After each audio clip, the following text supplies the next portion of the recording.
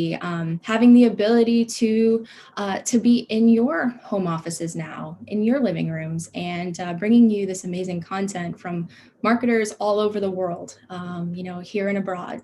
So that's what we're going to do here today. I'm not going to take up too much of your time because we have a great guest MC. We've got a jam-packed program. So let's get started. I am excited to bring our guest MC to the stage today. His name is Dan Robbins. He is the Vice President of Ad Marketing and Partner Solutions at Roku. He leads marketing, measurement, research, design, events, and communications for the ad business. So welcome to the stage, Dan. Awesome. Thank you for having me, Lauren, and thank you everybody for joining for day 3. It's been an awesome first 2 days where we've heard a bunch about marketing innovation, about how brands are adapting to COVID and what comes next as we move into a new year. As Lauren mentioned, I lead the ad marketing and partner solutions team at Roku, which includes our marketing, our data science and analytics, our research, events, design, and communications teams. And today, to kick off, we've got an awesome first session. First, we've got Lauren Ezekiel, who's the Chief Marketing and Growth Officer at WPP, who will be joined by Amy Wood, who's Senior Global Consulting Partner at Ogilvy.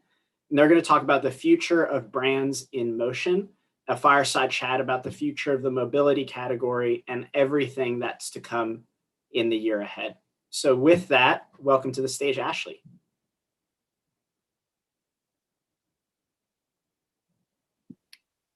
Looks like I was on mute, of course. Thanks, Dan.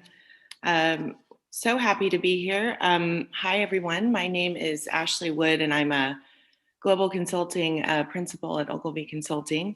And I'm very excited to speak with you all today about WPP's new thought leadership on mobility and how to think about the future of mobility over the next 3 to 5 years. Give me 2 seconds, and I'm going to share my screen. Here we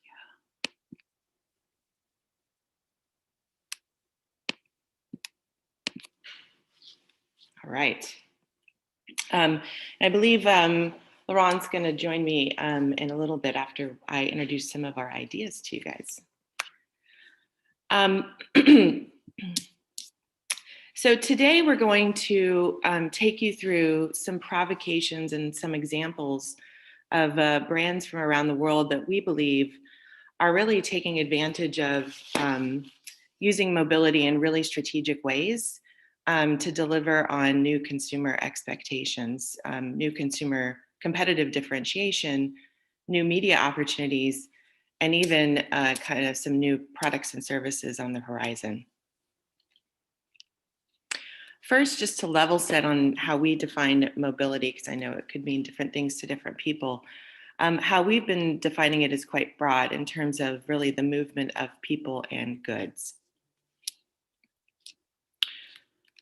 And considering, that we are in the middle of the biggest mobility deprivation study really ever conducted, with everybody sheltering in place still in different parts of the world. We still have border closures. Non-essential businesses are still closed in some parts of the world. People are quarantining. I think it's a word everybody knows all too well. And social distancing is kind of the norm. Some parts of the world are still in shutdown. Some have gone into second shutdowns, and some are already opening back up. And so as it turns out, now's the exact right time to really think about mobility. Just like digital about 20 plus years ago, we really believe that mobility is actually evolving into a platform that's going to really radically change how we move people and goods around the world. In the not so distant past, companies developed digital exchanges to really facilitate transactions between consumers and producers. And that really radically changed how we work and socialize and really create economic value. And with mobility, we believe that companies will harness technology and partnerships to really transform that movement of people, goods, and services.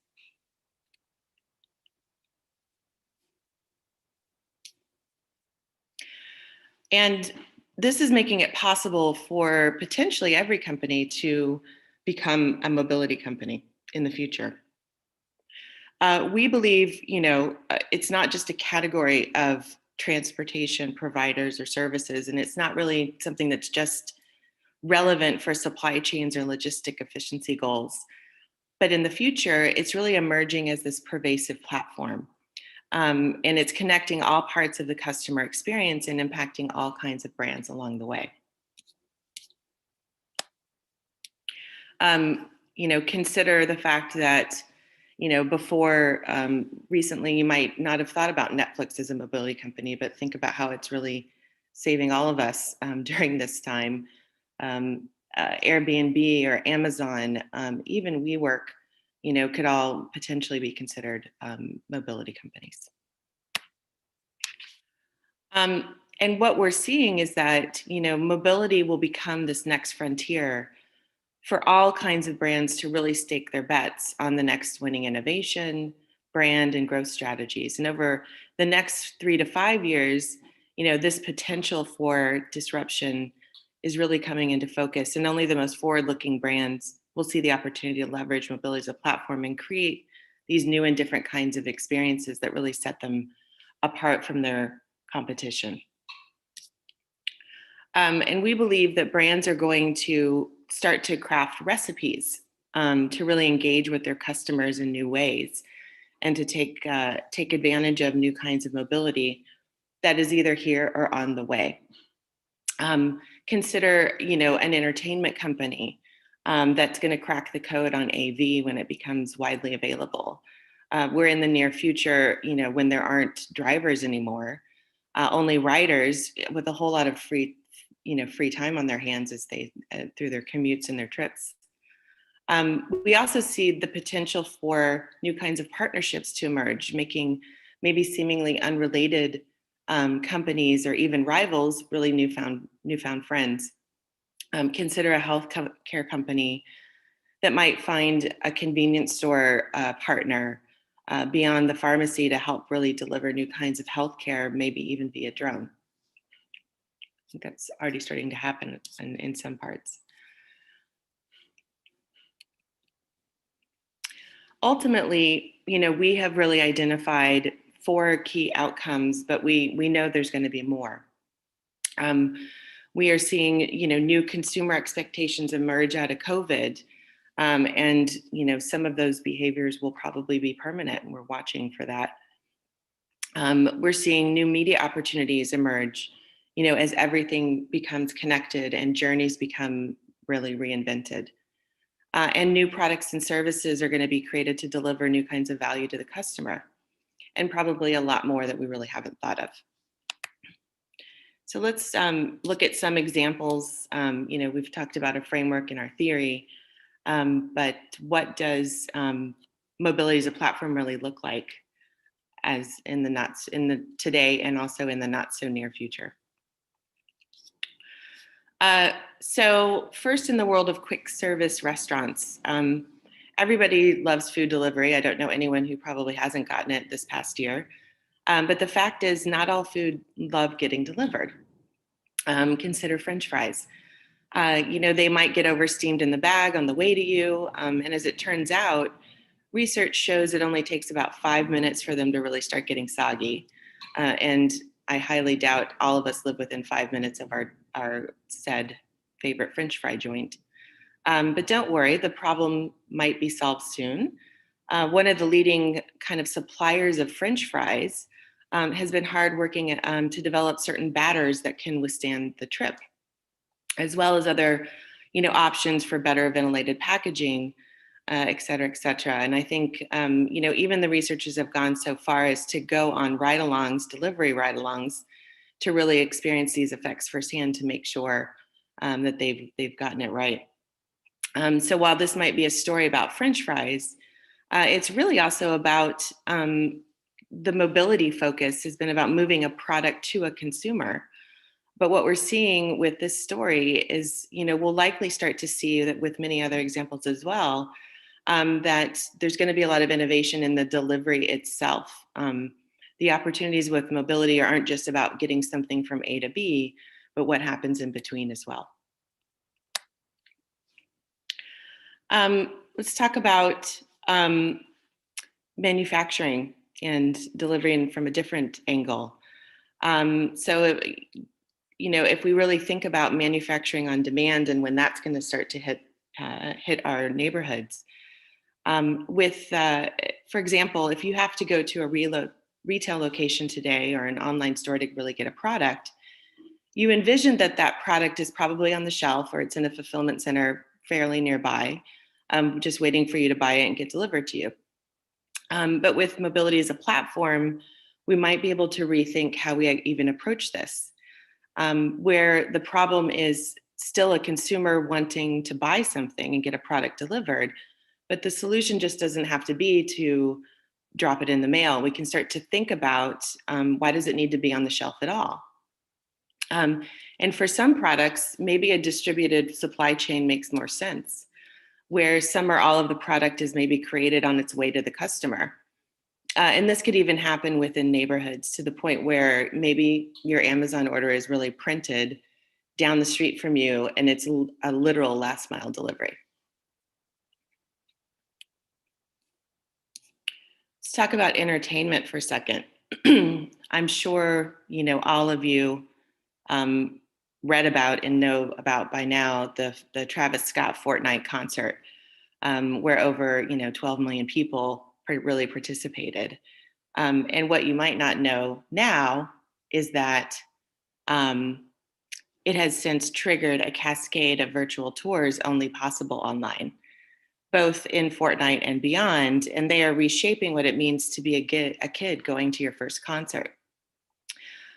Recently, Billie Eilish made waves with her $30 live stream concert event, and it was titled Where Did We Go?, which hosted on her website and included fan interaction and kind of immersive visual elements.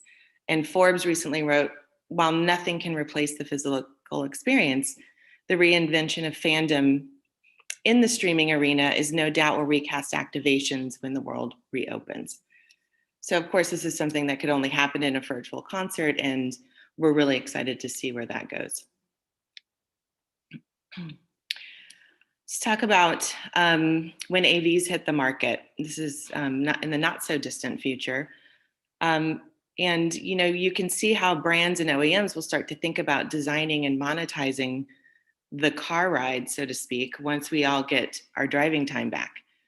You hear the industry talking a lot about purpose-built AVs, and we think about AVs will be optimized for specific types of entertainment, or maybe specific types of productivity or specific journey types. We're very excited to see what happens. So consider your mobile office or maybe your mobile family room will start to emerge as different kinds of journey types. And a whole new level of personalization to the brand experience will emerge where, even if an advertiser comes into your car, you could perceive a situation where maybe you could click on the ad, the vehicle would physically take you to maybe a pop-up or the brand store or, to get to the offering. And so really, talks about impulse buying in a whole new way. Our next example is really about the sharing economy, and this is something that's happened as a result of COVID, but we found it quite interesting. Obviously, we can think about Uber as more of a emerging traditional mobility company, but what's interesting here is the partnership that they entered into with Clorox. As part of trying to maintain ridership during COVID, they partnered in New York and they kind of sent disinfectant wipes to the drivers, and riders also received in-app notifications that there were going to be Clorox wipes in the cars for them, et cetera, et cetera. And for Uber, not only were the cars clean, but passengers, it really helped with peace of mind, so that passengers were really comfortable taking trips as they possibly, as we know that they saw some ridership decline happen. So for Clorox, they get brand exposure and active reinforcement that their brand is what you needed during the pandemic, which I think we all are very familiar with Clorox now. So it makes sense. It's a win-win. I think it does raise some questions about long-term partnership kind of issues. So is it a strategic short-term partner? Are they going to continue to partner with Clorox? Or are they going to look to other partners in the future? What happens after the pandemic is really a good question there. And these are all the kinds of questions to explore, especially as you're thinking about mobility partnerships or brand mashups, as we called them earlier.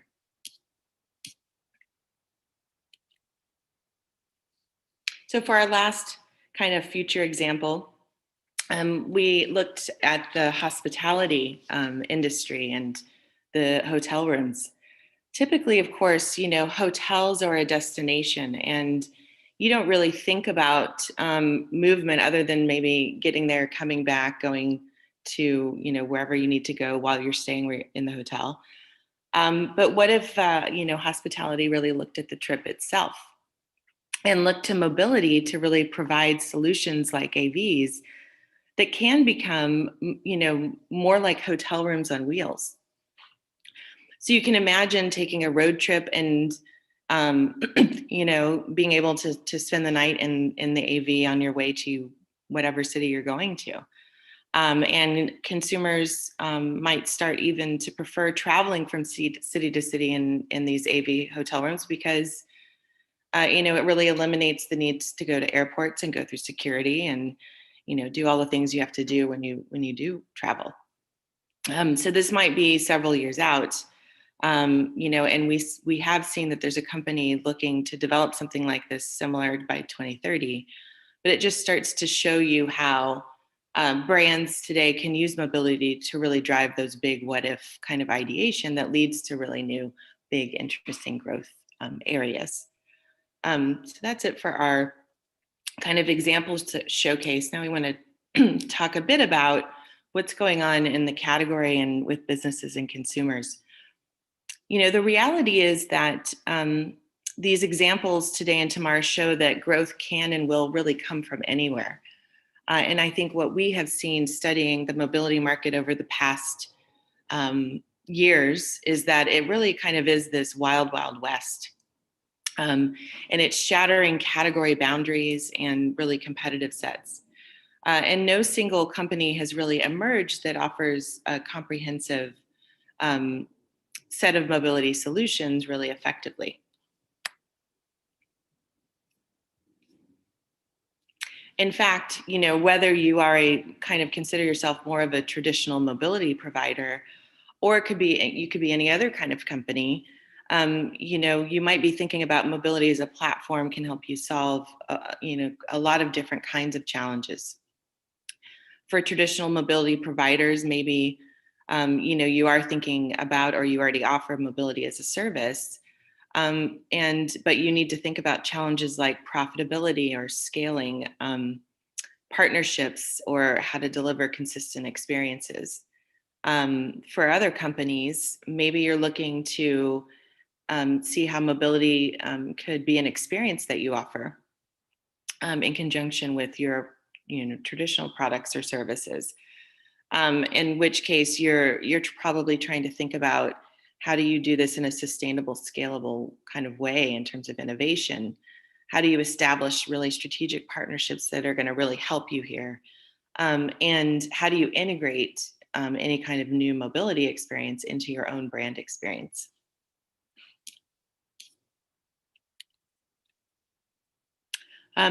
So, to get a handle on the market, we actually conducted some research as part of the thought leadership, which you can see in the longer report more details. But I wanted to take you through just a couple of points here that kind of illustrate our kind of hypothesis in a great way. So what do businesses and consumers really think about the current state of mobility? We conducted some research last year to really understand the gap between what the vision of the business leaders was and where their priorities are, and the expectations of consumers. And so We talked to business leaders across entertainment, retail, telecom, even transportation to really understand their priorities and how ready they are to take advantage of mobility as a platform. And we also fielded a study with 300 US consumers to really understand their expectations for mobility services for today and in the future. And it was quite interesting in terms of what we found. For business leaders, there's a very wide spectrum of readiness that really emerged. Some companies were already thinking this way, and could give us some examples of what was really happening. And some were just starting to think about the value of mobility strategies to serve their customers in new ways, and were quite intrigued by this kind of approach. And of course, the tech players were quite far out in the future. Now what we'd like to do is do a quick consumer poll. We'd like to see how you guys compare to some of the consumers that we did ask. And one of the big questions we asked them was, what's the mobility experience that you most want to try? So once the answers are all locked in, we'll share what you guys are all thinking, and then talk about a minute about how those compare with our consumers.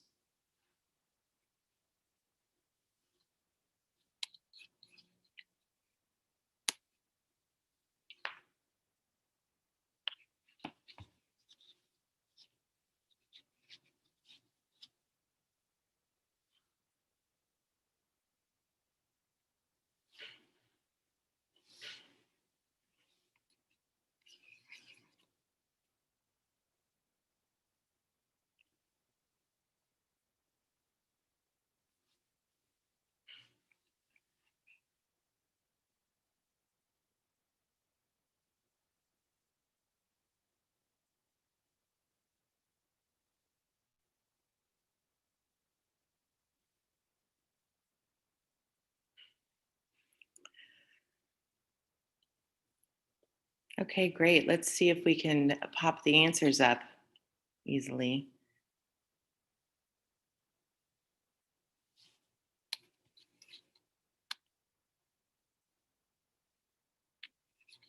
Don't know if I saw, oh, here we go. Receiving a drone robot delivery. Most of you guys were there. Very interesting. Contactless delivery. Very few, I guess I'm assuming that's probably because you've already tried it.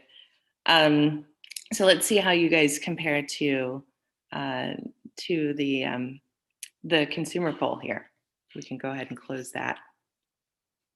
Great.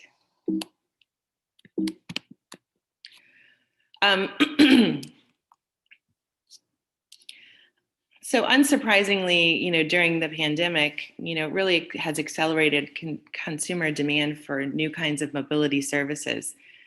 So even consumers who aren't currently kind of experimenting with a lot of new activities during the pandemic, they've definitely benefited from a mobility experience. And the more adventurous consumers really expect that kind of rapid innovation. And I think you guys said receiving a drone robot delivery, you see that was low down on the consumer's expectations or desires. And you can see a lot of telemedicine kind of solutions, and drive-through and delivery on the go was top of mind when we did this particular survey. But I do think it's very interesting to see that there was interest in just about everything that we put up there, no matter how future forward it was. So just another quick continuation, and you can let us know in the chat section. But when you think about that particular experience that you really wanted to try, or you really do want to try, let's see what you came up with compared to the consumers as well. Just write any brand name that you would like to see deliver that experience.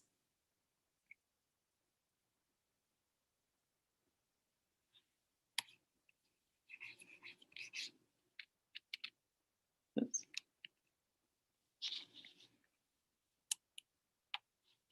I'm not sure how to see the chat section. Let's see.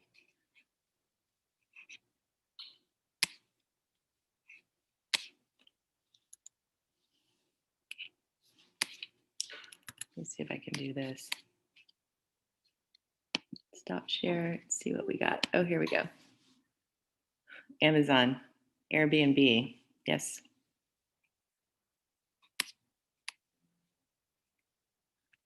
Adidas.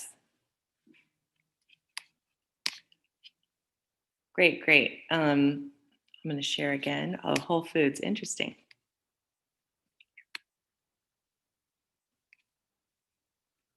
I think what's interesting about what you guys are all writing into the panel here, let me reshare my screen, is a lot of well-known consumer brands were popping up. How do I make this? Hold on a second. Sorry, 1 second. There we go. Excuse me.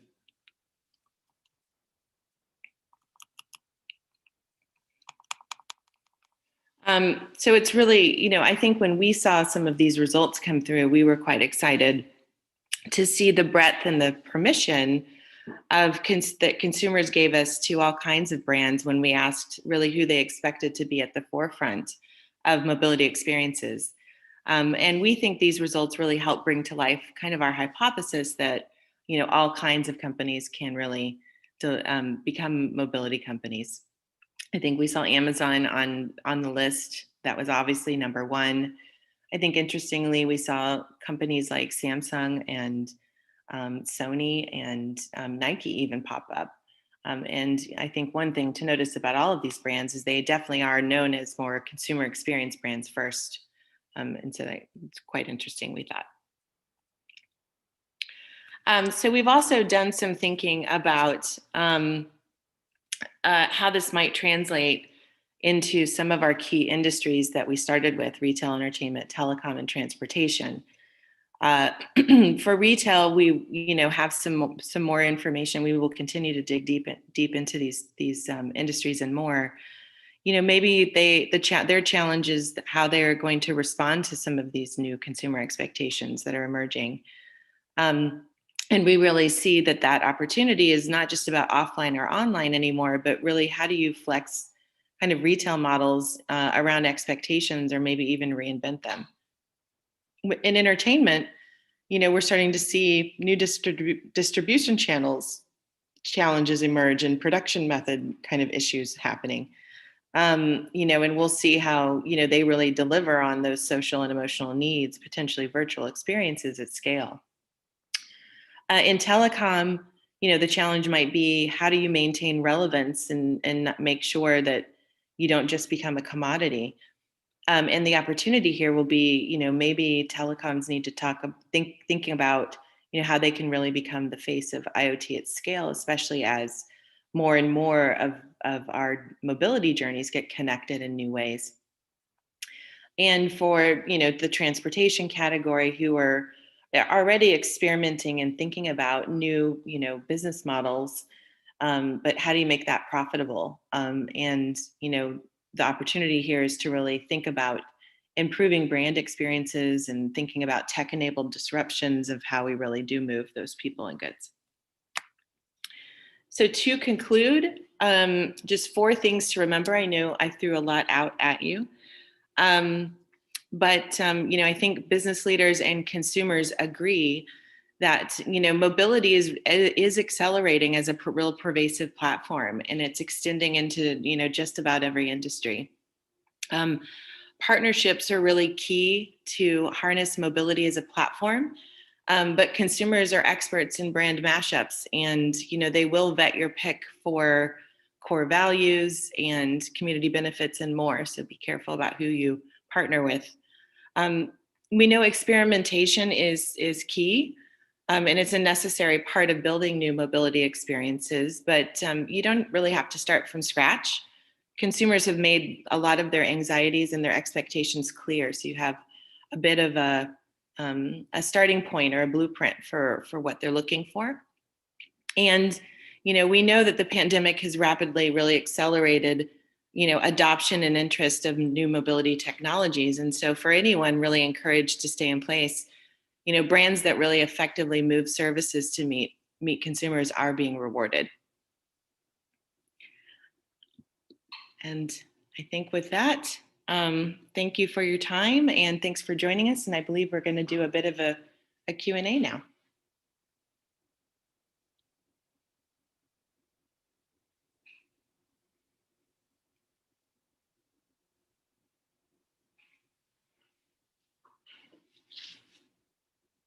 Okay, I think I'm on. Can you hear me, Ashley? Hi. Yes, hi, how are you? Good. That was great. Thanks very much. So yeah, we have about 10 minutes for questions, so we'll get straight into it. My first one is around priorities, really. So, there's a lot there that you went through, and it would just be good to hear from you for maybe the brands on the line. What should we do tomorrow? What should they do tomorrow? And maybe a way of framing the question is, there was a lot in your list. I took your poll, and Yes. I think I chose on-the-go delivery, so a relatively short-term thing. But what's going to stick? What's not going to stick, and maybe brands focus on what's going to stick post-pandemic as my first question. Yeah, in terms of the priorities, well, I think what to do first. I think it kind of probably depends on what kind of company you are. I think one thing that we kind of advise clients on, obviously, is some of the first things you have to do, because of just how much of a Wild West it really is and the market is kind of lay out the landscape in a way that makes sense for your brand and your company, and try to figure out how you really fit in it. And that's really kind of first and foremost what I think everybody needs to really do, because it is emerging still, and it is morphing. Like every week there's new things kind of being invented and being shown, which makes it quite exciting. I think the other thing to do is to really think about your customers and try to see if you can map their unmet needs in a way that makes sense, that kind of points you in the right direction for the kinds of things that you should be experimenting with, or the kinds of adjacent kind of areas that you need to focus on in order to kind of find success. And then obviously, testing and iterating kind of new things in a way that makes sense and that give you the confidence to really launch new things at scale. Okay. And so so if someone wants to move forward, and what are the barriers, would you say? What are the barriers for clients and brands adopting more mobility in their customer service or customer approach or marketing? Right. I mean, I think in terms of the kinds of barriers that we're seeing kind of emerge, obviously, if you, quite interestingly, especially with anything new, I think some of the barriers are around for established, I think we talked about for established brands in the mobility space, they're looking for real profitability opportunities. And that's a huge challenge, I think, with regards to doing anything new. You hope to see that, developing kind of new ideas, new services, it takes time to really do that. And I think people are still kind of trying to figure that out. And that has to do with everything from what kind of technology and partners that you were actually developing, what kind of partnership strategies to help you get the capabilities that you need to really put the right things in market. I think on the brand side, on the other brand side, if you're looking to develop new kinds of new kinds of mobility strategies to help you reach new kinds of customers or find a new kind of differentiation, then that thinking about the partnerships you might have, I think that's what gets us really excited about mobility as a platform, is all kinds of new kinds of brands can be partners. So I think thinking really strategically about that is going to be a huge challenge, in making sure that you get the right kinds of partners for, again, for the capabilities that you need, and also ones that your consumers are going to accept. As we kind of found out, they're quite opinionated about brands and how they partner. And what was also very interesting that kind of came up in the research was understanding how they value local companies as much as they do like the big companies, and making sure that they are protected as well. Okay, so quite a focus on local. That's interesting. And then, and again, I'm trying to be as practical as possible. So, if you're asked for help or advice from a brand, what are the sort of services that you'd provide, or things that you would do next in terms of helping them out? And I understand that it's depending on what brand and what sector, but maybe paint a picture of that. Sure. I think, we've got a couple of different ways that we are engaging with different kinds of brands, depending on what their needs are. I think we've got, excuse me, different kinds of workshops to really help brands really think through and understand, what does it take to be kind of a profitable platform business, as we were talking about some of those challenges. We also have other kinds of workshops that really can help really identify, the data and monetization strategies if needed. We also can do, bigger consulting projects to help brands really think about, how do you become a leader in your ecosystem, and in terms of how mobility can serve you, and what's that going to take, and developing those partnership strategies is something that we can really help do, which we think is going to be a critical component of this. And then, of course, how do you build a trusted and consistent brand experience as you kind of think about things as a platform and not just being product centric? And what does that look like? And you're really thinking about the brand at scale. Got it. Okay, and maybe just as a last one, you put us on the spot with the poll. I'm going to put it back to you. I'm going to put you on the spot now. Go through that list maybe, and tell me. And it's sort of back to my original question: is, when we speak again in 6 months or in a year, which of those are really sticking and which of those are not sticking? Oh gosh, it's like it's like betting, huh? The gamble here. Let me look here. 1 second. Some of my things. I know we kind of put everything on the map, right, to try to see where people's comfort levels were. I think I would really personally like to see, obviously, some of the interesting stuff around trying on clothes virtually. I think we're starting to see that, kind of emerge, where you can send in pictures of yourself and get kind of sized and fit. I find that some of that stuff really interesting. I can't wait to see what happens when AVs really hit the market at scale, and kind of all the purpose-built kind of new kinds of form factors and services that are going to happen. I think those would be great. I can't wait to continue to see what happens with entertainment and AR and VR. I think they've been forced into thinking about that quicker than ever. Like everything, the pandemic's accelerating everybody's strategies, and so that will be, quite interesting. And then to continue to see how the delivery space emerges is going to be really interesting. Yeah. Can you double down on that delivery? Because I think that's where our, a lot of our minds go to first. And I certainly picked the two. So talk more about delivery, and maybe as a final question, innovation and delivery in the next year. Innovation and delivery, yeah. That's important to our daily lives as we all sit at home, and there are more vans going out past the road than anything else at the moment. So talk about that as a final answer. Sure. I think what we're seeing right now in the market is you're seeing a lot of innovation in time to, like, speed to delivery, I think, which is quite interesting. On the B2B side of that, we're seeing the emergence of dark stores, which are, these fulfillment centers in different parts of the world that allow different kinds of brands to really deliver anything in 30 minutes or less. So I think we will continue to see that kind of speed to innovation and in all kinds of things. I think we're also saw evidence of a story in the past couple of months that I found really fascinating, kind of tickled me around.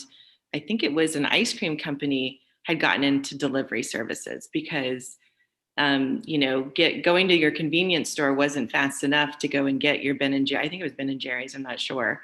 But they were delivering ice cream, almost immediately too. So I think we will, again, to continue to see some innovation in that speed to delivery. I think you'll see white glove delivery kind of stuff could be quite interesting as well. Very good. Okay. Well, with that, thank you, Ashley. I'll hand it back to Dan, but some great thinking in there. And I'm sure if anyone wants to follow up with you, they will. So thanks a lot. Absolutely. Thank you. Awesome. Thank you, Lauren. Thank you, Ashley. That was super interesting. I will be careful not to steam my fries in the bag next time, but it was really interesting to hear about the diversity of different industries for which mobility is going to be key to the future. And I thought the Q&A was really fruitful. So thank you both for joining us. Great. Thank you, guys. Thank you. Bye. Awesome. So next up on our stage, we are excited to welcome longtime brand innovator friends, Bonin Bo, who's the Chief Growth Officer at Triller, and Ryan Dutert, who is the CEO of Influential. Bonin and Chris will be discussing the future of short form video, among many other topics. So welcome both to the stage. Hey, Dan, how are you? Good. Thank you guys for being here. Excited to hear the conversation. Oh, thanks for having us. Hey, Bonin, how you doing, brother? I'm good. Can you guys hear me? We can hear you now. Perfect. All right, there we go. I'm good. Hey, everybody out there. Hope you're well. Bonin, I mean, as road warriors, do you miss CES? Right now, we'd normally be just licking our wounds after a crazy week. You think it's better that we don't have that to start the year, or do you miss it? No, look, I miss CES. I miss seeing all my friends. So I do miss that. And there's something fun about, being with people since it's been almost a year now since we haven't. It's funny. This is the first year of my 22-year life that I wasn't on an airplane, literally like almost every day. I do not miss that. I've had much more time with my family, much more time with myself. So I don't miss it. It's funny. The few times I have done it, it's so autopilot, but it feels so different now, you're so nervous and like you're wiping down everything. And, there's not really the same food service. The allure of flying is no longer there, but I don't miss that. You know what I do miss though? I do miss personally going places new and seeing new places that I haven't seen and meeting new people that I haven't seen, but that's mostly, I don't do that on business travel. So anyway, but yes, I do miss all my friends and I would love to see them at CES. Yeah, and there was some fun parties and there was some, obviously random meetings and chance abilities to drive business. But yeah, I think things like this obviously still allow for us to connect. But yeah, I mean, just like you, I was on, I think for 2 years straight, every single week of the year, I was a road warrior on a plane. And yeah, I miss the miles, I miss the perks, I miss all that stuff. Right. Well, they kept my status. Oh, that's good. All right. So you're a more influential man than I am. Well, I want to jump right into it. So just as a kind of a macro piece, even aside from Triller, and for those that aren't aware, Bonin is the Chief Growth Officer of Triller, been a media maven mogul for years. How do you, when it comes to short form video, why after all these years has this format become the most attention grabbing format potentially of all time, if not in the last 5-10 years? Why not? No, I'm just kidding. Look, I think that it's the culmination of the perfect expression of what social attempted to be. I think there's two things that have happened. Is at least on our side, we've tried to create a video kit that creates professionally generated content for anybody who can just pick up a phone and shoot a video, with AI editing. And so the content creation aspect of it has become very easy, and it fits into what our attention span is, right? Like we're a short attention span culture. And so this is really that culmination of snackable video, that, snackable content that we've all talked about. And it has the benefit of being user generated as well as, influencer and professional. So it's got all the pieces that drive engagement. And it's got a format that's pretty easy to navigate through. I think the UI, as we've seen, even on dating apps, UI changes everything. And so I think that UI has created an entirely new, a new engagement thesis, which seems to be, the pinnacle of, not the pinnacle, but seems to be that next generation of where social platforms need to be. Well, I mean, but I think look, here's the thing I think we don't talk about in this industry is everybody in the industry believes that it's first to market, especially when you're dealing with an investment community. Many times people are focused on, has it ever been done before? And the reality is that we're entering into a world where tech is much more mature than it's ever been before. And when you get mature businesses, there's no difference between how a television station actually pushes out, content. There literally is no different. The pipes and everything is exactly the same.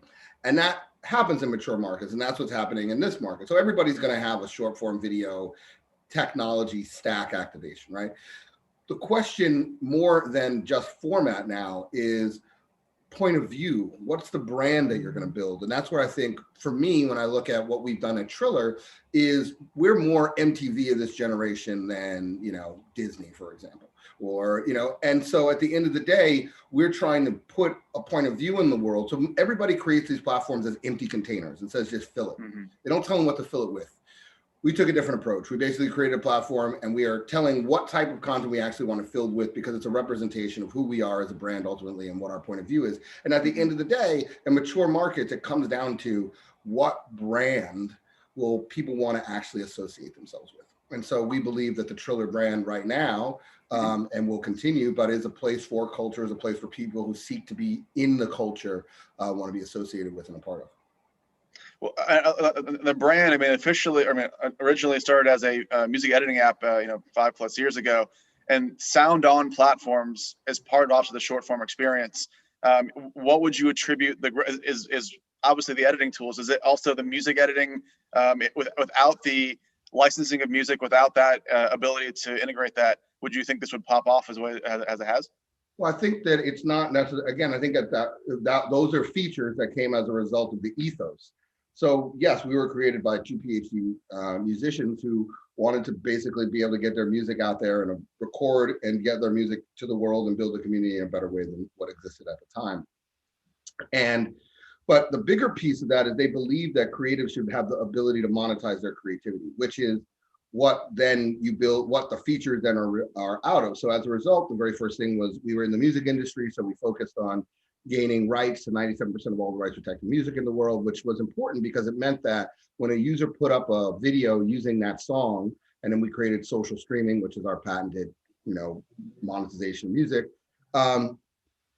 it allowed the artist who owns those rights to actually get paid for that music, or and also chart. And so those are very important. And when you look at what we're doing on the influencer side, again, it's creating tools that allow for the creators that are in these platforms to monetize and maximize their monetization capability. So many platforms have been built on the back of creators and not alongside. And so we believe that if we do that, then we'll continue to have the best creators in the world, and they'll be able to build a real business on our platform. They'll continue to create content, and we'll continue to grow users. And so it's that real symbiotic relationship and that ability to, to find a place where everybody wins and you inspire the whole ecosystem, where I think that's part of our ethos, and it's just different, but that's what builds those features around it. Well, the line is blurred now between, influencer and musician. I mean, they are both, or they can be both at the same time. Sometimes it leads to one, leads to the other. Do you guys have any specific success stories that you guys say, this is a Triller led song or led group or led artist that has blown up over the last few years? Well, I mean, just looking at our platform, I mean, even for just, if you look at Mariah Carey's 5-year-old Christmas Carol, we took that from having never charted at #1 to charting at #1. And then when you look at so many of the dances that are on all the other platforms, the creators actually started on our platform. The way I think to think about our platform in a little bit is that, we are the influencers of the influencers in many respects. And so, a lot of people, when they post on our platform, they're posting knowing that it's a much more influential, slightly older demographic that they're posting towards. And it's really their peer set that's evaluating them, not just the mass public. And so I think they take a different approach. We've charted songs from brands, we've taken artists, so yeah, we definitely, but I think more than even those pieces, and look, we have success stories. I mean, Little Nas X started on the platform, right? So we have success stories all over the place, which is amazing, I think. But for me, more than that is all the emerging artists. Like, we're also creating platforms for all these emerging artists. So when COVID hit, we actually built out a live product, was a beta, which then, our big live launched already. If you saw, J-Lo is doing a lifestyle show on the platform.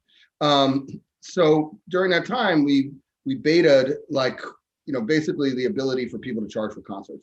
And we had all these emerging artists being able to get bigger fan bases than they would have pre-COVID anyway, but also figure out how to monetize and make a living off of that, even if it was micro purchase. So tools that help them get through or getting through kind of the time period that we're at. And so I think, to me, that's the most important piece of the work that we do. We just were in Atlanta at the Triller House Atlanta, and we just wrapped up Pepsi Wildest Dreams, and we had emerging artists submit for a chance to basically get a Pepsi spot, which is pretty crazy. And so it's those things that I think are the most important of the work we do, is how do we continue to support emerging artists and never forget where we came from, and create programs that are beneficial to the community writ large. Well, you've obviously mixed, as it's tried for many years, mixed music with brand, and that's obviously happened for 30, 40 plus years, trying to find, or probably even longer than that. I guess when an influencer comes on the platform, or any creator, whether they're small or big, are you guys actually connecting with them and saying, hey, we can help with your charting, we can help with brand deals, we can help with merch? Are you guys basically being a friend to and a incubator of talent and helping them monetize to kind of fund their content dreams? Yeah.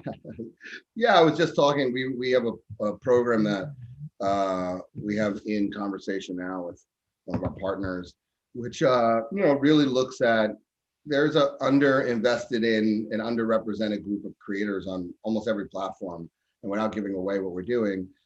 So the short answer is yes, of course. And that's constantly what we're doing, is trying to figure out ways to help our creators monetize, help them create new, we have a weekly where we bring creators on to help talk about, again, small to large, to talk about challenges on the platform, help us think about our roadmap, and also to have them share with us kind of what are the projects that they want to work on, what are they thinking about. And a lot of times we'll try to package those things up and take them out as unique opportunities for brand partners. Kind of flipping the model and not starting from like, here's the idea that the brand has, how do we make creators fit into it? Because creators have dreams and aspirations, and they're creative folks, and they have big ideas. And so why don't we tap them for what they're passionate about and see if we can find a match somewhere as well. I love it. Well, so we can get back to kind of the creator community and some of like the brand sponsorship stuff you guys are doing. But I would be remiss to not talk about maybe the biggest fight. I think it's the biggest anything of 2020 was the Tyson Jones fight, and even the Jake and Nate fought with them. Amazing memes afterwards. I guess first thing is, how did that come to be? And is that going to be a standard in 2021 where there are quarterly or yearly events that are going to be, whether it's fights or concerts? What's your guys' POV on this event making moments, through your guys' platform? Yeah, I mean, look, it's the genius stroke of our co-owners, and as it began to come together, it became very clear, look, we, like I mentioned, we aspire to live in the world outside of just a platform. So we believe that we're a brand that lives in culture, that creates culture, that's a part of culture, and that's on and off platform. And I think that ability to live in the world and not just in your own little bubble is what creates, scale and lasting longevity ultimately. And creates a brand that people, love and want to be a part of. So with that said, this was a culture creating moment, a defining moment, and in true Triller fashion, we, brought kind of our POV on the world, and we matched music and sport in an epic 3-hour event in a way that had never been done before, right? And then even more than that is we wanted to also show, we wanted to show this sport in a different way. Most sports, or most matches to date, boxing has been really created for the fan in the front row, right? And not really the best television viewing experience possible. And it feels like it's the same shots that have been done over and over again. So we took the basis of what makes, a great boxing match, but we challenged a lot of how do you present it, overhead lights that had never been done before, 22 camera angles, the ability to, mics on the mat, the ability to hear the corners. Like Snoop, it's Snoop talking. Yeah, Snoop praying, singing hymns, having unique commentators matched with music, but having a more theatrical approach and really approaching it from what does it look like when you're watching it on TV, right? And so creating that experience. And so that's what made it, plus, creating the appropriate lead up tension and all those pieces that made it a moment, the docuseries. And then what people don't realize is overlaid on that was so the whole fight was actually called the Frontline Battle.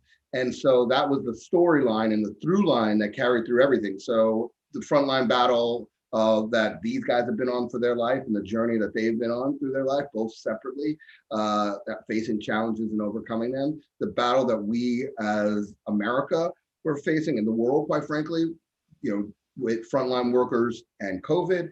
And then when you looked at even our brand partners that were integrated into it, so folks like Weed Maps, like that through line came through that same story, and their spot with Nas even talked about the journey and the battle of getting, equal representation in the cannabis world and what that journey has been like and those folks that fight for it. So everything was tied into this theatrical storyline. So the short answer to your question is yes, we announced Fight Club with Snoop. We will have more coming out. We'll get more details. You'll see, press around what that looks like when the first one is. And it's exciting. Again, I think the other piece to that, which we proved was, for every one of the sponsored partners, we were, we created one of the highest, engaged moments that those platforms have ever had, quite frankly. And so we will continue to do that and bring that level of quality to our partners and it's because the way it was integrated, because of how natural it was, because we gave natural breaks and spaces and vignettes and those pieces that we were able to create such a impactful moment for our partners. And we'll do that again through Fight Club. And so we're excited. Well, you mentioned earlier that you have a slightly older audience, and obviously, Tyson's iconic. He ranges across everyone to Gen X and beyond. Can you guys, for those that are listening, can you give a kind of a composition of what you think of as Triller? Is it, obviously Gen Z exists there, millennials, obviously all those different labels, Gen Y, millennial, Gen X. Do you guys skew older? We have a huge footprint in that hard to reach 18 to 34 demographic. Those culture makers, culture creators, but more importantly, those culture buyers. They have disposable income. They've entered into the space at a time, where they really are culturally aware and also culturally relevant at the same time. So, but what's interesting about Tyson that you bring it up is we did try to create something that was 8 to 80, something that could bring in a new audience and a unique audience to us, which we saw impact on, of course, and then also bringing in a much younger through the artists that we chose, through folks like Jake fighting. We were able to broaden the audience and make it, for lack of a better word, more of like a family viewing moment. And so everybody in the household could actually take something away from it and have an enjoyable moment, which, by the way, funny thing is Tyson kind of created that. Like the idea of your mom watching boxing before Mike Tyson wasn't really a thing, but he was such a sensational phenomenon that you couldn't miss a Mike Tyson fight. Like you had to. I remember my 4th grade teacher, she would come in and talk about the Tyson fight to us. It was this, and we're in 4th grade. We're up,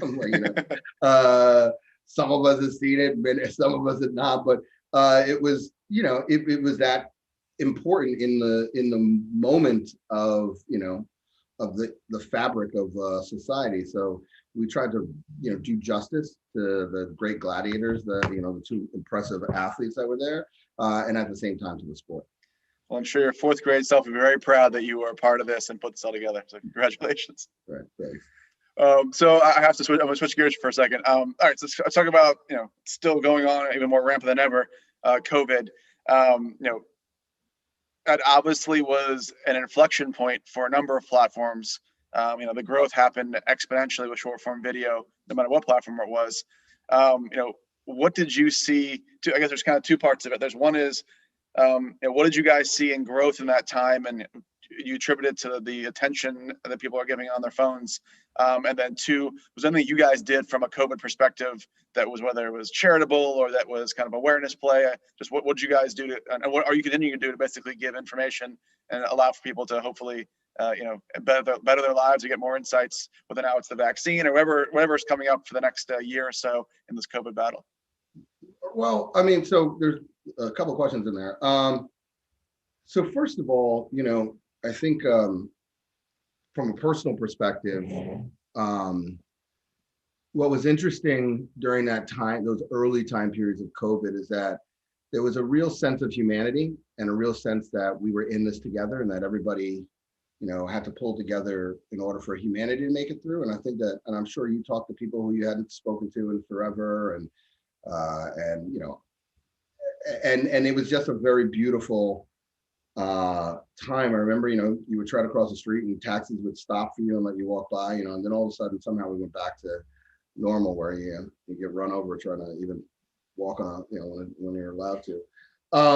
But we were supposed to do Coachella. Sorry, we were supposed to do, I don't know why I said it that way, but Coachella. And we had left mid-March when everything locked down. We left LA and we were planning that. Of course, that blew up. So we had this idea to do Coachtriller, which was going to be, so we announced it. It was going to be our virtual music festival. And of course, Coachella slapped our hands. We couldn't use it. So we changed it to Triller Fest, which was probably a better name anyway. But and what we wanted to do was we wanted to put on a concert for charity. And we launched. We were probably one of the early ones to do it. I think it was 4 weeks after lockdown. We had 180 artists submit. I think we finally went out with 129 artists across 3 days, 3 streaming platforms, 34 hours of content. And it was big names like Pitbull, Snoop, Migos, and then a bunch of real platform for a bunch of our emerging artists, global footprint. I think it was the largest virtual music festival that has been done to date. And so, that was our attempt to try to help artists, or that was our move to help artists to still be able to connect and also drive change with their audience and drive to charity and those pieces. And it was wildly successful. So, and then as I mentioned, we continue to try to create and innovate tools as we could to allow artists the chance to, build audiences, connect with their audiences in different ways. As we continue to move in to, yes, of course, we believe our social responsibility is, highly important given the footprint and platform that we have. And, we'll continue to do and any ideas. I mean, we helped a lot of brands drive the voting component piece when that was, when it was really about getting Americans to actually, vote. And so we, put our effort and support against that to drive that forward. And yes, as we continue to encourage people to get vaccinated and try to, put some portion of this behind us, we'll be right there to help, share those messages and provide a platform and be a part of that. I think those are all the questions you're asking me. Yeah, you got them all. Well, first off, well played, obviously, on both being nimble, but also leaning into whether it was Rock the Vote or any of the voting stuff, or obviously. Right, you remember we talked about it, right? Yeah. Yeah, of course. Yeah, we're partners with Rock the Vote as well. So yeah, we've very proud of, regardless of whatever political party everybody's a part of, the fact that more people voted than ever before, not just nationally, but also in individual elections like Georgia. That's a win. More voices heard. So. And wow, what a party we threw at the Capitol for confirmation, huh? Can't wait for inauguration. Yeah, right. I mean, that was the 31st week of 2020. Didn't end until after that. Jeez. Well, here, so let's switch gears. We have about 7 or 8 minutes left. I would be remiss to not talk about our partnership we announced last year in Billboard, where we're acting as an influencer measurement partner and data partner. I mean, just regardless of us, tell me, as someone that is the chief growth officer, I'm sure not just from a brand perspective, but obviously a content perspective, how important is it to be able to measure and show efficacy of your platform for all the brands that are listening, to drive, to drive sales, to drive foot traffic, to drive attention, to drive top of funnel, lower funnel? You came from the brand world. How important is this for you guys to see growth and create an ecosystem? Yeah, I think measurement is, yeah, of course. First of all, yes, let's talk about influential, Ryan. That's why we're here. Yeah, look, of course, I think measurement is cornerstone to the ability. Look, we're a young platform, so many of the components, we just don't have yet, and we're growing that. But what we've been able to do is work with, and we do have a number of the big measurement partners, including you, which is our official. But I think what we've been able to do is really work with customers on creating programs. Look, we look at our world, I think, a little different. So we're a platform, yes, and I guess as a platform, you can take and run video and use us like other containerized platforms. But really, where we've learned that we have the best impact with marketers from an actual impact from a true goal perspective is when we're actually working with them closely. And so we really developed a white glove service for the brands that are investing in us and moving pretty early with us. If you really think about it, brands hadn't even been on the platform until about August of last year. And so, but if you look at the names and the scale of the programs and what we've done, I think we've done a tremendous job at showcasing the power of the platform for some of the largest brands on planet Earth. But more importantly, is we've created custom programs that really take into account how to utilize our audience and what our audience likes and what we've learned about our audience and those type of things. And so what we've seen with many of the partners that we work with today is that we are tracking beyond just awareness, but we're really driving down to bottom of the funnel and also at the end of the day, sales. So even with our CPG partners that might not be our tech, that might not have downloads to show for it, we're already seeing tremendous sales growth numbers that are proving that, our approach to really creating programs alongside of our brand partners that really wrap our platform are being successful. And again, I mean, Tyson as an integration, because what people don't realize is, yes, there was the in broadcast, but then there's all the other pieces we're doing around it. Mm-hmm. But that for the partners, there's not one partner that it wasn't wildly successful for. From a pure, and that's a hardcore, like, hey, I actually saw downloads, or purchases running across my platform. And obviously influencer marketing, you guys are the influencer of influencers. And our influencer stuff is exactly the same. I mean, you look at the work we just did with Nix, the work we just did with Elf. I think we had 45 influencers on one of those campaigns. So we're really leaned in and believing that influencers help drive, but also give authenticity. And we're able to choose the ones that are big on our platform, the ones that we know work well, that kind of stuff. For those that aren't aware, that are listening, can you describe Triller houses or the Triller house or multiple different places? I didn't even talk about those. You're right. It's where you get a bunch of fabulous creators together and stick them in a house and see what can come out of it. What I think is interesting, so what many people might not remember is that many, many years ago, I launched a thing called The Patch, which was Sour Patch's houses where emerging artists could live in. And we had LA and New York, and it was amazing to just see, we had some of the biggest artists, Chainsmokers, and they all shot videos. It was amazing to see how they utilized the house. One of the things that was kind of a failure in that was that because there wasn't, on occasion, there was cross collaboration with other artists.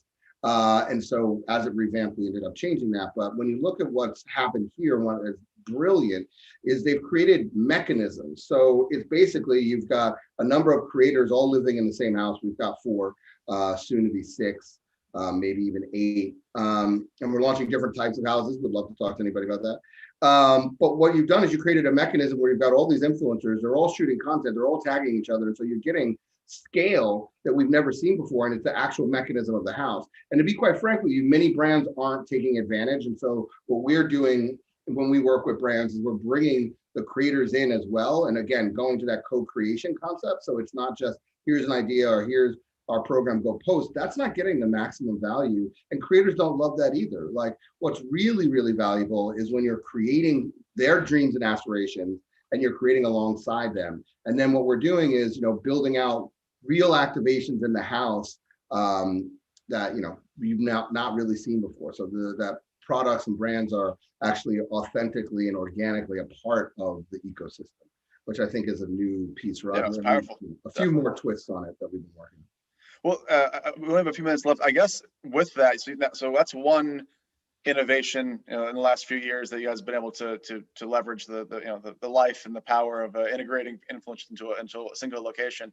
Is there any other things you guys, whether your platform or just in general, you think is going to happen in 2021 with innovation? Is it more live, live video with editing? What will be the next kind of iteration or advancement you think in short form video, if you had to predict? Yeah, I think live video is going to be live video is going to be a big part of, we're going to see where live video goes, right? And I think that it's going to be a huge part of everybody's roadmap. It's a huge part of our roadmap. I mean, you saw us announce with J-Lo.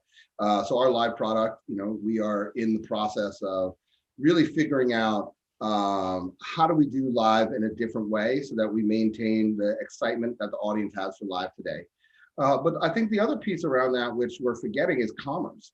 So commerce will be a huge focal point. I mean, that is where short form video is now going to learn and that's where we believe that we're part of leading that charge with some of the commerce tools that we have to date and some of the stuff that we have coming out. We believe that we can be at the front of that charge, but we believe that that's a huge component piece, right? So the ability to really drive purchase from short form, what that really looks like. Well, sage advice as always, Bon. I think that Dan joining us is that's why Dan's on like, okay, boys, cut it short. Hey, Dan, how are you? Good. That was an awesome conversation. I'm still awaiting my invite to a Triller house. So right. I'm sitting on the edge of my seat till I make it. But really interesting to hear about the future short-term form video, commerce, and all of the great stuff you guys discussed. So thank you both for being here today. Thanks, Bon. Thanks, Dan. Thank you, guys. Appreciate it. Thank you, everybody. Awesome. So for our next session, we'll be joined by Pankaj Bala, who is the Senior Vice President and General Manager of Grooming at Procter & Gamble. He's going to present a keynote about the power of purpose and brand building. And then we'll be joined by his moderator, Davina Kent, who is Senior Vice President of Client Partnerships at Ampersand. Super excited to have you both. Welcome, Pankaj.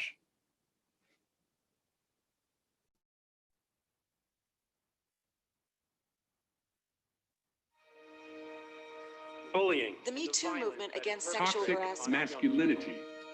Is this the best a man can get? Is it? We can't hide from it. Sexual harassment is taking over. It's been going on far too long. We can't laugh it off. Who's the daddy? What I actually think she's trying to say. Making the same old excuses. Boys will be boys. Boys will be boys. Boys will be boys. But something finally changed. Allegations regarding sexual assault and sexual harassment. But she says And there will be no going back. Because we believe in the best in men. Men need to hold other men accountable. Smile, sweetie. Come on. To say the right thing. To act the right way. Bro, not cool, not cool. Some already are. In ways big Yo, men. and small. I am strong. I am strong. But some is not enough. It's not how we treat each other, okay? Okay. Because the boys watching today will be the men of tomorrow.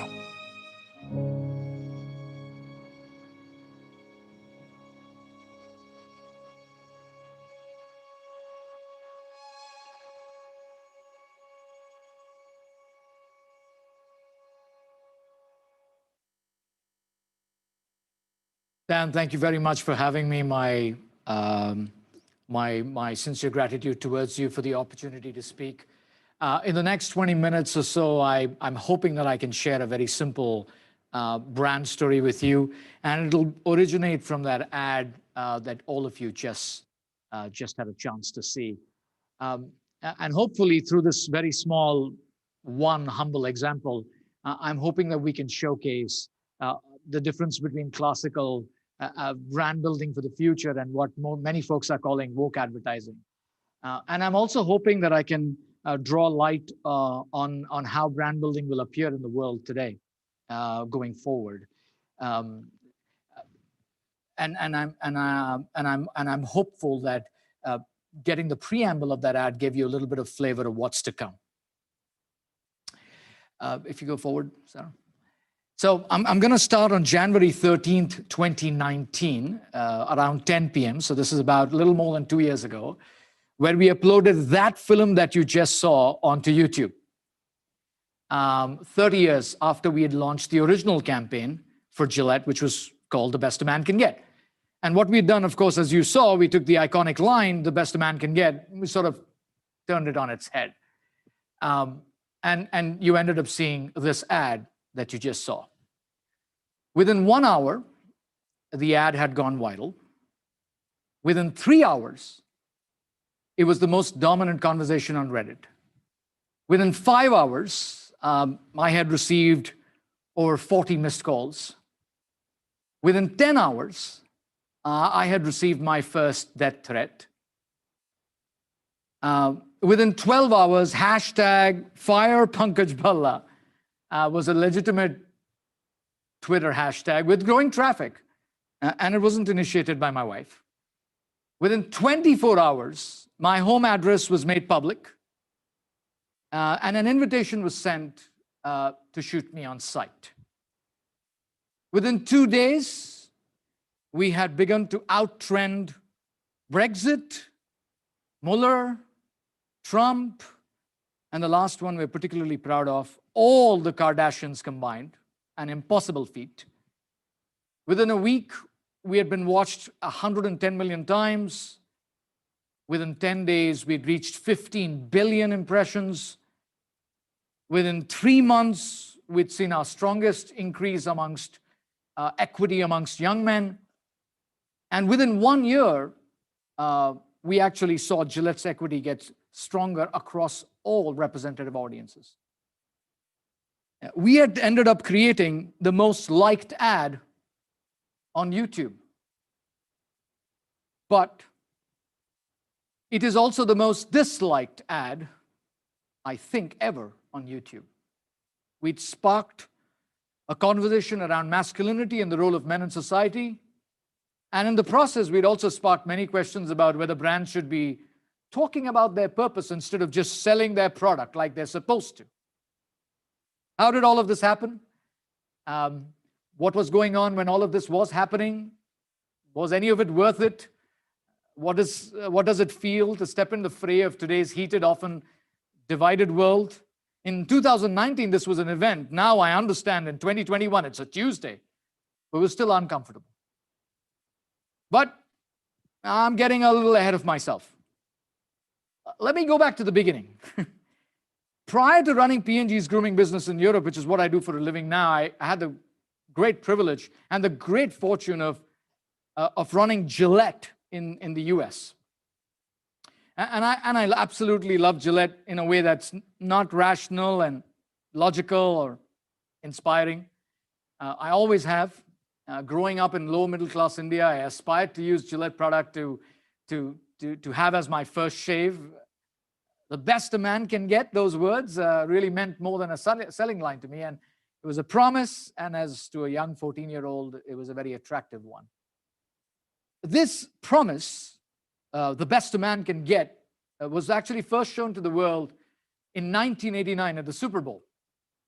I actively encourage you to Google that ad and watch it when you get a moment. The ad has Wall Street bankers and astronauts side by side.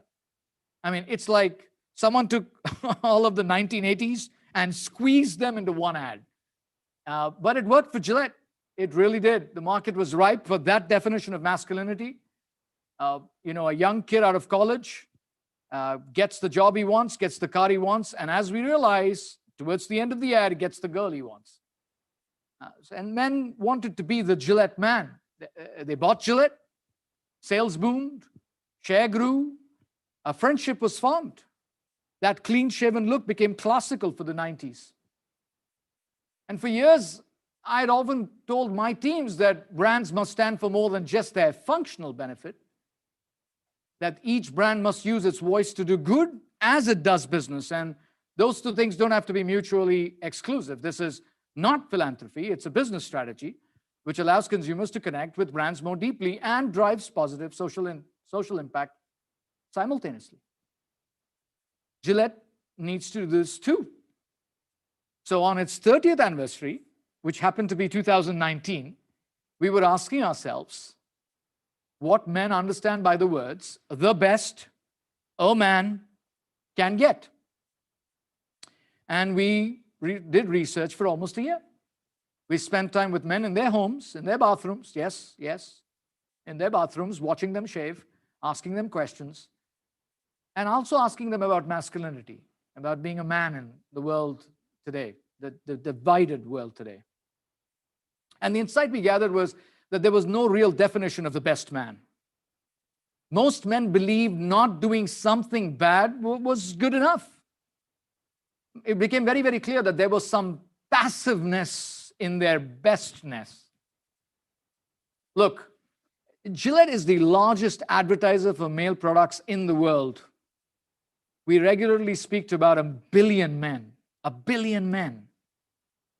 With great marketing comes great responsibility. With greater marketing budget comes greater responsibility. Gillette has played a role in shaping the perceptions of masculinity for generations. From the debut of this iconic ad that I referenced in 1989, we helped create the view of what it means to be the ideal man. And our research now, in 2019, was telling us that the idea of this alpha male, the leader, the Wall Street banker, the guy who drives the best car, the person who is irresistible to women, the winner, that had no negatives, had to change. Clearly, we picked up that masculinity without textures wasn't masculinity at all. So we knew we had to make way for a more progressive portrayal of the modern man. And this modern man was clearly not passive. He's somebody who steps in to help, to coach, to stop bullying, to be an ally for equality. We conducted this massive research on bullying, both cyberbullying and offline bullying, and we learned that bullying triggers are not the person who bullies or the person who gets bullies, but the audience, the crowd, the people that don't step in. So the new role men had to do was to step in. And the only way to ask for that change to happen is to remind men about why they need to step in. It wasn't to impress, but to role model. Then the next question became, to role model for whom? To role model to get the girl or the guy? It became very clear when we were speaking to men who were parents in particular. The only real reason to role model for men that everyone agreed with was for their children. So after 11 months of work, we made this film and ended it on the frame that said, the next generation of men is watching, what are you doing? Now look, the film is far from perfect and this audience is filled with great creative people. I'm sure they will point out many mistakes that they would have done better. I agree with you. But the message of the ad was simple. Be good, do good. You see something wrong? Step in and help. And if you do not do it for yourself, then do it for the next generation. Do it for your kids. Do it for the people who are watching you. Because they are watching you. Your children are constantly watching you. Not just watching you shave and watching you get ready for work, even if it's for work at home, but they're watching every single thing you do. And what you tell them is significantly less important than what you do, because that's what they'll really remember. So before putting the film online, we wrote a letter on our website. That letter is live today on Gillette.com. We said we too need to be better. Gillette as a brand needs to be better. And we would expunge any example in the past, and we have a 100-year history in the past where we've objectified women. We would try to be good too. We would try to step in too. I authorized $1 million budget every year for 3 years to any not-for-profit organization, that's valid still today, by the way, any not-for-profit organization committed to the cause of progressive masculinity, anti-bullying, or anti-harassment. We've given away millions already through something we call the Best Men Can Be Fund. We did all of this before the film went on air. a film that was shaped by the insights I just referenced to you. Having done that, we launched it. And that brings me back to January 13th, right where we started. A long, tough night with a lot of hate. By 6 a.m., we were in the office, and we had learned that in the situation room that we were huddled in, that we may have pissed off a lot of people. We were constantly asking ourselves, have we pulled off a turkey? We all decided to take a break, watch the ad individually one more time. What is it that was making people angry?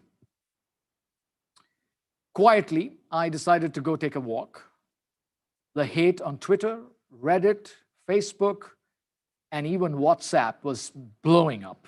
I mean, it was only 7 in the morning, and we were already talking thousands of people upset about our ad. We are market leaders. Millions of people buy our products. Had we made all of them angry? My mind was so clouded that in the absence of an ability to really make a clear decision, I called the wisest person I knew, my significant other. I called her up and I said, is this a good ad? You've seen it. Should we take this ad off air and offline? And my partner simply asked, okay, before you do that, imagine a future where your current 7-year-old son is now 18. He sees this ad on the internet by chance, or whatever the internet has become by then. What do you think he's going to tell his father? Will he be proud, embarrassed, angry? I got a sense of what their answer might be, having just seen the ad again quietly to myself. So I rushed back to the situation room. We kept the ad online. We'd only spent $110,000, and it was very clear we wouldn't have to spend anything more. We did not switch off the comments. We did not reject the trolls. We didn't try to censor anyone's input. We simply stayed calm. Then, late at night, that first night, we were connected by a leading online research agency in the US. They had been trying to reach us since about 5 p.m. that day. So it's been 4 or 5 hours. And they had been sensing the ad online amongst men and women of all ages through the day. Their report was telling us something surprising and counterintuitive. It was saying that the reaction is largely positive. In fact, amongst younger viewers, it's overwhelmingly positive. From that moment onwards, the backlash against the backlash began. And it gained even more momentum.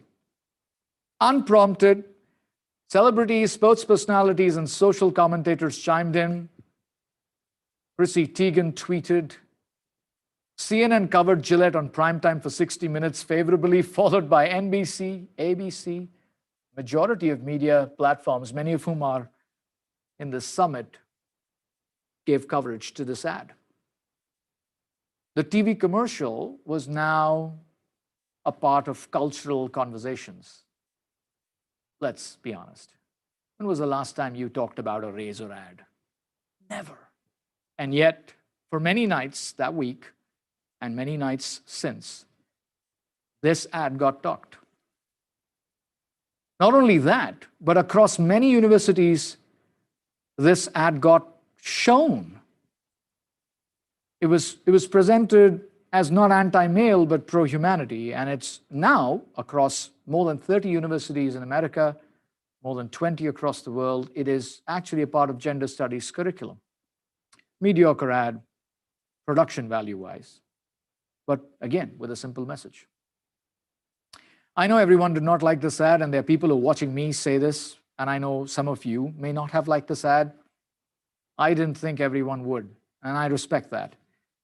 To those that have liked the ad, they feel a little more in love with Gillette. Americans have never debated about a razor ad. In January 2019, they did, and many of them, in fact, as we learned subsequently, an overwhelming majority, fell a little bit more in love with Gillette, a brand that they didn't feel anything towards. That one ad gave us the confidence to reestablish our purpose of grooming, which is to groom the next generation of men, because they're watching. Many brilliant, award-winning, business-building ads have followed since. Gillette suddenly has the confidence to take on the 2020s despite the chaos it may bring. And personally, I've learned a lesson from all this curriculum too, that I've had a chance to either teach or participate or hear.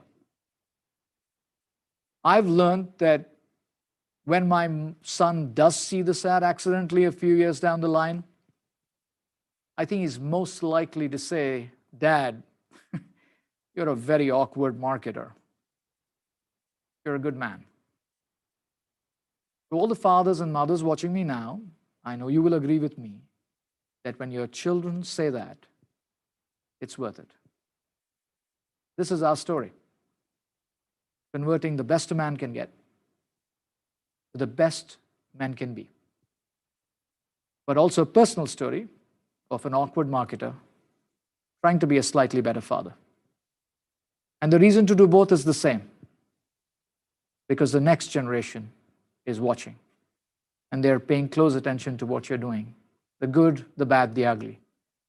And that's as good an opportunity as I need to do some good. Gillette's act of goodness has triggered many others across the world. It's changed the way we innovate. It's changed the way we speak to men.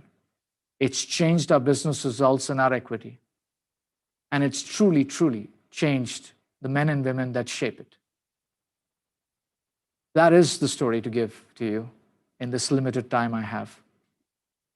That's the only story worth telling of goodness. Thank you.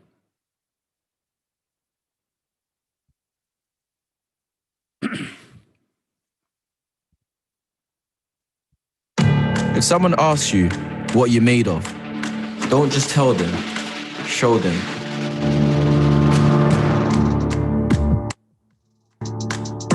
Show them that you're made of proving the doubters wrong. All the doubters, every single one of them. Show them, whatever happens, you don't have to raise your fists to beat your enemies. Show them you're stronger when you stand together. And you never leave anyone out on their own. Show them that where you're from is as important as where you end up. Raheem Sterling has called for players and fans to unite against discrimination and abuse that's overshadowing football, demanding action. And show them, whatever our rivalries, whatever our differences, we stand shoulder to shoulder against all forms of prejudice. So it's got no place to grow. Because when we show our best side, we don't just play the game, we change it.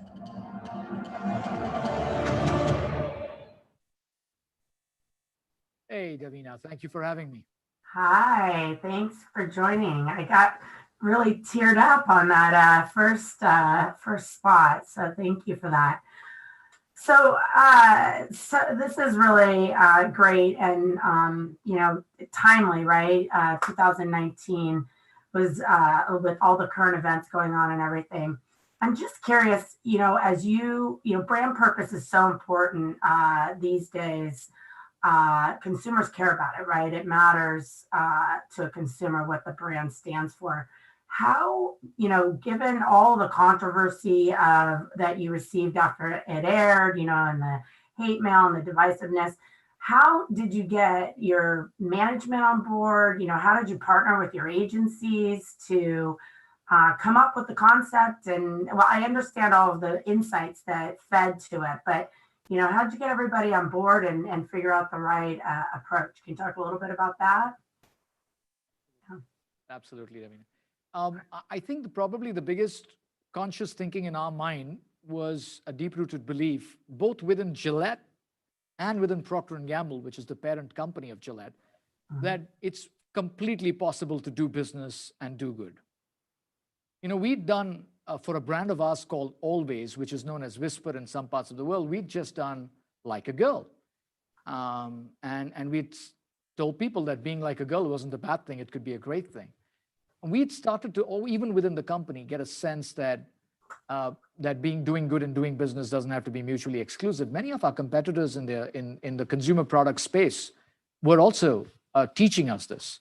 And so I think that the only requirement that that my leaders had of me was that all of this good that you want to do, even if it courts controversy, has to achieve two things: meaningful business results and make people fall a little bit more in love with Gillette than they do now, especially young men.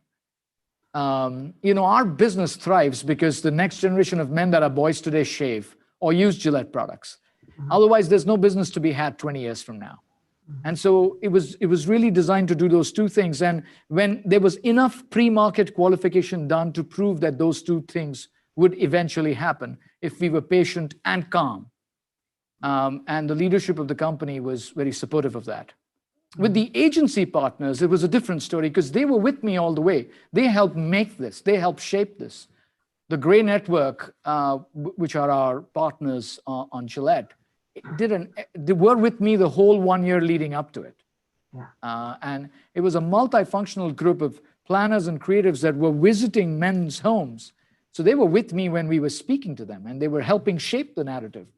The words "the next generation is watching," that came from one of our creatives, and said that's the reason to do it. That the reason to be better is not because you want to be better, because that's not compelling. It's because your children will copy what you do and you want them to be better. And I think everybody agreed that we want our children to be better. I mean, there was no dispute on that at all. Yeah. So I think it was partnership with Gray through the journey, and then support from the company. And when the business results came and the equity strengthened and market share followed, I think it was much easier to sustain the narrative. And since then, we've gone from strength to strength. Yeah, that's awesome. And, I think I'd love to hear, I know when we were talking about, this is really an evolution of a tagline that was created back in 1989. And the brand and the consumer has evolved. You talked about grooming and the definition of grooming. Can you talk a little bit about that? Because I feel like it aligns with kind of the evolution of your tagline as well. Yeah, I think there was a very important choice that was done by BBDO New York. BBDO New York gets the credit for writing the original line in 1989, "The best a man can get." They wrote that line. And I'm so glad that they used those words, because they could have said the best razor a man can get, the best shave a man can get, the best grooming a man can get. But they didn't do that. They said the best a man can get. That was a real choice right there waiting for you to take it. And they didn't take it. And I think that's because they understood an overwhelming insight which comes to grooming, which is you do it for confidence, because confidence allows you to be and feel and look better. So when you be and look and feel your best, that's the ultimate narrative for you as a person. That's why you're grooming. And grooming is just a means. You do it in the morning or you do it in the evening, depending upon where you live and who you are, but you just do it as a means. And I think one of the things I've championed, and one of the things many of my colleagues have championed, is that we should not restrict the world of Gillette to looking a certain way or being a certain person. We should say it's the best a man can get, and the best definition of masculinity possible. And so whatever you need to groom to look confident, my friend, whatever it takes, that's fine. And if that's a beard, that's fine too. I have enough stuff to sell you on a beard too, by the way, if you're interested. So the promise of grooming, underlying promise of grooming, is always the same. It never changes, no matter how polarized society becomes. It's always about confidence. And as long as that is true, there's a grooming business to be had. You just have to adjust to the new definition of grooming, which today is not a clean-shaven look only. It's the look I like for my best expression. As long as we stay true to that, we're better off. Very cool. Now, and this was a global campaign, right? I mean, was this, yeah. So I find it really interesting and you have a lot of people today watching that are based in the US, right? Some with global roles and some with not, but the fact that this message resonated globally. Can you talk a little bit about that too? Because I think it's really funny. We uploaded it in Boston, Massachusetts. It's built for the US audience, built for the US market, January 2019, uploaded on January 13th. January 14th in the afternoon, I get a call from France. A couple of hours later from Australia. I mean, we've come to realize that there is no such thing as a local campaign when the media of choice is digital. This is going to go everywhere and be seen with everyone. If it has merit, either for controversy or for adoption, If it has merit, it'll travel. And what amazed us, and this hadn't happened to this extent this quickly for us, on any brand in P&G at that point, is we went global in about 18 hours, like penetrating deep. And there's no social media barriers. You don't need a passport or a visa, right? Yeah. The content finds its way to you if the content has the right algorithm behind it, and it did. I mean, you won't believe this, but we spent $100 and some thousand on the entire media of the entire campaign to get to 100+ million views, because we didn't have to. The algorithm did it for us. Yeah, the earned media value around this is huge, right? Well, and I wonder, so are you still getting death threats? Is there still, this was 2 years ago, the message still resonates, right? Are you still getting a reaction? Is it still, what's going on now? Each passing year, the narrative gets more and more positive because there's so many other layers of creative that have come since then that have reinforced the message and have clarified the message. So I'm lucky and grateful that the family and I are safe. To be honest, even that moment when there were death threats, I didn't realize it at the time, but I realized subsequently that was still a significant minority. Mm-hmm. It's just a razor ad at the end of the day, right? But what has strengthened our resolve is that with each successive generation of the campaign, and now we're in the third year, the support we've received. We've done a version on racism in the UK. We've done a version on expression in France. We've done a version of living life to the fullest in Italy. And with each version that we've done, we've sort of received more and more positive feedback, more and more. The sentiment seems to be more and more positive, especially when the coin drops for the viewer that, okay, this is not done to politicize an issue. It's done so that we can be better for our children. That's when it becomes a little bit easier for folks to say, okay, I understand the vantage point. I don't like the execution, but I understand and appreciate the message. Interesting. And, I know you talk about, brand equity, obviously, the earned media, all of that, but did it result in sales? I mean, did you see a blip in sales at all? We have, and we continue to see that. I can only state what's available publicly, but the grooming business is, last quarter was an increase in 6% in sales publicly, globally, which is one of our best quarters in years. And in Europe, where I am, our share continues to be robust and our sales continue to be robust. So, and the equity amongst young men, Gen Z and millennials, which is such an important part of the future of our business, continues to be incredibly robust. So we definitely got what we were looking for out of the campaign, and we're glad we were able to bring that interception, that tipping point in the business. Otherwise, the worst thing you can be in our business, as you know better than I, is irrelevant. That's the worst thing, right? Indifference of the consumer is unacceptable. And I think we certainly are out of that. And now we're starting to see embracement. People have a feeling towards Gillette that's positive. And when you are able to combine love and respect, I think you're able to secure business for a long time. And we've reached that sweet spot now. That's awesome. I mean, it's a highly competitive space. And you said that yourself, you have a lot of people coming after your consumer. So that's impressive that you're able to still drive results. And you guys, and a brand that's so old, 30 years, since the last campaign. Overall, 30 years since the campaign, you're right. Yeah, since the campaign. Very cool. So, what's in the future? Where do you go from here? I know you've had other campaigns that have built on it. You talked a little bit about the campaigns in the UK and France, but, where do you go? I'm assuming the tagline remains and you'll continue to play off of it, but can you talk a little bit about the future for Gillette? As long as I can influence the brand, it'll remain the best a man can get and the best man can be. Certainly that's here to stay.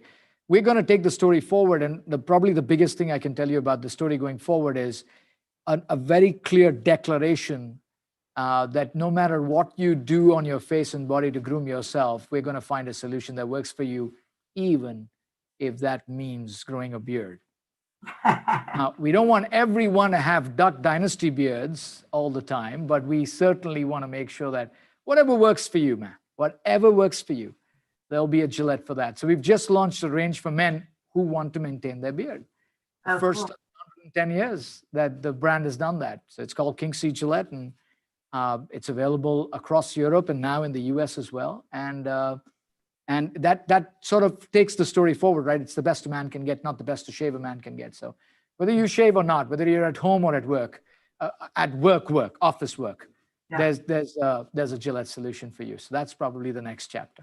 Well, it's cool to have a beard these days, right? You got Movember and all that kind of stuff. So, and If you groom it, our only request on behalf of your girlfriend, wife, and significant others and boyfriends, our only request is you groom it. That's the only request. Yeah, just please groom. Exactly. Well, great. Well, I think I'll open it up for Q&A from the audience.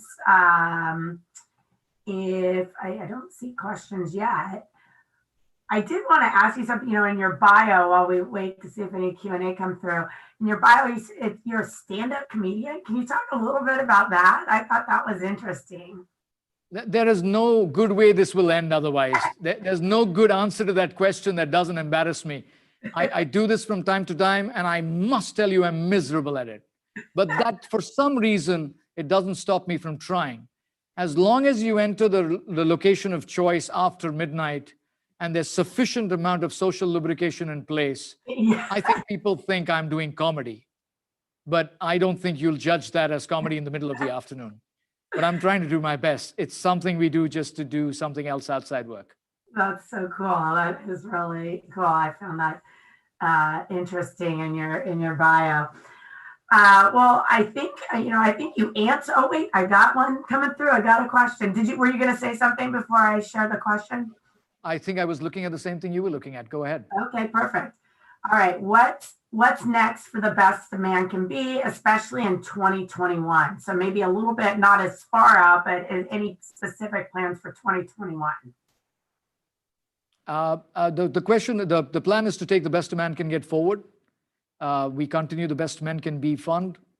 If you are a not-for-profit organization that is in any way associated with anti-bullying, anti-harassment, progressive masculinity, reach out to us on gillette.com/US, and you can go to the Best a Man Can Give Front and you can apply for it. We're also going to continue our work there are spaces we've outlined, how we influence men in communities, how we influence men in sports, how we talk to men in the world of business, of which this is a part. And we'll continue doing that. And on the product side, on the business side, on the portfolio side, it's exactly what I just told you, which is continue to serve a wider range of men and not fixate or box one look as the look. Rather tell you your look is the best look because that's the best that works for you. So that's the future. Interesting. So this is a great question. And I know you talked a little bit about the Always campaign like a girl, but the question here is, where do you see a future where grooming isn't so gender specific? Think pink and blue brands. We do have a business on the female side. It's called Venus. You may have heard the name. And the campaign that we run there is as inclusive. It's called My Skin, My Way. It's the same story forward. There is also a world to be explored, which is probably premature to speak now, but certainly on our vantage point, which is the world which is more gender agnostic.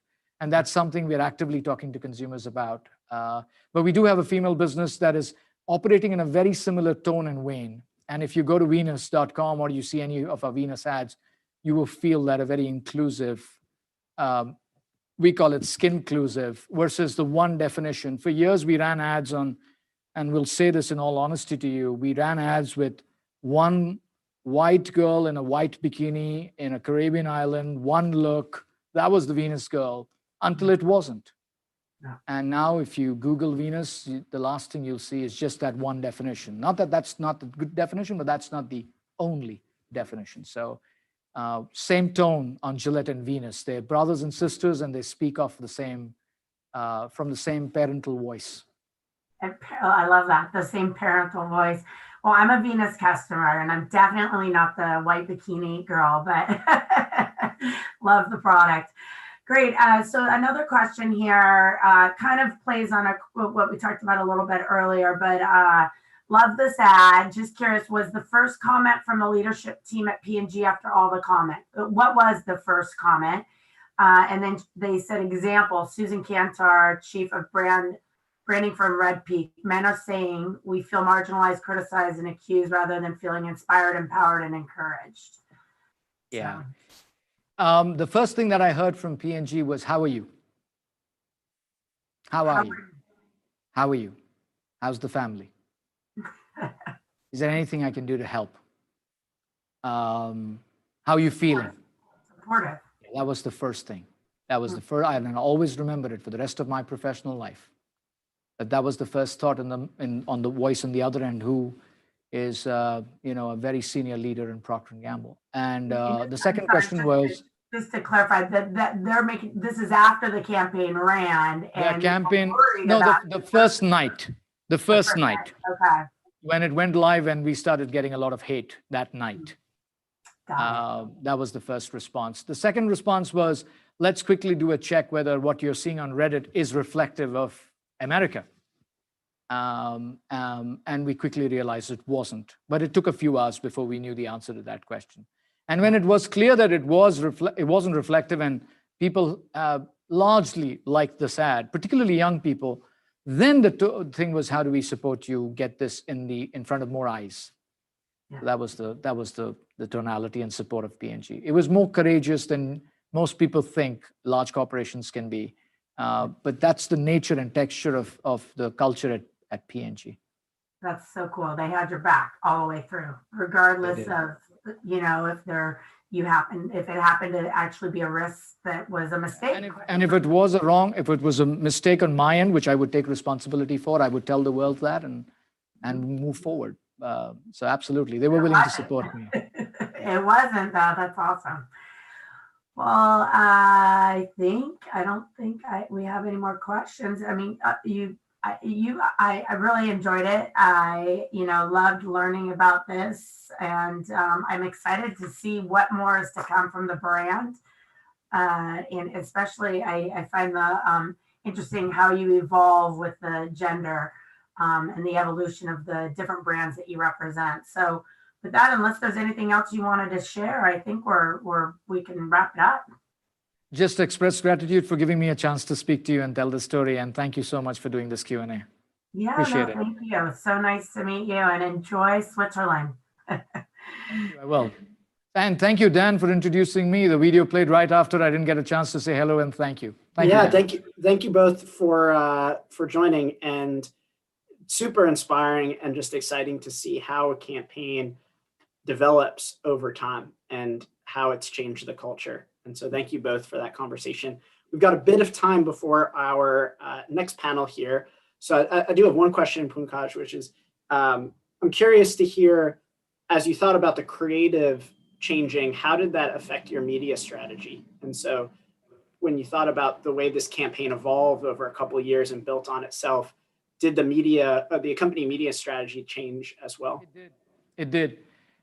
We originally were thinking of a 30-second commercial. The original Gillette ad was designed for TV. This was in 1989, so 7,000 years ago.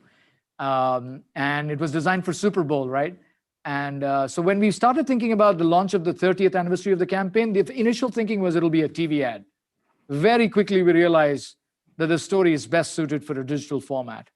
And we also realized that we can talk a little bit about the work that we're going to do after the ad, because the ad ends with, we're starting to get better ourselves, join us, right? That's what the ad says at the end. And that would trigger a series of creatives about what we were doing. And actually, if you go to YouTube or you go to Gillette page, you will see all the stories of real men in the real world, in the US, on the East, West Coast, Midwest, everywhere in the country, who said, here's the one thing I'm doing to be better. And there's so many inspiring stories that followed. So when we realized that's where we're headed, it became clear that our media strategy had to change. And suddenly the ecosystem in which we were going to operate changed. Our budget throughput thinking changed. The impact that communications and PR would need to have changed.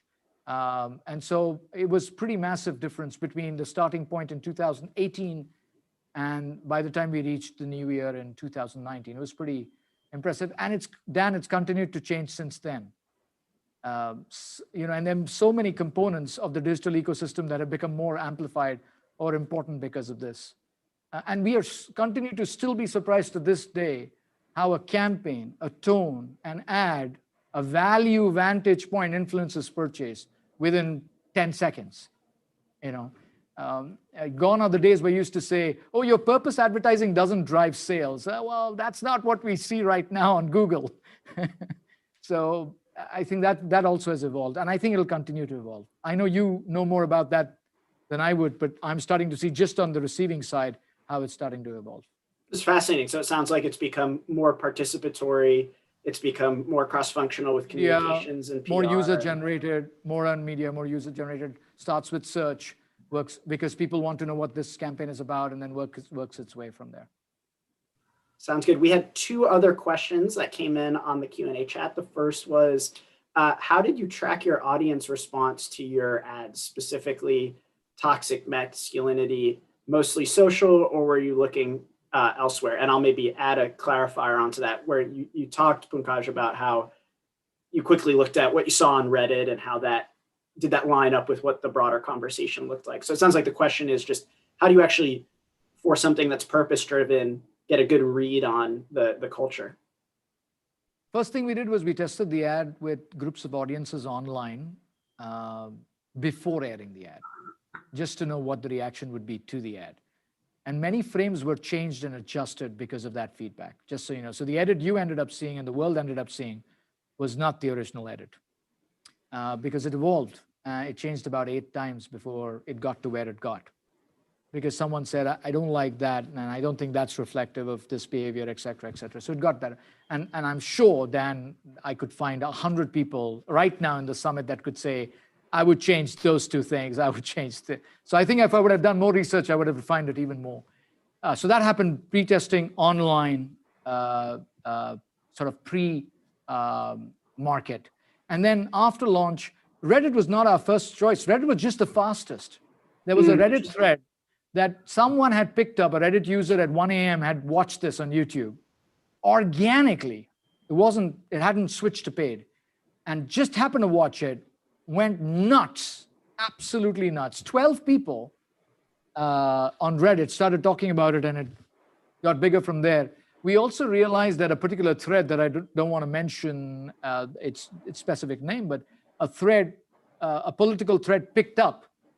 And there were a lot of bots that got added to that. So Reddit was simply the first. Reddit wasn't our platform of post-market analysis. What we did do is we got hold of 7 or 8 companies. Morning Consult was one of them. Morning Consult was one of the few that gave us real-time data on the first day. But there were many others where we were constantly asking them, listen, what are you, show us representative, don't put quotas, don't put barriers. We want to get a big picture as much as possible. Split us by age, split us by gender. And that came every day, the 10 days. And then we started moving to monthly. And that was multi-source, but mostly using virtual formats, Interesting. So it sounds like it came from a bunch of different places. We've got 3 more audience questions before we close it out here. The next one is, what are some ideas that never made it to TV, but you think are great creative or ideas for the campaign that you have thought about? Don't have to worry about it because you'll see it soon outside TV. There you go. We'll have to stay tuned. Just hang on to those words. They're coming to a mobile near you. Awesome. Well, we will all have to stay tuned. The next question here. Good idea. If it's a good idea, it's going to be seen by you. I promise you. Right there. Yeah. The next question is, what brands are doing a great job of purpose-driven marketing today? One of the reference points we looked at as soon as the campaign went live was Nike. And Nike had just finished the Call-In campaign, which many of us in the US will remember. It had just happened a few months prior. And they had consistently shown to us the balance that can be driven when you are focused on your mission and your purpose. And I continue to be inspired by the work they do. That's a brand that sticks out. there's a gentleman who runs, a senior leader runs P&G, and we were in a situation room, and the one person said, "Is this Nike or is this Kendall Jenner's Pepsi?" A person in that room, because Kendall Jenner had done this Pepsi ad, which some of you will remember, and I remember distinctly looking at that person and saying, "It's Gillette." Because that's going to be, people are going to say, "Is this a Gillette?" for future examples. So, but if you ask us who's we're inspired by, we probably think they do a good job. Nike does a good job. That's amazing. And I think you guys absolutely set a precedent for a category unto itself. Our final question here, which I think is a great one. What advice would you give to young marketers who are just starting out their career in today's world? This is the one I get a lot, and the answer most people expect when they ask me this question is, make sure you demonstrate courage, take risks, don't worry about, speak your mind, make sure your voice is heard, stuff like that. I'm not going to say that.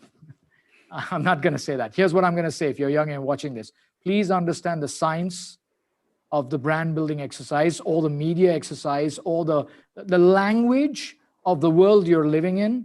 Become fluent in that language. If you think you're fluent in that language, and if you can say that to yourself, you're not fluent in that language. Because anyone who's really fluent in the language will never admit to themselves that they're fluent in that language. Whatever that language will be. Whether it's OTT or it's online or it's conventional advertising like the one I shared with you.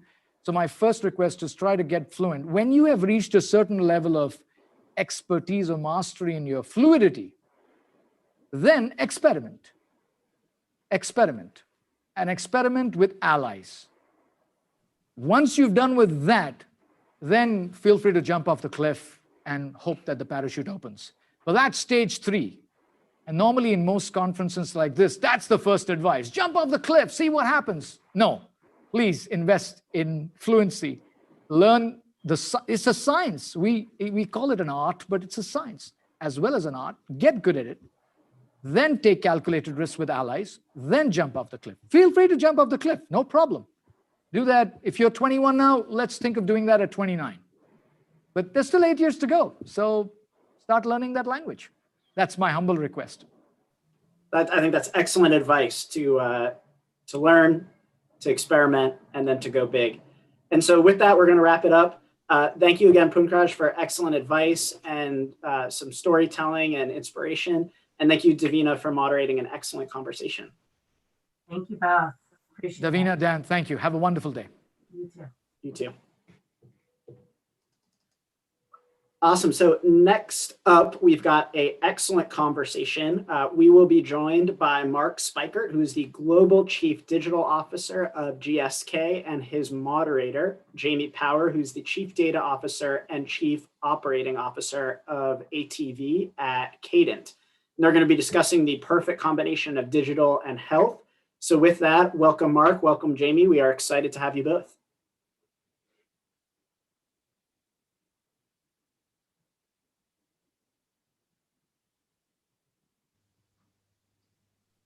Okay, now I am unmuted. You would think by 2021, we would all know how to have our cameras on and be unmuted. And I think we've got Mark here as well. Hi there. Hi, Mark. Hello. Awesome. Thank you both for joining. I will let you take it away. Okay, thank you very much, Dan. Hello, Mark. So let's start off with an easy one. We are obviously fresh into a new year. So you don't have to tell us what it was, but did you make a New Year's resolution? Not yet, actually. Did you make one? Did you make one for 2020? I did, actually, and I'm not sure I really was very good at kind of landing it in the end. I think the break was such a good way to kind of disconnect from what was a super intense year that I think the to-do list for 2021 is still something I need to do on the resolution front. So. All right. Well, you could also recycle the ones that you didn't do from last year. Excellent. Absolutely. Okay. So when I was reading your bio, it came across that you really like to build things. I mean, you went from Colgate to L'Oreal to Google to now your role at GSK. So do you, and at GSK, you also talk about, the role of innovation and having an innovation pipeline. So do you think because you guys already had that mindset and that innovation happening within GSK that it allowed you guys to kind of react quicker and pivot faster than some other brands last year? Yeah, for sure. I think what's fascinating is to be in healthcare these days, right? So obviously there's huge expectation in terms of how we can have in the current help in the current context. And one of the things that we've been very passionate about is to make sure that we're looking at how we can help across the consumer experience journey, right? So historically, we've been super focused on making sure we're delivering a product or solution when the consumer is sick or when they have a pain problem. I think what we're looking at now, and we had done that pre-COVID, is to really understand how we can be there when the consumer is still healthy, when the consumer starts to feel vulnerable, of course, when the consumer is sick, and also when the consumer starts to get into recovery mode. And what does that trigger from an innovation perspective? We started to think about that back in my L'Oreal days, where we thought, having amazing products remains critical. But wouldn't it be great to start to build competitive advantage by creating a service, something that surrounds the product, and that combination of those two things coming together creates kind of a secret sauce. And I think L'Oreal has done a lot of stuff while I was there and since I've left, and I feel like we can really do that at GSK and started to do that very effectively to really bring a next level of care to healthcare, which is exciting.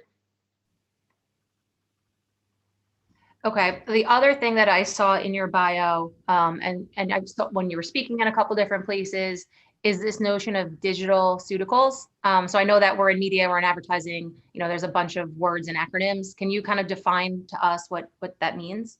Oh, yeah, absolutely. I think it goes back to the point that I just made in regards to what is the innovation of the future, and is it going to be a potion or a pill, or is it going to be something that enhances the pill or something that potentially replaces the pill, right? So some of the things that I found fascinating is that in one of our categories, so we are one of the biggest player in the pain relief space, and so some of the things that we're starting to see is that virtual reality is used in certain instances to treat patients.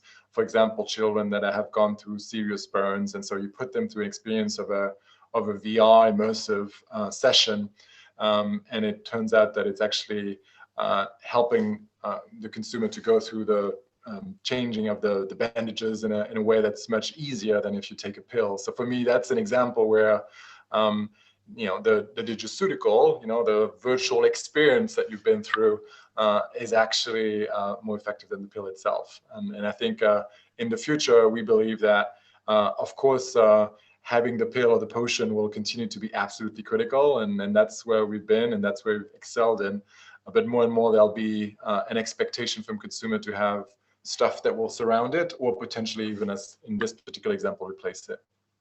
Yeah, I mean, it's like you said, it's like different ways to help the consumer. So it's not just giving them medicine, it's actually like understanding their need and making it a little bit easier. The other question I had, so, in this amazing journey and career you had, your last job was Google and then you got to GSK. Can you tell us like a little bit of what excited you about the role at GSK and kind of how you got there? Yeah, no, when I was at Google, I got a call from someone at GSK saying, I want to make sure I get more attention from Google, and I'm really we're very serious about where we want to take the organization from a digital transformation perspective, and so I actually started to create Team GSK while I was at Google, and so that gave me a good sense of what healthcare was all about, which was an industry or a sector or vertical that I wasn't as familiar with. And I started to realize how fascinating that space was. I always thought, beauty and digital were a perfect fit, and they certainly are. But I feel digital and healthcare are such a powerful kind of combination, and I think COVID has certainly kind of shown that and illustrated that. So when I found out that there was a CDO position being created, I thought it was an amazing opportunity for me to go back on the advertiser side and take my experience and my learnings from the Google days and apply that to the role, which has been a fascinating journey over the last 4 years. And then, so like a little bit more about, because you talk a lot about digital and health being the perfect marriage, like how they come together. So a little bit about that. And then your thoughts on, do you think that, the pandemic happening and COVID happening accelerated the need to like bringing technology and health together? Yeah, no, for sure. I mean, I gave you the example of pain before, which for me just shows that, there's huge opportunity for us to kind of think about innovation in a different way. Some of the things that we're seeing is obviously a huge kind of emergence of telehealth or teledentistry, for example, which goes back to this notion about how do you connect with experts in a completely different way, right? And at the end of the day, a lot of our secret sauce is how we interact in our business with healthcare professionals. And I think digital and technology enables to create, at scale interactions that didn't necessarily were possible, I guess, in the past. So I think that's just another example, I think, in terms of how technology enables kind of a healthcare experience that's very different, because we know that the healthcare professional, whether it's a doctor, whether it's a dentist, are incredibly influential in terms of the choices that consumers make, particularly in a time of uncertainty when they're not sure what is the right solution for them. We saw huge percentages of consumers actually looking for information in the COVID days.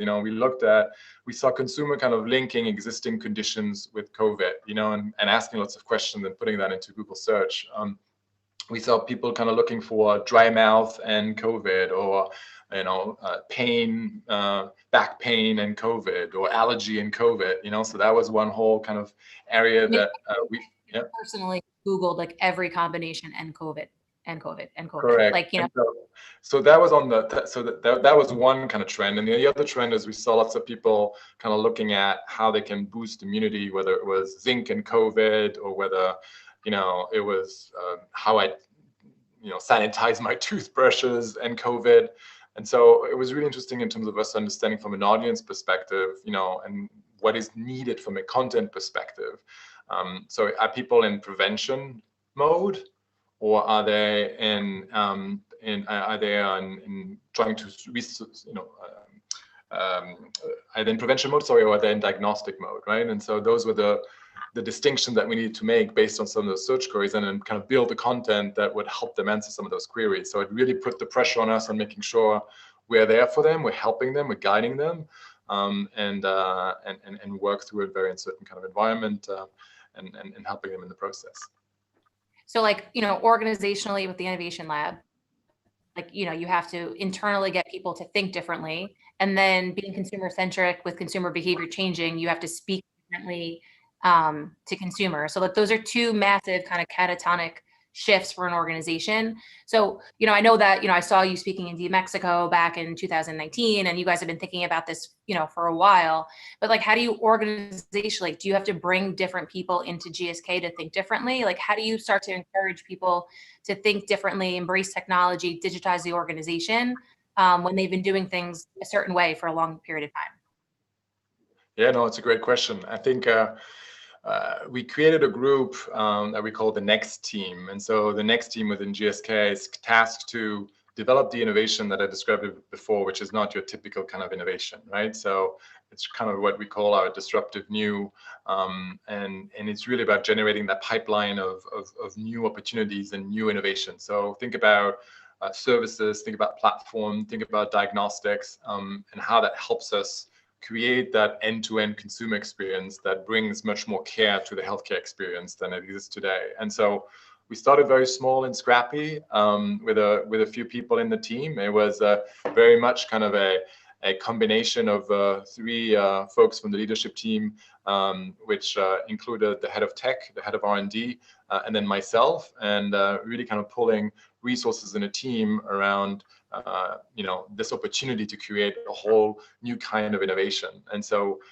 we brought in some people from the outside. We moved some people from internally as well, and we really tried to bring in a very different kind of mindset in terms of how we were running that team, very agile enabled, borrowing from the tech world, and making sure we are going through a sprint process and making sure that we're testing propositions in a much faster way than we would do on the traditional side of the business. And so it's interesting because what we're realizing and learning, I guess, through the Next Team is how do we go faster?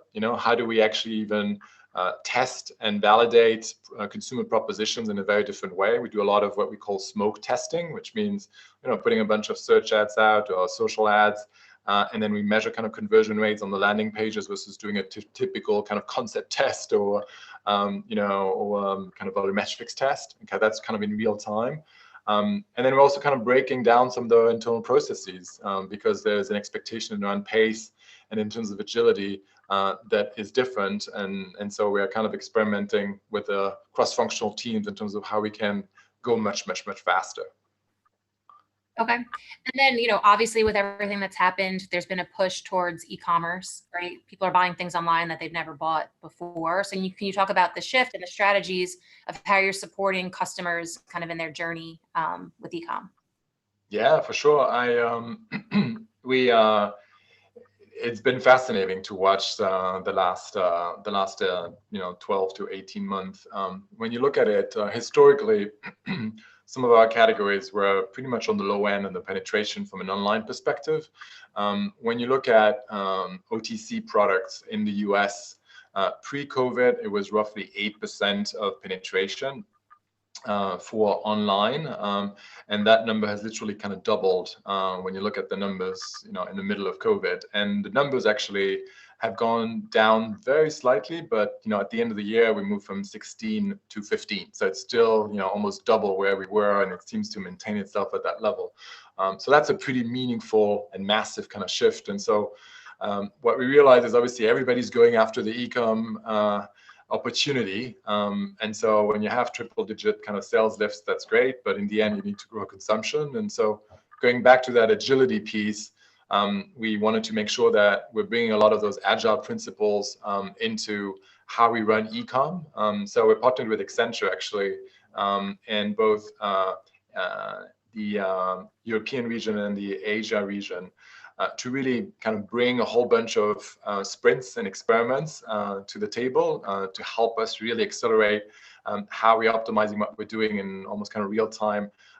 From an e-com perspective, we have, like, for example, right now we have 170 experiments running. I had a meeting this morning with the China team, which was fascinating. We're looking at what Alibaba had created a couple of years ago in the framework that they call AIPL, so awareness, interest, purchase, and then loyalty. And you have lots of granularity in China, obviously, in terms of understanding, the metrics and the data points against all these different phases, and how do you move consumers from one stage to the other, and what are the tactics and the tweaks from a target audience perspective that you can bring to the table to maximize the conversion rate. So this is just an example, but this whole notion in terms of how do you change your ways of working, I find it fascinating because during COVID, what we realized is the big brands have been winning, right? Because of supply chain availability, because of level of trust.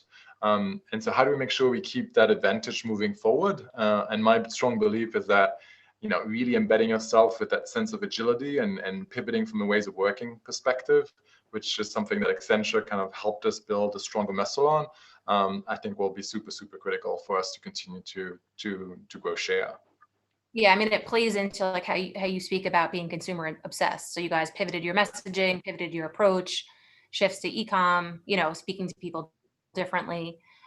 So are there any trends or anything that you guys did this year that you think will continue, like that you're excited about? That we tried this in 2020, we never would have been able to try it in a normal year, and you think that will help push the business forward in years to come? Yeah, no, I think one of the things that we did is we're trying to redefine exactly what kind of added value we can bring to the consumer. And one of the things that we did in one of our brands in Germany called Voltaren, we just launched the brand in the US as well last year, was to think about, in the context of COVID, how we can create utility for the consumer. And so we launched this destination called Healthy Workout. And the point was, very quickly, since people were stuck at home, couldn't get to the gym, didn't have a trainer, to give them kind of utility. And so literally in a week, we put up the site, we created obviously the destination.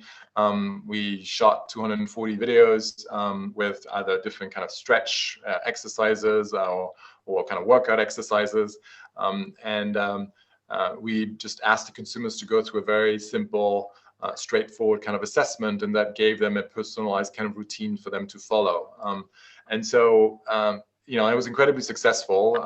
We got almost more than 1 million kind of videos kind of watched from beginning to end just in a matter of a couple of weeks.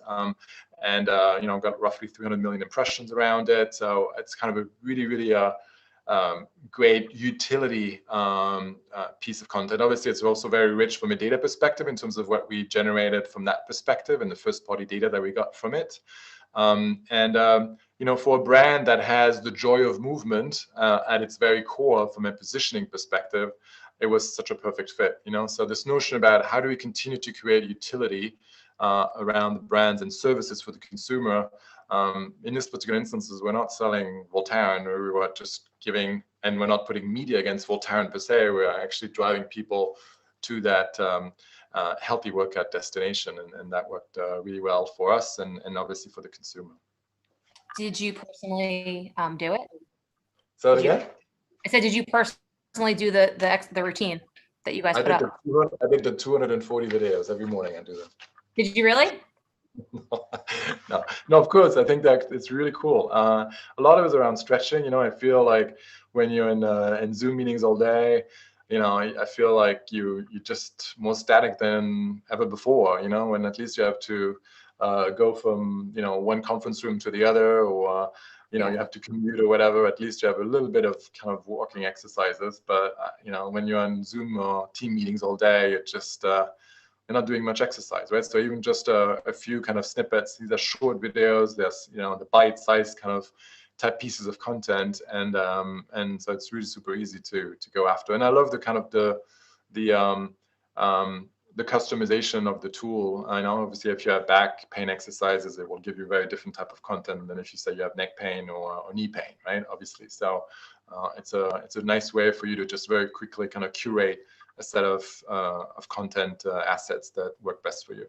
Yeah, I mean, it is kind of crazy to think about like the behavior with work. I mean, we went from people thinking if you work from home, you're not really working, to like being on like 24/7 Zoom calls when you're like, I used to sometimes be able to actually like go out to lunch when like all day, like our calendars are just like Zoom.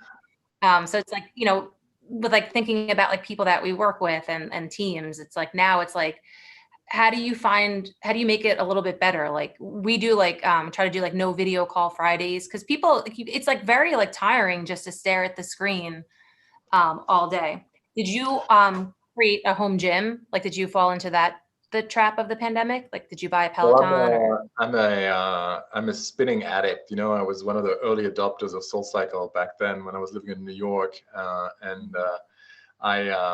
when I moved to the UK, I moved to the UK 3 years ago. I was, desperate to try to get a Peloton bike, and so I was one of the first buyers of the Peloton when they first started to ship into the UK.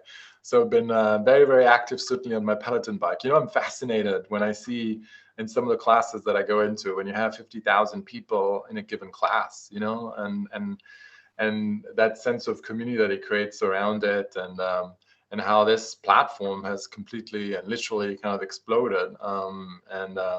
It was there for me, and it was great, and it kept me sane, and it's been a gift sent from heaven, to be honest. I think the other thing that I've been trying to do just to keep my mind in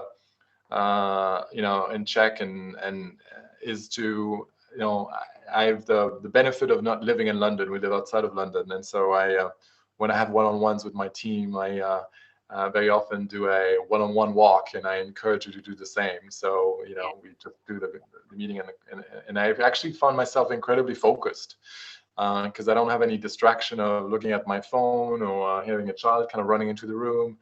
So that's been something that I try to do at least once a day, even if it's for an hour, just to kind of get me outside and change my mind and have actually really quality conversation. Yeah, no, I think I agree with you. I think the walking breaks are definitely key. I actually went to the Peloton studio, so I used to like ride in the studio. It was across from my office, so it's interesting to see it from like both sides of the bike. Okay, so how do you think that we start to transition into this new normal? Like as a brand, how are you guys approaching the new normal?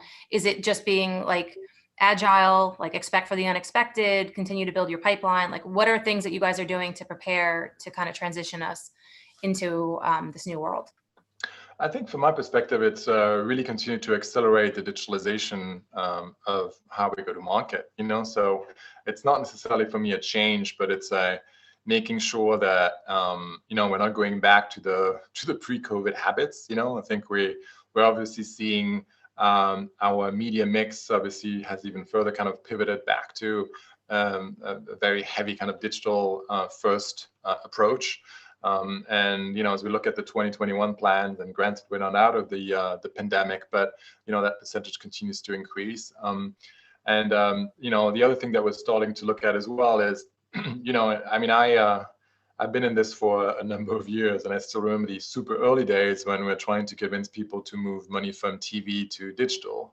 I feel now, in pre-COVID, the discussion was how do you convince people to move stuff from upper funnel to lower funnel, and specifically into e-com media, right? So that was obviously pre-COVID.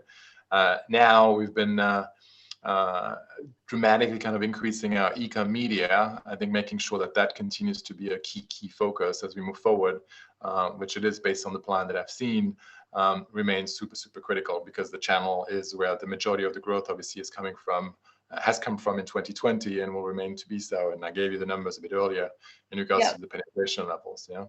The only thing I'll say about that, I'm focused on TV, but TV across all screens, and I spent a lot of time doing that. So like I would say like not like upper funnel, lower funnel. I would say just like realizing that you could use channels differently. So you could use TV as a metric, and you could add accountability to TV.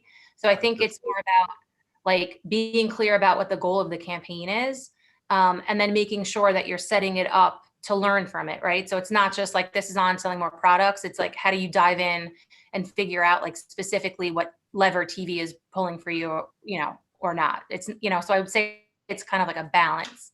Yeah, no, I completely agree. And I think the parallel to the point that you make is, I think people would always look at social as a loyalty tactic. And, for me, social is an awareness tactic, it's a buy tactic, and it's a loyalty tactic. So I think it's just depending on the jobs to be done and how you decide to activate the channel. So you're totally right. Yeah. Sorry. I mean, you were breaking my heart. So I had to bring it up. A ton of questions especially not now, but a ton of questions are coming in, just because, it seems like in a short time, like you've been, able to like help successfully like change kind of the thinking in an organization and digitize a company. So like what advice, or what's the key advice you would give companies that are going through this, journey of digitization, or companies that maybe weren't as far ahead as GSK, and kind of are playing catch up now? I mean, the first one, I'm sure will sound pretty basic, but it's actually focusing on the basics. I remember when I first started, I think we just did, super fundamental kind of basic stuff. We did a bunch of search hackathons, for example, across various markets. And the point was just to not do 10 things, but do one thing really, really well. I mean, in the case of healthcare, queries around, all our categories are massive and huge. And historically, we had, gaps in terms of, I think, how we were looking and approaching search as a tactic. And so that was kind of a way for us to just focus on some of the fundamentals first before you get after some of the shiny objects. And, when I was at Google, I kind of certainly observed that as well, that, so many clients were getting so super excited about what we're doing, on the shiny object side of the business, when there was so much opportunity to just nail some of the fundamentals, So I think that's one. I think the other piece, which is something that I started to take on for the last 2 years at GSK, is to, of course, think about how marketing looks different, but how is the whole kind of enterprise starting to transform, and that particularly in the context of COVID, I think that became even clearer. We started this 2 years ago where we said, digital transformation is critical for marketing, but digital transformation is critical for the entire enterprise, and we prioritize supply chain and R&D as two other key areas where we needed to do a similar transformation than what we had started, you know, in marketing 4 years ago. And that really helped us, you know, during COVID, because it helped us be smarter from a supply chain perspective as we went through COVID. And it helped us, going back to your innovation question, make sure that, you know, we're much smarter and approach the innovation process differently versus, you know, how we had done it, you know, in the past. So I think just having that holistic view of what digital transformation means is critical. And obviously always starting with, you know, some of the fundamentals, and don't do 10 things, do one, but do that really well and in depth. Yeah. And then I think too, it's like you said, like do one thing, you know, figure out if it works. Like don't start 10 things, don't finish them. Like make sure that you actually like set up the use case, figure out if it works, and then sort of start to scale beyond. Exactly. Okay. So I am going to start to pull up some of the questions that we've gotten from the audience. I think we have about 10 more minutes left. First question is, what are your KPIs and how do you measure them? Like, what are key KPIs? Like when you're setting it up, I guess, kind of like organizationally, like with your team, how are you measuring success that you're, you know, doing a good job and your team is? Yeah, if the team would smile at this question, because it's one of my favorite topics. You know, one of the things that I borrowed from my Google days is what Google would call OKRs, so objective and key results. And so we started to implement it into the next team, the team that I mentioned to you before, the innovation team. And the point was also to almost kind of give them a meter where we would release funds based on them achieving or not achieving, I guess, their objective and key results. And those would be quarterly, which is a pretty big change for, you know, a typical kind of CPG type companies, when you would usually have, you know, this is your yearly objective, yearly goals, and this is the budget, and then we'll have a budget cycle, and then, you know, we'll talk about it again. This is happening every quarter. And we're trying to, again, not have 50 objectives and key results, but a short list of those. And that drives, I think, the conversations. And I think, you know, I get involved into, you know, I have a pretty good view of where we about to hit the OKRs and where we're not. And then I get involved where we're struggling, so I can roll up my sleeves and get into problem solving with the team versus reviewing everything, you know? So that's kind of the OKR mindset that we're applying. The other thing that we're looking at is, you know, which I like in the OKR framework is like this notion of leading and lagging indicators, you know? So I think very often we're very focused on lagging indicators, but what are the leading indicators as well that you want to make sure you take a look at? And then I guess, you know, the last point would be, you know, how do you make sure you have a mix of business, you know, objectives, but also capability objectives in OKRs, right? So one of the things that we have as an OKR as a team is, how do we make sure we, as I call it, agilify our own teams? And that's what I would call a capability OKR, right? So that people know what acting in an agile way is. You know, what is a ceremony? What's a retrospective? You know, how do you sprint? You know, what's the backlog of product? And how do you, to make sure that everybody's talking the same language? So having that, so OKRs first. Second, making sure you have the proper mix of leading and lagging indicators. And then the third piece is make sure you have the mix of business OKRs, but also capability OKRs, because, you know, I'm sure everybody would agree that, you know, capability is always kind of a never-ending kind of quest that you need to make sure you resource properly. Yeah, I think too, like even like as we in this kind of like a remote world, like the structure that you have set up makes sense, because it also makes people feel included in like an inclusive environment. So you can kind of like encourage like diversity in thought and stuff like that. Because I think that sometimes in a Zoom world and everyone's like constantly busy, it's easy for people to be excluded. But if you're working towards, you know, these goals and everyone kind of understands them, everyone kind of feels included in the larger picture. Okay, Mark. Oh, this is funny. So because we talked about Peloton before, someone asked what your favorite instructor is, your Peloton instructor. You know, I'm really kind of embarrassed because once I find something that gets me excited, I'm sticking to it. And so I love Cody. And I think I'm taking the same class because, like, what if the music isn't as good in that next class, you know? So some of my work colleagues, you know, we're kind of following each other. And then, like, you're not very you're very much kind of doing the same thing over and over again, which probably from a workout perspective isn't the greatest thing to do, but that's I guess the answer to the question. Okay, so I'll make one of your New Year's resolutions for you, and that's you're going to try a different instructor. Okay, sounds good. I'll do that. All right. Promise. Okay. Okay, so this next question, Mark, what have you learned about consumers throughout the pandemic? What did you learn about empowering people that you will take into post-pandemic marketing? Yeah, I think one of the things that we did is to make sure that we're all kind of walking the talk around consumer obsession, and just kind of spending the time and carving out the time, I think is super, super critical. And so one of the things that we pushed on as a team, because the Insights Analytics team is part of my organization, was to make sure we're creating a consumer closeness program. So we had actually the top 200 people of the organization spend quite a few hours just one-on-one with consumers, and just to make sure that they have the basic skills to being able to extract value and insights from a conversation with a consumer.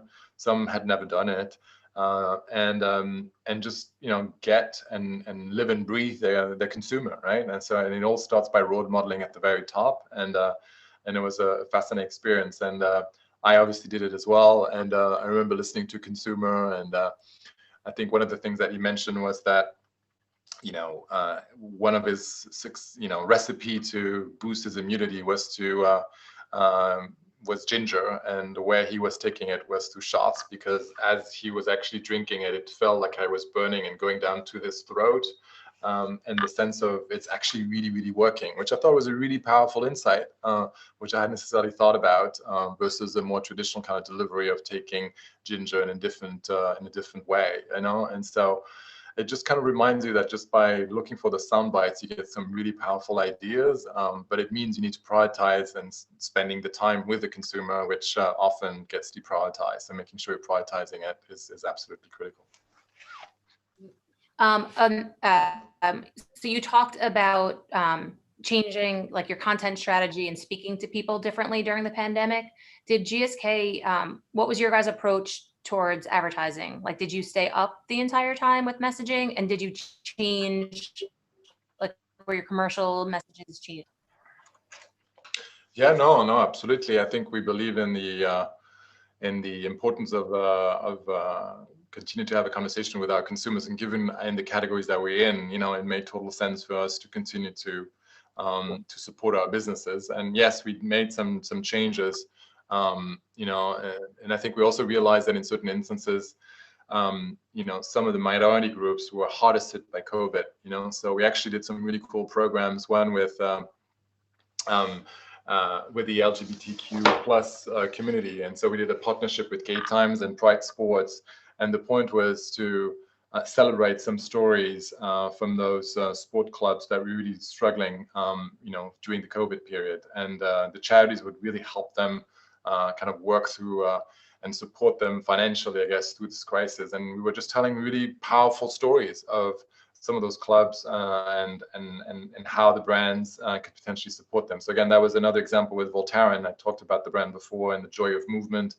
And so that was a very different kind of approach to how we might have done things in the past, And so it was about, meeting the boxing team, challenging stereotypes. So it was about meeting the LGBTQ plus team who's rowing for inclusivity, and having them talk about what COVID meant and how we can help them and how we can help those sports clubs and all survive, I guess, during that time. And so it was just a sense of empathy with the consumer, I think, was critical, and the sense of and making sure we're creating this authentic kind of connection, and instead of doing good old school kind of push advertising and talking about Voltaren and how great the brand is, so it was a very different kind of take on it, and dialing up that emotional connection that everybody talks about, but at times doesn't do well. So all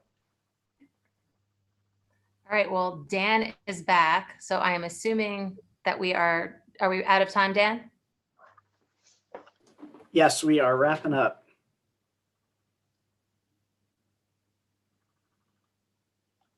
Cool. Oh, I think we might have frozen Jamie here, but I just want to thank you.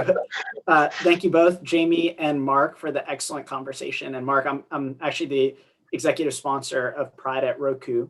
And I Oh, had very seen cool. the work you guys had done with Gay Times. And so I think it's just incredible to see you continue to push the needle and try new things and invest in different communities. And so a tip of the hat to all the work that you guys have done. And thank you both for the excellent conversation. All right, thanks so much. Thanks so much. Bye-bye. Awesome. And so next up, we have a awesome keynote. We will be joined by Quinn O'Brien, who is the worldwide Group Vice President of Global Brand and Marketing for Lenovo. And his keynote is going to talk about how to manage a global brand in these times.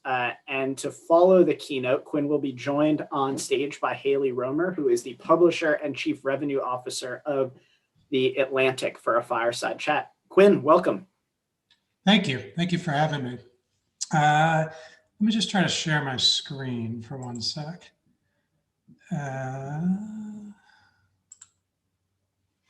Okay, can you see it? Yes, we can. All right, great.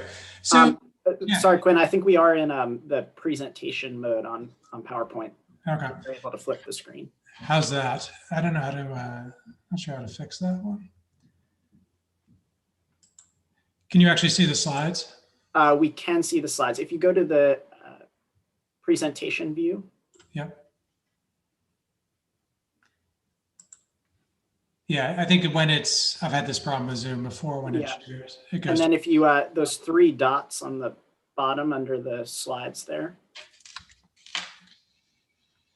Click on those three dots, you should be able to swap modes. Okay, you've done this before. And so go to maybe hide presenter view. How's that? We are ready to rock. Take it All away. Right, that's awesome. Well, hello everyone. So I work at Lenovo.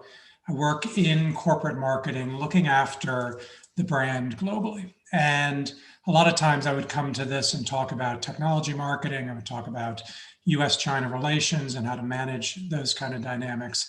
What I wanted to talk about today, though, given where the world is and where a lot of our heads are, is to take a step back and look at how you build a brand, and really importantly, how you lead a global brand in the world today. And at least to just give some insights that I've had on how I approach leading Lenovo through all these different times. So I hope some of it is interesting and relevant, if not all of it.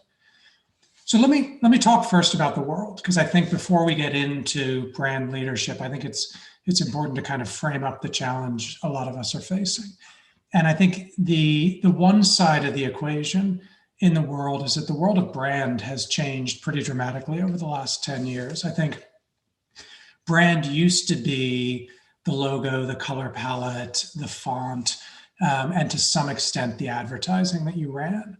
I think today brand is everything. And it's challenging, because what that means is the brand is really the impact you have on every audience. So whether it's your actual audience you're advertising to or talking to, your employee base, your analysts, your investors, the role of brand really impacts each of those. It's every touch point. And I think, as everyone here knows intimately, there are too many touch points out there for any human or any team to wrap their head around. And so that level of, we need to talk to everyone, we need to talk through every touch point, and we need to talk to them everywhere. So we go to market in 180 different countries, and we have to think about the impact that our brand has in each of those 180 countries. And what that leaves you with as the leader of the brand is a general sense of panic, because there's no way that you could possibly think through all these things. And as you kind of compound that with the world today, if the brand is everything, the reality, said in shorthand, is that everything's a mess. And the world itself is too complex right now. And obviously the pandemic is an incredibly challenging time, but even pre-pandemic, the level of complexity in the world is too much for brands to wrap their head around. The world is moving too fast. I think the changes that we see in the geopolitical space, the changes that we see in marketing, are moving too fast, and everything is too transparent. So any move you make as a brand gets hyper-analyzed the moment that you make it. And the challenge is we're in the middle of that. So as brand leaders, we're looking at it saying, what we do is incredibly important to the company, and it's everything. It can be as broad as everything to the company, yet the world in which we do it is a mess. And so how do we tackle that? And I think the good news is that the solution is not complicated in the sense that it's not about going and doing a volume of things. The solution is leadership in my mind. And as a brand leader, how you actually conduct yourself, how you lead your team, how you lead your brand matters more than anything else that you could possibly do. And it matters more than ever. I think in these incredibly turbulent times, companies and teams and people are looking for leaders who truly have a point of view on how to lead, have a point of view on the brand, and have a point of view on the world outside. So I'm going to talk a little bit about leadership, about brand leadership, and give you some principles that I follow, that my team follows, in the hopes that they start to either inspire you, steer you, or at least just give you a bit of a roadmap for where we head. So let's talk first about the role of a global brand leader. And this in some senses could be a role of a leader in any discipline. But to me, I've spent a lot of time thinking and practicing how to apply this to branding. And there are three roles that you have. And this is, this came, to give credit where it's due, this came from a discussion that we had at one point when Satya Nadella from Microsoft was really in the midst of the transition he was driving. This came from a discussion that we had with him in a small group about how he approaches leadership. And I took so much away from that, modified it a bit, but really believe that he's onto something and obviously has been successful. And the first role, the first element that a leader has to have as you look at this complex world is to bring clarity to the company, to bring clarity specifically and importantly to your team, so that they really understand where to focus. In a world where there's too much to focus on, your job is to bring clarity and focus to that team. And I'll talk in a bit about, an approach to do that. The second area is to create energy. I think one of the things we see a lot is that in this complex, fragmented world, it's very easy to get paralyzed. It's very easy to try to overanalyze everything that's going on and to lose momentum. A second part of your role as a leader is to push from the back, almost to drive that energy, to get that team moving forward, even if it's not 100% guaranteed in the right direction, to just drive some momentum. And the third, obviously, is to deliver success. It's to drive those positive outcomes, which is probably the hardest part of the job. But that at the level of a global brand leader is what the organization looks to you to deliver. So let me talk about each of these areas quickly. I think the idea of bringing clarity, this is the most important of the three. If you focus on nothing else, to me as a leader, it is how do you pick the right battles for your team? Because if you don't, you can generate energy, you can drive outcomes, but it'll be the wrong energy against the wrong outcomes. So this idea of figuring out how to really pick your battles is something really critical. I know from working in a global organization, we don't lack people asking us to do things. We don't lack projects. We lack the ability sometimes to clearly see which are the right ones to focus on. And I'll just show you the technique we use. We look at everything as most good things in the world in this kind of matrix. And it's a pretty typical effort to impact matrix, but the way we look at it as a team is to say, there's four areas. There's things that we're really good at that are core competencies of ours, and there are things that are foreign to us as a team, that if we're asked to do it, we could probably figure it out, but we don't really know how to do it. And then in terms of, sorry, I've got those backwards. That should be effort. But, oh, no, it's right. In terms of impact, there are things that if we do them, even if we do them exceptionally well, they're going to drive minimal impact in the world. And then there are things that are game changers. And not surprisingly, upper right quadrant, we're all in as a team. anytime we identify something that is right in our sweet spot that we know we can nail and will be a game changer for the company and the brand, that's obvious. We go all in. Those are few and far between. There also are quite a few things that we don't know how to do. And even if we did figure out how to do it, we'd probably have minimal impact. And as my teenage kids like to say, that's a hard no. And so and those are relatively easy as well, because everyone agrees that we're probably not the right team to do it. The challenging ones are in the corners. So when we find something that's truly a game changer for the company, but we don't know how to deliver it efficiently, we tend to outsource it. And what that means, when I say all in the upper right, we do that ourselves. We have an in-house capability that spans everything from strategy all the way through to production. And so all in, we do ourselves.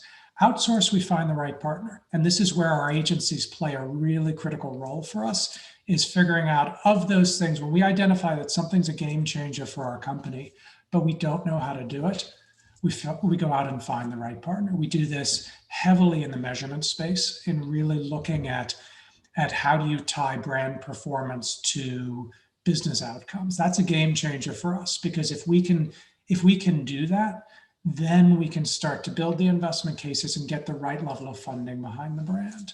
We do that if we're going to the Super Bowl. If we're looking at saying, all right, we're going to go in and advertise in the Super Bowl as an example, we would outsource that. We don't necessarily have the capabilities in-house to do that level of production. We can do parts of it, but we would outsource that as well. So really identifying something as a game changer, but having the self-reflection to realize that we're not the best in the world at doing that, we outsource that. And then if we find something that is a true core competency of ours, but really is going to have minimal impact, we play the long game on that.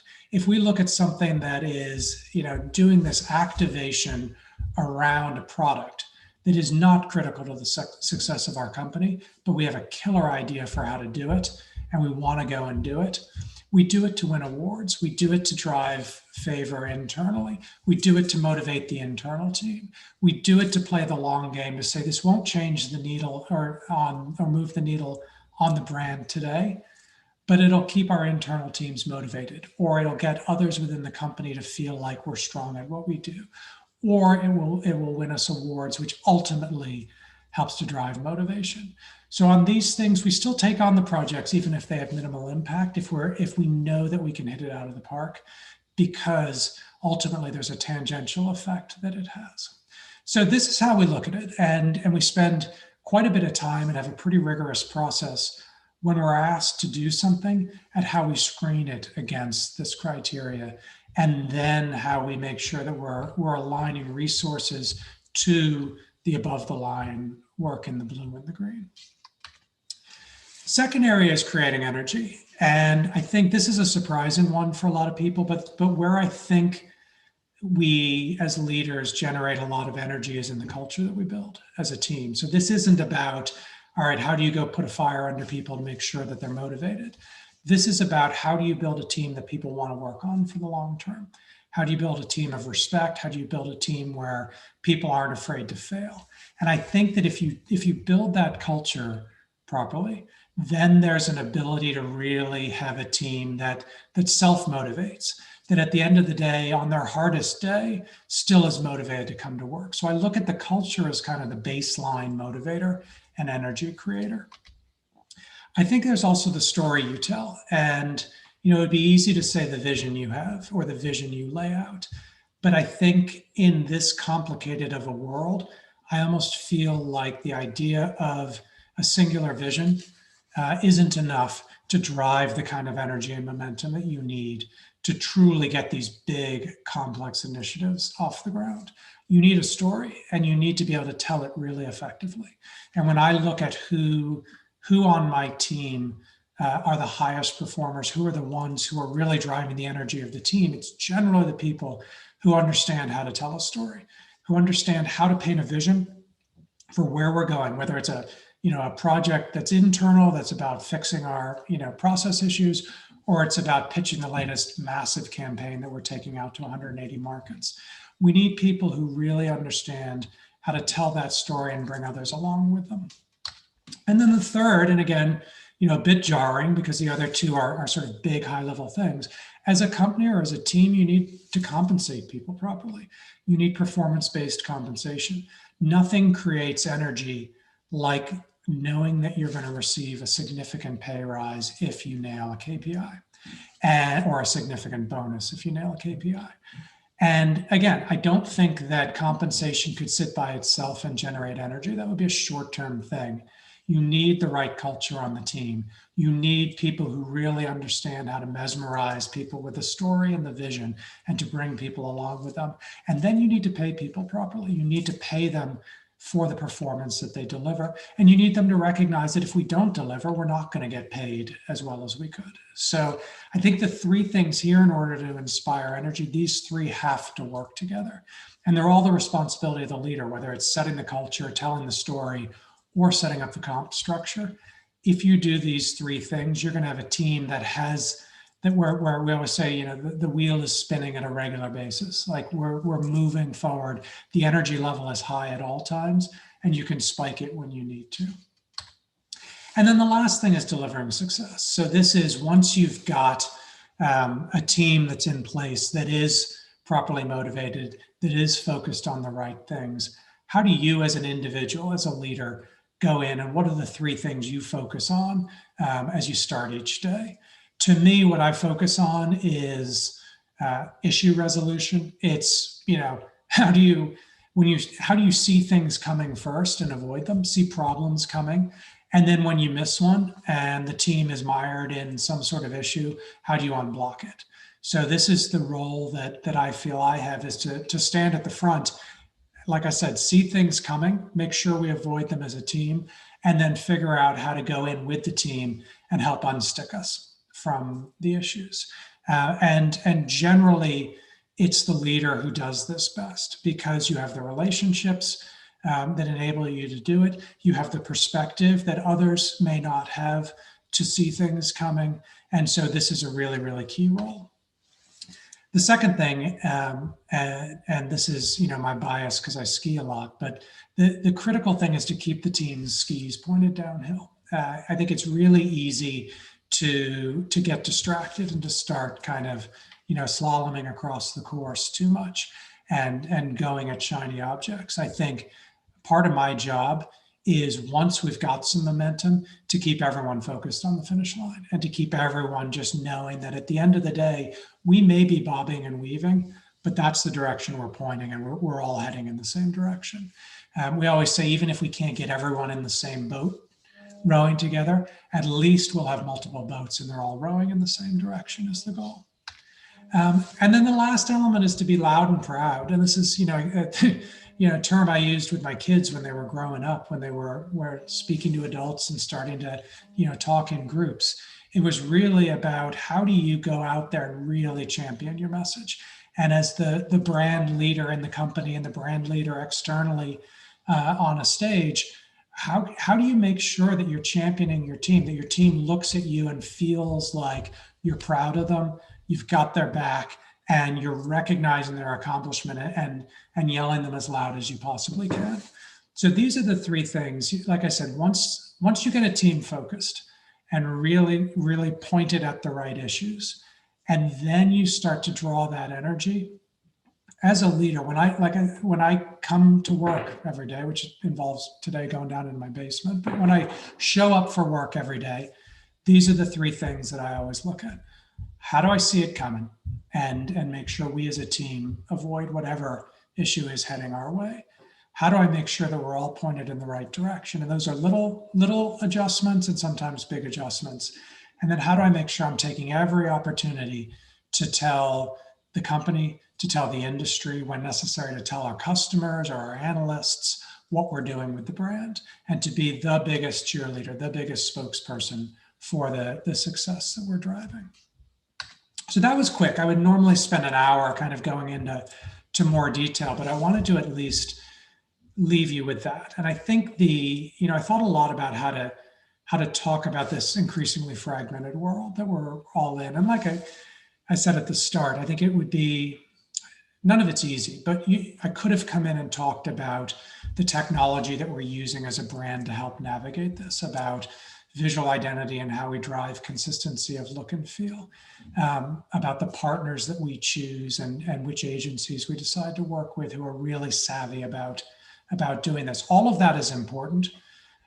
But at the end of the day, to me, if you could focus on one thing, whether you're the CEO of a company looking at who should run your brand, whether you're leading a brand, whether you're an agency partner who's working with a brand lead, the most important thing for helping brands navigate this world is leadership, and the leadership of the person who is actually running the organization. And again, just one more time, I think the three key things that leader has to do, most critical: pick your battles. Next, build a culture that inspires energy and make sure you pay your people properly for that performance. And then the last one is really focus on delivering success, both leading from the front and looking at how you enable the team to avoid those obstacles, but also then really focusing on that recognition and being the big cheerleader for your brand as you go into the world.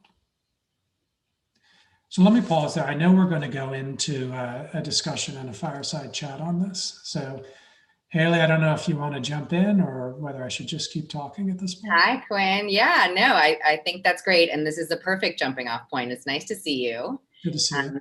I hope your team is watching, because I feel like it's necessary to comment on the fact that you have done a stellar job at making people feel like you're speaking directly to them. Mm-hmm. And I know how hard that is when you're on Zoom. So I thought I would just point that out and let you know that that I appreciated it, listening to you speak. Nice. Yeah, so this was a great presentation, super helpful for me in understanding a little bit more about you and what you're focused on at Lenovo. For the purpose of the next, I don't know if it were like 25 or 30 minutes, I thought what we might do is break the conversation up into 3 focus areas. We'll continue to build off this presentation since we've got the momentum around this conversation. So focus on leadership and marketing. We might talk a little bit about you and getting to know you, because you're so well respected in the industry. I think it'd be beneficial for people watching to hear a little bit about your story. And then I thought we might talk about some perspective on 2021, since we're at the beginning of a new year and we've got lots going on.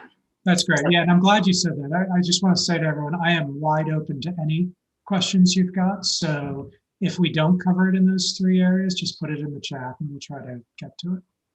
Perfect. And just, jumping off from where you started, you were talking about how leadership is the most important thing, or brand is the most important thing, and leadership is essential for driving brand. My first question to you is, do you feel like most CEOs know this and really do appreciate the role that brand plays in the health of an organization? No, I don't think they do.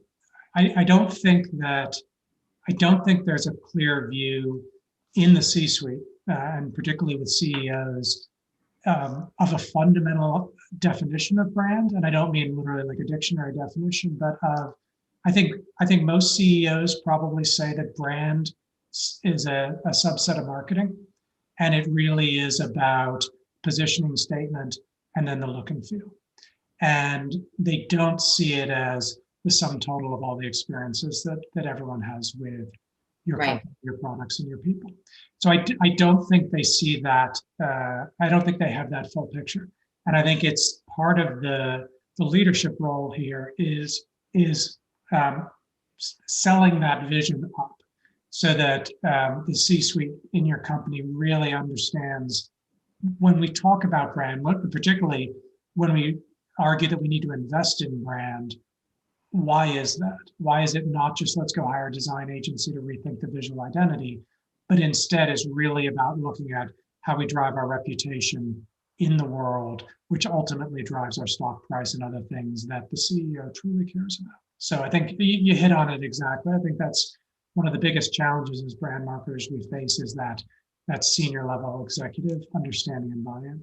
So the obvious next question is, how do you convince a CEO or the C-suite that this is most important? And of course, that's going to look different for every organization and probably in every single industry as well.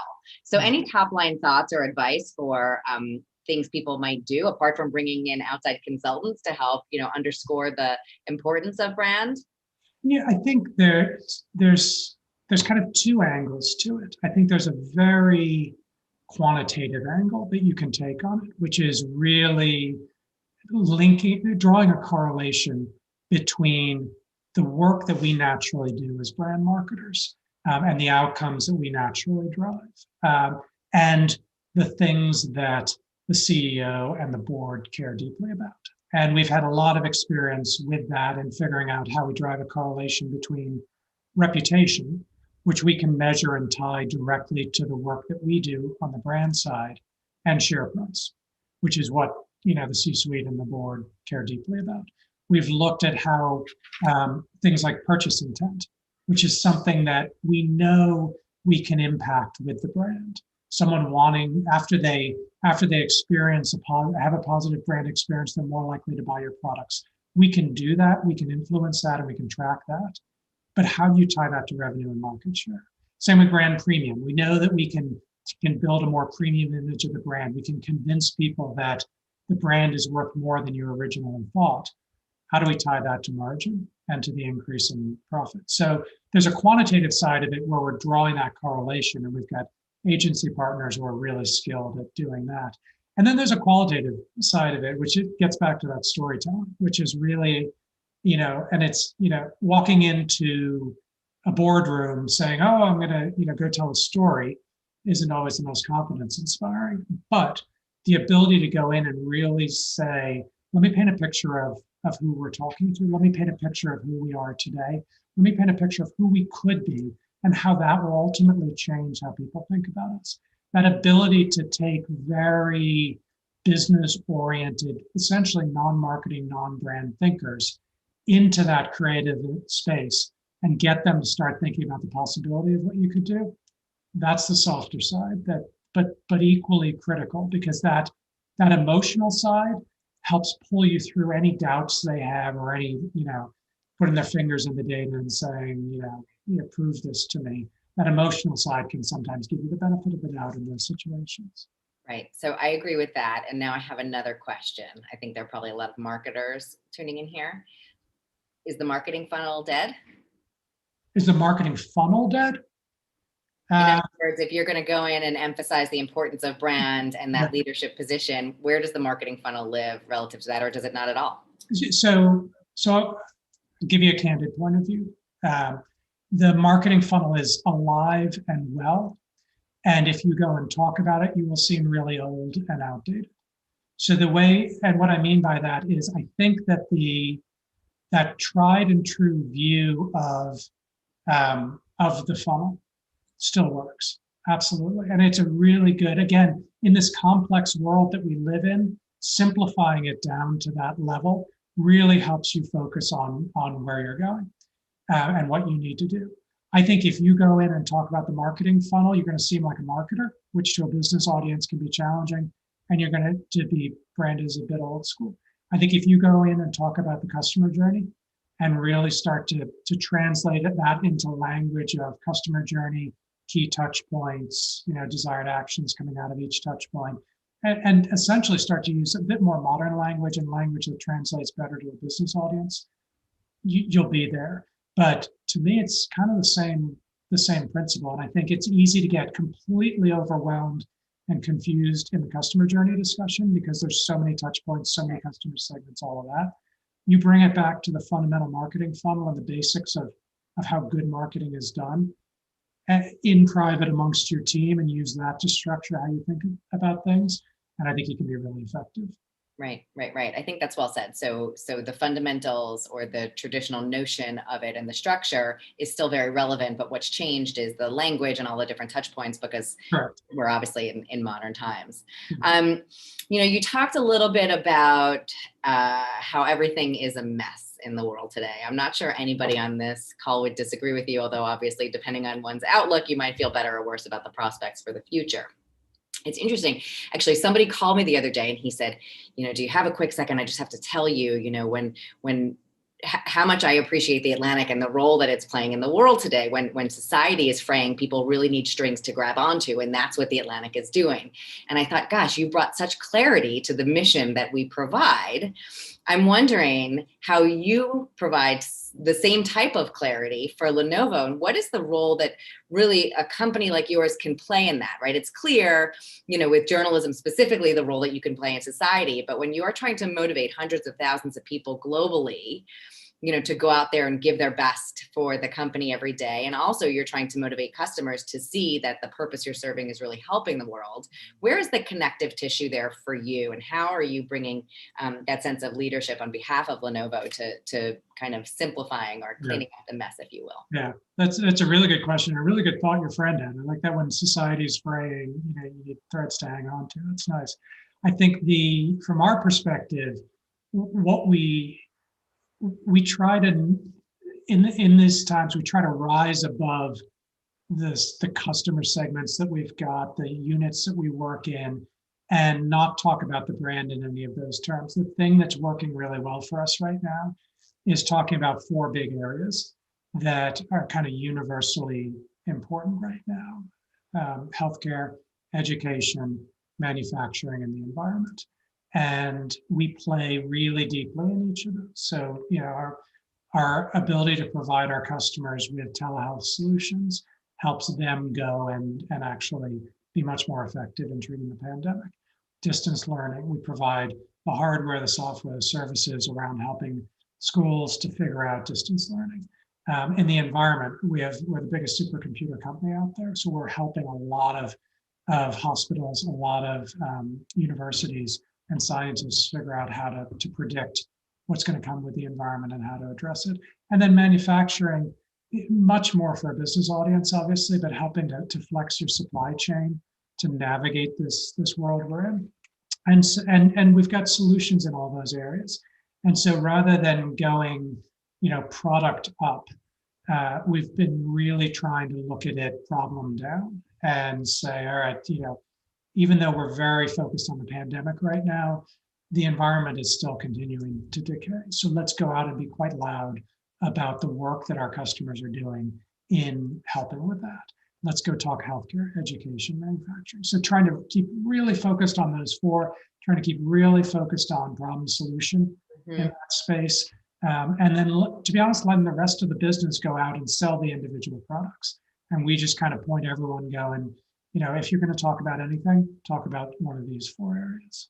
Right. I love that, because the reality is people are interested in stories that are having an impact, or things that are making a difference. And all of those areas are things that we're experiencing all together now. And so anybody would be interested in the way in which Lenovo is authentically making an impact there, which is great. And it really bridges, we always to some extent, there's a consumer side of our business and there's a B2B side of our business. And this is one of those few times where it all comes together. And if you're going out and talking about enabling distance learning, that's talking directly to the IT administrator within a large school system who needs to buy the technology.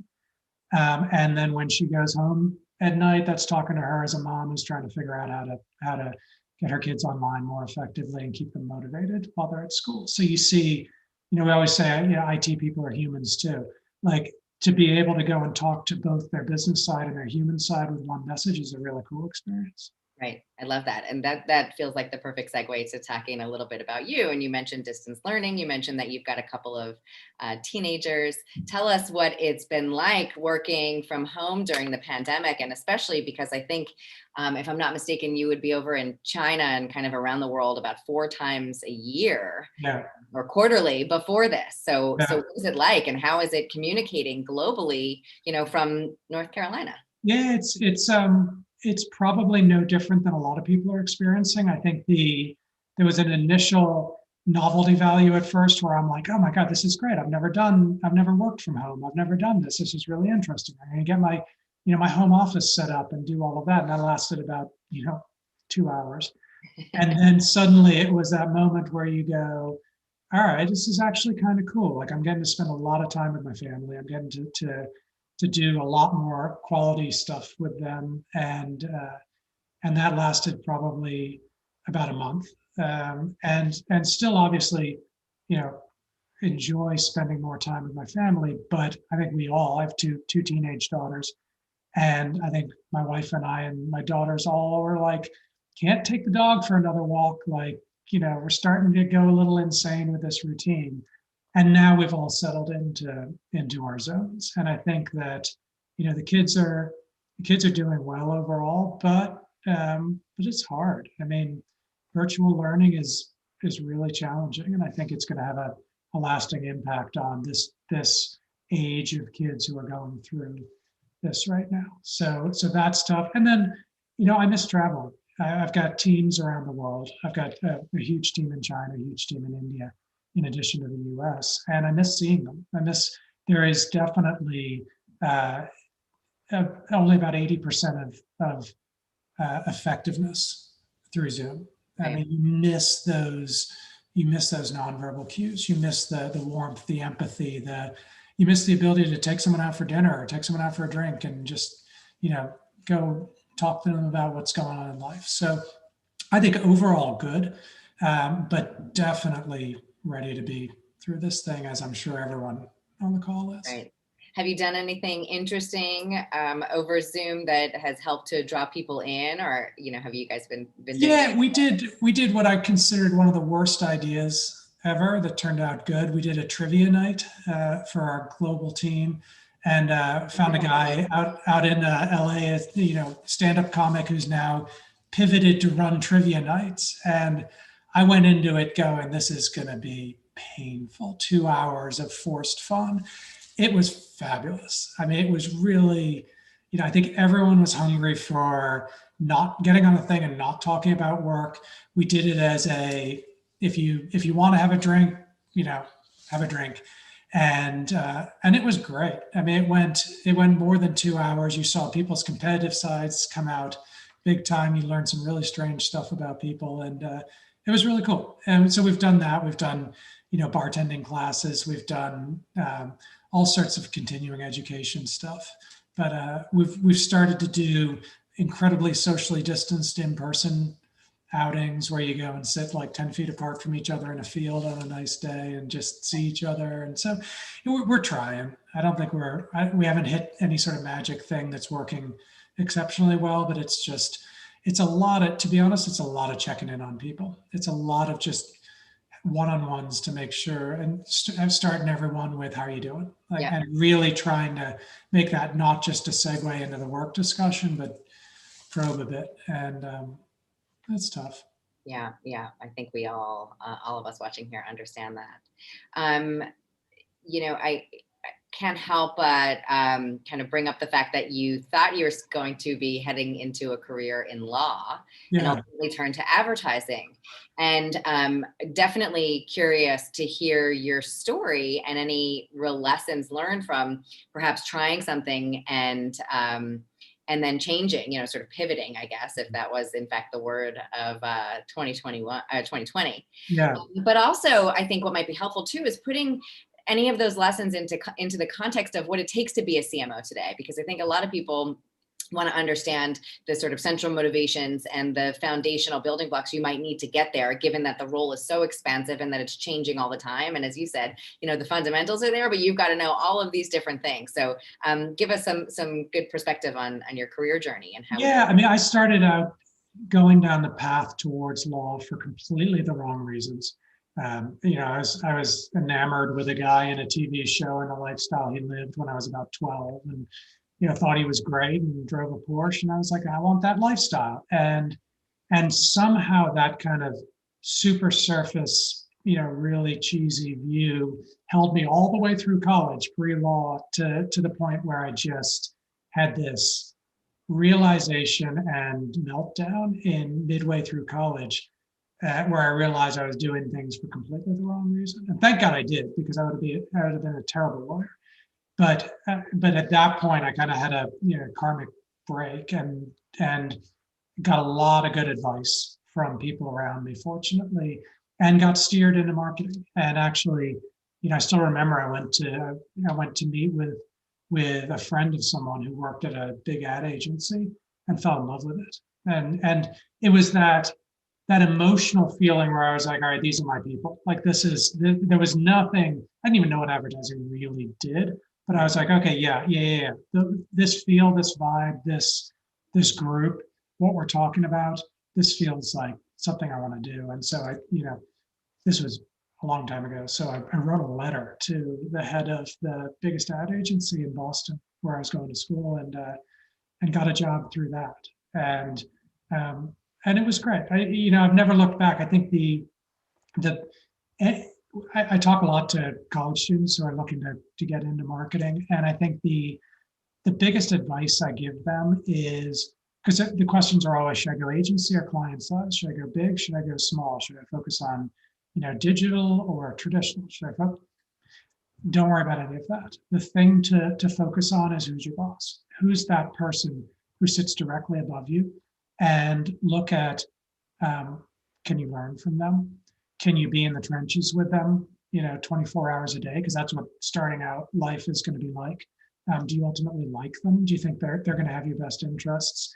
And that's starting out, that's what really matters. Because at the end of the day, no matter what you're doing, whether you're working at P&G as a junior brand manager, or you're at a tiny agency that most people have not heard of, that person is going to have a really formative impact on your career. And a couple of years in, then you can start to go, all right, how do I get into a P&G? How do I get into a Unilever? How do I get into somewhere like that? Or how do I get into an Ogilvy or one of these great agencies? But when you're first starting out, just go work for someone really, really kind, really smart, who's going to really help you just to understand how business works and start to introduce you to marketing. And then once you start to get some momentum down a path, that's where I think it's really important to start to build up that skill set, and to never get stuck in one discipline. Because that midpoint of your career, where you're kind of 5 years into it, it can be quite easy to go, all right, you know what, I'm really good at analytics. I love numbers. I'm great with Excel. I'd rather be in Excel than PowerPoint. And so I'm going to go work for an analytics agency and really specialize on some sort of quant focused thing. If you want to be a global CMO, that is probably not the path to go down at that point in your career. You want to generalize, and you want to really be in a position where you see a lot of different aspects. You want to, in a sense, be broad to me, not too deep. And I know I talk a lot about that, and I know it's a relatively controversial way of looking at it. But when I look at the CMOs who are really successful in the world, and who I feel have that really well-rounded view, they're the ones who came up with a ton of different experiences: agency side, client side, digital, traditional, analytics, strategy, and dip their toes into all of them. So they really understand, and they don't know a real depth about the things, but they know enough about it to go hire the right people who really are the experts in it. Right, that's really good advice. So just moving over to perspective on 2021, we're here, of course. We're coming through, we're not quite through the mess that you're describing, but perhaps we see some light at the end of the tunnel. There are a lot of things that are really important to organizations and to customers and to society at large, everything from, brand purpose to customer obsession. And with all of the changes, what are your thoughts on what's going to be most important in 2021 and things that you would tell people to focus on or definitely keep an eye on for the future? Yeah, I mean, I think a couple of things. I think externally, people are going to be looking for optimism from brands. I think they're going to be looking for the brands who, as the light at the end of the tunnel starts to get a little bit brighter, are the ones who are really painting a positive but realistic view of what's to come, and really showing, to your point earlier, how they authentically fit into that. So I think that people are going to reject, consumers, B2B audiences are going to reject the brands who are just overtly optimistic for no reason, or have no association with what they're talking about. And they're going to reject the brands that are just, churning along with their business. They're going to look for that brand that's going, you know what, it's going to be all right. And here's why we say that: because our customers are doing this and we're helping them to do that. And I think if you can stitch that together, which I would argue most companies probably could figure that out, how to do realistic optimism and anchor it in something you're actually providing, that to me is the secret sauce. externally. And then internally, the thing we're really looking at with our teams, well, there are two. One is the world of work's fundamentally changed. I don't think that we're ever going to go back to, everyone feels it's mandatory to go into an office, 5 days a week. I think we're going to all start to be able to pick and choose when we go in, when we don't, when we work remote, when we don't. If we're looking at other jobs, start to really look at a much wider range of jobs because you can work them remotely. So I think just being really aware of ensuring that your teams feel like you as a management team are a bit enlightened about that situation and are treating them respectfully, so that as they start to make those decisions. But the other side of that, though, is it's going to be a really hard slog for the next at least 6 months, I think, for people. And I think that for employees, for teams, as they, here, at least here in the US and in a lot of the West, came out of the holidays, really excited about the holidays, getting that break. And then you come into January in the cold, in the dark, and go, all right, we may not see a true light until autumn or maybe next year. And I think there's a real possibility for teams to plummet in terms of morale at that point. So I think really keeping an eye on that's important. Right. Yeah, all really good points. I think one of the things we worry about too is maintaining a sense of culture, company culture, when you are so, sort of spread out and with people, as you said, having to talk about how they are. People are not necessarily used to bringing their whole selves to work or their personal selves. And now it very much matters, obviously, because there's not really a difference. But it is really interesting to contextualize everything you're talking about, from career journey to the role that leadership and brand are playing, both for the company and the employees, and how there's not really a difference between those people and everybody else out there now. And so I think you've given us some really good fodder to think about and practical advice as well. So I appreciate that. Thank you. I want to make sure we get a chance to bring in some questions from people on the outside. And I don't have anybody here telling me whether or not those questions are going to a specific place or if I'm going to do it. I see one, so I'll read this out loud here if it's easiest for me to do that. Elliot Rosenbaum with the Trade Desk. I love what you shared about picking the right battles. Can you share an example of a time something was outsourced, which eventually became a core competency? Yeah, that's a great question. I think if you look 3 years ago at our organization, we outsourced all strategy, all creative, all production. And we had this realization that a lot of the things that were in that top right box that what we said we were all in on, we were all in emotionally on, and then we contracted others to do all of the work. And what we saw was that a lot of our IP, a lot of the strategic thinking about the brand, a lot of the creative thinking about the brand, we were giving to others outside of the firewall.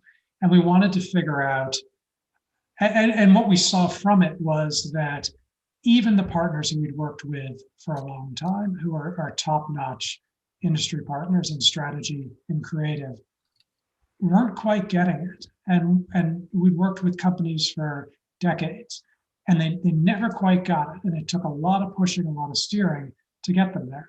And what we realized was that carrying the badge, being inside that firewall gives you an access to a way of thinking, to a culture, to the DNA of the company that no matter how close an agency partner is, they never get. Because the moment they come in, they're carrying a visitor badge. People don't engage with them the way that they do. They don't have the access. They don't have the view. They don't feel the company the way we did. So what we did was we made a decision to insource first our strategy function. So our brand strategy, our marketing strategy, our creative strategy, and built that out. Then to insource our creative for the brand and bring that in. And, driven by the pandemic, to insource what I call the simple production. So not the large scale productions we'll continue to outsource, but those in-house, those jobs that we can do in-house. And so it really was looking at it saying some of the thorniest issues that we face as a brand that we know are the real game changers, we're outsourcing. And we need to change that. Now, that's a whole other discussion about how to do that, because it was a lot harder than we thought and it took a lot longer than we thought. But having come through the other side now, at least on the strategy and the creative front, it was well worth it. You got to thank you. Okay, there's another question here. What are the most salient features customers look for in a computer? Reliability and security. So, I mean, people, it hasn't changed. I mean, you want it to be that every time you fire it up, every time you go to it, it works. And that is, it sounds base level, but it's really, really critical. It's always the number one thing. And security. Nowadays, we all, I don't have to explain this, but being able to feel like what you do on your computer truly stays on your computer and doesn't cause problems for you, for the outside, for your employer. Those are the two biggest things. Then you get the value for money. So then you want it to be priced properly. So those are the two we really focus on are reliability and security, and then figuring out how do we price it in a way that people see as affordable and wow, I'm getting a great deal on this much innovation. Okay. I did write down another question earlier that I wanted to ask you, so I'm glad that we have one more minute so that I can ask you this question. You referenced Satya Nadella, and of course, he's been recognized as one of the great leaders of our generation. Anybody else particularly inspiring or impressive to you on the sort of CEO leadership front or even CMO leadership front? Yeah, a person who doesn't necessarily fall into, he's an outside consultant. It's a guy named Simon Sinek. And, I don't generally read the industry books. I don't generally watch those sort of speeches. I got put on to him, and I think he's absolutely brilliant. And the way that I think about branding, the way that I think about marketing, in a lot of ways, the way I think about my career comes from two big things he talks about this concept of starting with why and about this concept of the infinite game. And, I've found he's the only person that, and I don't know him, I've never met him, I just consume his stuff, but he's the only person that I've read and gone, wow, that is actually a fundamentally different way of thinking about life, about work, about career, about marketing, about brand. And just to finish on one point, you asked about how a while ago about how you sell into a CEO who doesn't know about brand. I actually used one of Simon's videos where he talks about the power of why with our C-suite, and it was incredibly powerful to get them to start. Granted, hearing it from someone other than me was good, but also just the simplicity, but yet the power that he talks about it is really good. So if, look at Satya's leadership principles, look at Simon Sinek's thinking about the power of why and about the infinite game. And I think they're really powerful. Love that. Thank you so much, Quinn. I think we are at time, but it's been great to chat, and I really appreciate the presentation you put together too. Yeah, thanks, Haley. I really appreciate your time. Yeah. Awesome. Thank you, Haley, for the great conversation. Thank you, Quinn. A bunch of really good thought starters about marketing, about advocating with executives, about building your career. I thought your advice in particular for folks who are starting their career to find somebody who is smart and kind and can give you that springboard is super important. So really appreciate both of your inputs. Great. Thanks, Dan. Awesome. So with that, we are going to bring on two excellent folks to talk really about demystifying 5G, which if you've watched any media recently, you've no doubt seen the pivot to 5G and what comes next. So we've got Don McGuire, who's the Senior Vice President of Marketing at Qualcomm, and we've got Jeff Schiller, the Chief Revenue Officer at Group 9 Media, to get us all up to speed, literally and figuratively, and tell us what we need to know. With that, I'll turn it over to you, Don and Jeff. Thanks so much, Dan. And I love that we kicked off with a pun. I couldn't help it, but. and also great panel before us. Really enjoyed it as well. So our topic is, what does 5G mean for marketers? So to that point, let's dig in. Generally speaking, from a layman's perspective like me, what does it mean for consumers, and how is it different than the other generations? Sure, that's a great question, Jeff. So I'll answer the first part first, and I'll go to the sort of the difference between generations. So what 5G basically is going to mean for consumers is we like to bucket in sort of three sort of buckets. The first is 5G, because of the advancements in mobile technology in the standard in this generation, is going to first and foremost make stuff work on your mobile phone that really hasn't worked in 4G. So there's been the promise of a lot of different really cool applications like Facebook Live, for example. But in a mobile environment, Facebook Live is not the best experience. There's buffering, there's skipping, and depending on the coverage area that you're in and the congestion on the network may or may not really be a good experience. So most people, use Facebook Live, for example, connected to Wi-Fi. So that's one example of something that really doesn't work optimally in a 4G world today. Well, with 5G, because of the increased bandwidth, the increased capacity, and the high speeds and low latency, things like Facebook Live are actually going to work as you sort of move through the network more seamlessly and provide a better experience for the audience. So that's kind of one example of stuff that gets fixed in 5G that kind of didn't work really, really well in 4G. And then the second bucket is really enhancements that application developers and service providers are going to be able to make to their applications because of 5G. So why do things get better in 5G than they were in 4G? An analogy I like to use is 4G, after sort of a number of years of deployment, really allowed for streaming music to be enjoyed by consumers no matter where you are within the network. Pretty much you can stream music from anywhere on your mobile device. And even if you get into a low signal strength area, if you're jogging or walking and you go into sort of a wooded area or something, streaming music still sort of works.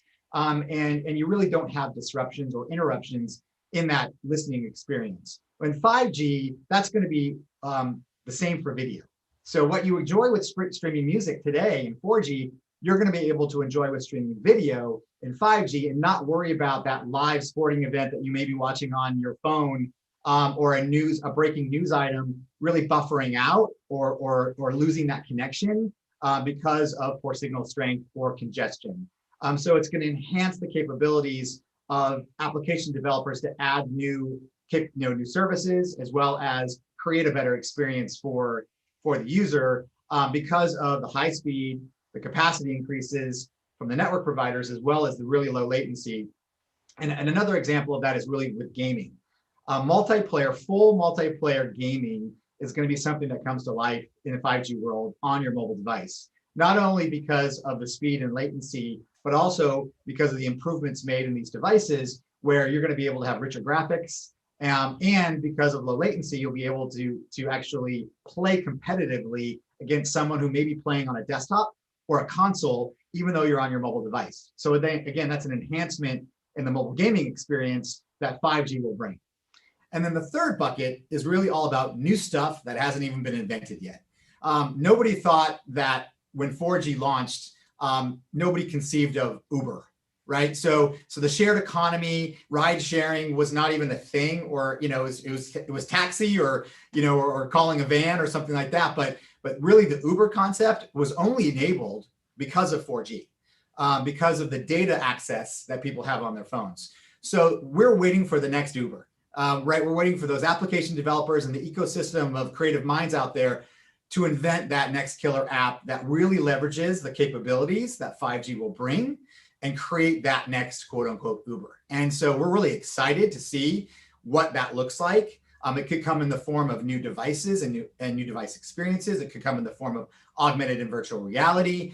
So lots of different things that we're excited about that we've seen demonstrations of, we've seen early indications of people working on some of these things.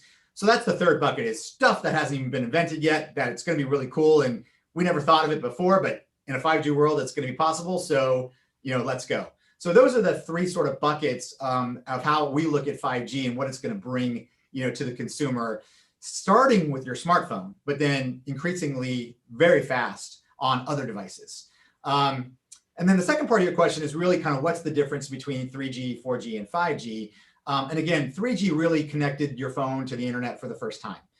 Before that, it was primarily a voice device, maybe some simple messaging, but 3G kind of enabled more rich multimedia messaging, email on the BlackBerry. Remember, everyone had a BlackBerry at one time. And so that's what 3G brought to your experience. 4G really brought mobile data to the platform for the first time, in addition to creating opportunities like the shared economy with things like Uber and DoorDash and those types of applications. Two examples I like to use where 4G really sort of reinvented our experience with our devices and changed our lives is around navigation and maps. Really, Waze and Google Maps were not possible in a 3G world, but they were made possible in a 4G world. And as you're traveling around, in your vehicle or even walking through a crowded urban street, really Google Maps and Waze are something that people use every day, again, enabled by 4G. So that's really interesting. Also, with 4G really enabled mobile to become a viable and significant platform for both content delivery as well as advertising. So marketers could, for the first time, really leverage mobile as a platform, and the millions and millions of people, or billions of people now, that have smartphones, to be able to access them as an audience through that device, through mobile advertising. Again, not really capable of doing that in the 3G world, but 4G sort of brought that to life. So for marketers, 4G was an exciting time because it was the advent of mobile becoming a marketing and advertising platform for the first time. And then, of course, we're now moving into 5G, which is going to create a whole new world for both consumers as well as enterprises, municipalities, cities, and marketers.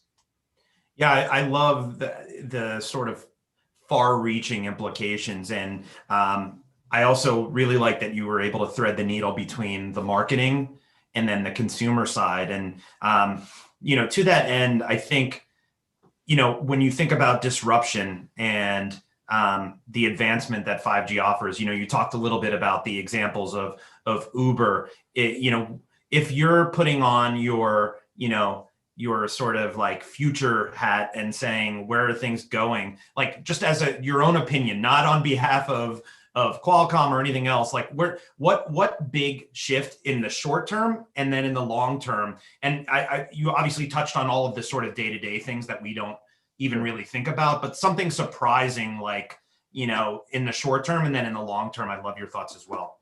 Sure. From a brand marketer's perspective, I'm really excited about more presence-based marketing in the short term.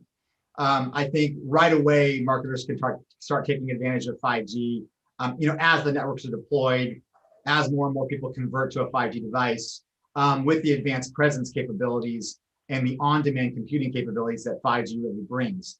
It's going to enable more real-time connection with your audience, assuming they've opted in to have a conversation with you. But that real-time interaction and that engagement, while taking presence into account, I think will make things more relevant for people at a certain place in time where they're more apt to take action and engage with you as a brand.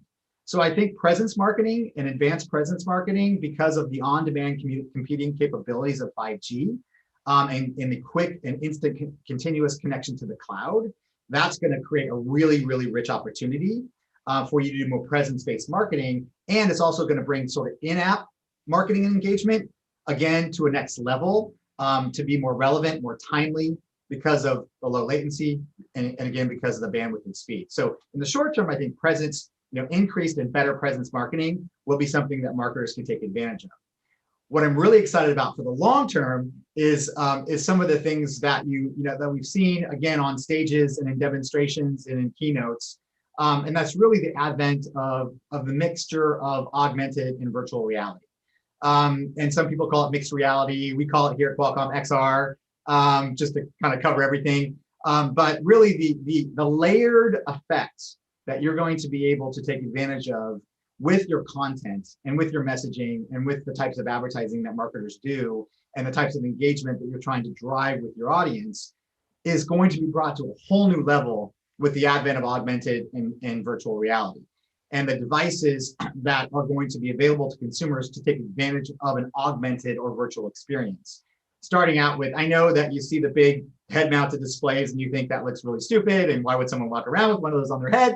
But with the advent of Oculus and Oculus Quest 2 that just launched over the holiday season, which we're so happy and honored to be part of, empowering that device with Snapdragon, we're seeing them get smaller, more light, more compact. And what you're going to see this year in 2021 is you're going to see a connected glasses play by a lot of device makers and mobile operators, where a companion glass, which looks like regular eyeglasses or maybe sunglasses, that you can put on your head, have your phone still in your pocket, but be engaged in a conversation with someone, and then bring a layered, augmented sort of layer of information and data to your conversational experience. So whether it's you're talking to your relative, your friend, or your wife or your spouse, and just having a conversation, and you say, "Oh, hey, can you? I can't understand what you're saying. It's not making sense to me. Can you show me?" And for them to be able to pop a visual up as you're having a conversation will be something that will be super cool and groundbreaking. I mean, if you're talking to your landscape architect and they're trying to tell you over the phone about a certain plant type or how it's going to look in your garden, or the pricing, bids that he got to redo your yard, to be able to have that conversation, but then also see what that plant will look like in your yard and see the pricing bid from the vendor in front of you while you're engaged in that conversation is going to be super special and really kind of change the way we interact with people. So from a marketing perspective, again, adding those layers onto the conversational experience for consumers is going to be super cool, and we're not that far away, believe it or not, from that. I think probably around the 2024 timeframe is when we'll see completely untethered, thin and light glass experiences that where you may not even need your phone with you, kind of like with a connected watch today, where you don't necessarily need to have your phone with you to interact with your life if your watch is connected to the network. Those types of glass types of executions are probably 3 years away, so 2 to 3 years away. So we're not that far away from it, but there's a lot of work still to be done within the ecosystem to make that a pleasurable experience, to make sure that people will enjoy wearing these glasses and they don't look super weird, and then also to create a content ecosystem of people to bring those experiences to deliver through these devices, so that there's a rich catalog and library of content that people will be compelling for people. And that's what's kind of happened with VR. We've seen VR, the technology sort of outpaced the availability of content for people to engage with. That's now catching up. And now you see growth in what was a nascent marketplace, for the last few years, now becoming more mainstream with the advent of devices like the Oculus. So excited about augmented and virtual reality, what that's going to bring to the whole marketing game for marketers, the rich layers of content that you're going to be able to deliver to your consumer or your audience. That's going to make it a more special interaction with them, and hopefully drive more engagement with them and attach them to your brand. So that's what I'm looking forward to, and what I think is sort of more of a longer term play. But I think presence marketing and advanced presence marketing is something that marketers will be able to take advantage of this year in 2021 as device proliferation continues around the world, and as the network coverage becomes nationwide for all the operators, no matter if you're here in the US or in other places. I think that's something that marketers can start taking advantage of this year. That's really exciting, and it's also something to look forward to as a superhero nerd. I knowing that I'll be able to live some version of a Tony Stark life, right. Tap my glasses and get a heads-up display. Definitely looking forward to that. So would love to also, in light of where we've been as a society, remote learning, working from home, can you talk a little bit about 5G as it relates to like, again, some of the things that we might take for granted, like remote learning, and or true remote learning, where it's actually in areas that don't have as high connectivity or any connectivity, and what that means for us as a country and as a society globally. Yeah, absolutely. We've all been experiencing in one way, shape, or form, virtualized or remote, work or school, or even just staying connected to our family and friends. And so It created a whole new world, and it accelerated the importance of connectivity to a level that we've never seen before. And what we believe is that it accelerated the technology adoption cycle probably by about 3 to 4 years. Nothing like a pandemic to kind of make people wake up and realize that they need technology, right? And I don't want to make light of that, but it really truly did accelerate. I mean, the amount of people upgrading their technology, upgrading their devices, changing their plans, screaming for more bandwidth, screaming for better connectivity, and quite frankly, the industry, the nation wasn't ready. And so that's accelerated the push from regulators to industry, right, to retailers, to consumers, to really up our game, and really make sure that everybody has access to stay connected, so that they can get work done, so that they can actually continue to learn, or that they can stay connected with family and friends when otherwise they would feel quite isolated.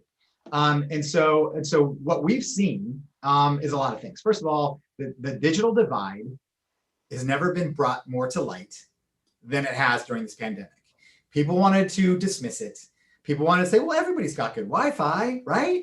Well, that's not the case. And it's been brought to light heavily during this pandemic that there are the served and there are the underserved. And it's when it comes to connectivity. And that's just unacceptable.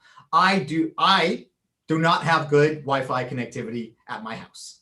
I don't live out in the boonies. I live like 2 minutes from a major freeway, but I do not have great connectivity at my house. I am doing this Brand Innovators Conference from my office because I was worried that my Wi-Fi would crap out during this. So I'm one of those people that doesn't have a good connection.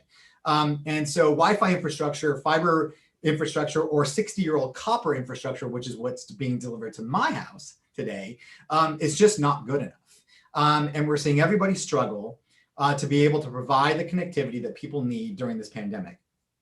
So we are super hyper sensitive to that. And what we've been saying for the past couple of years about accelerating the adoption of 5G to bring better bandwidth, more capacity, higher speeds, and lower latency to a broader group of people has never been, sort of accentuated more than during the pandemic.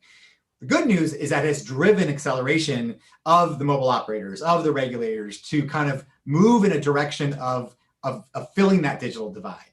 5G for sure will help with that because it is not a land-based, you don't have to dig up roads to actually bring that high-speed connectivity to people on a broad scale, right? So the more and more coverage that 5G sort of manifests itself into as the network operators build out their networks, it is going to bridge that divide, close that gap, and create the opportunity to deliver connectivity speeds and qualities of service and stability to a broader range of people. T-Mobile has done a fantastic job of addressing rural America, for example, and really going out big with their deployment of 5G services and 5G network infrastructure so that more people could take advantage of that in places that have been historically underserved. Verizon is building out their network as fast as they possibly can, AT&T as well here in the United States. So we're seeing that momentum, we're seeing that push. And I think by the end of this year, we're going to be living in a whole different world when it comes to the mobile infrastructure that can provide for connectivity for more people. And maybe I'll be looking at a 5G solution at my house to provide me my connectivity versus a 60-year-old copper infrastructure solution, because people just don't want their roads dug up anymore, right? To bring fiber, and it's a longer term, more arduous process than just providing wireless connection to people. We have been working with the mobile operators on fixed wireless access, which is basically bringing 5G to the home and then using a router like an Eero or a Google Wi-Fi or something like that to create a mesh network within your phone. So the connection point from the house to the infrastructure doesn't have to be through a cable. It doesn't have to be underground. It can be wireless. And fixed wireless access will be rolling out this year in a big way. Verizon's really committed to fixed wireless access, as well as the other operators. So we're excited about that. And that will help bridge the digital divide. We've been working with municipalities. We launched earlier this year the Small Business Accelerator Program, where we brought an ecosystem of partners together to really help small businesses who have struggled so greatly during this pandemic to keep their businesses alive, convert from a primarily physical-based business infrastructure to a mobile-first, digital-based infrastructure so they could actually do business. And we've provided them with both network connectivity as well as devices, always connected PCs, 5G smartphones, Wi-Fi routers, all sorts of connectivity equipment so they could convert their business models to be able to do business in more of a digital way than a physical way so they could keep their businesses alive. And we're deploying that. We picked 50 small businesses from all over the country that from entries that we had that were over 500 who just delivered compelling and emotionally heartstring stories about how they've been struggling and how a conversion of technology could really help their business.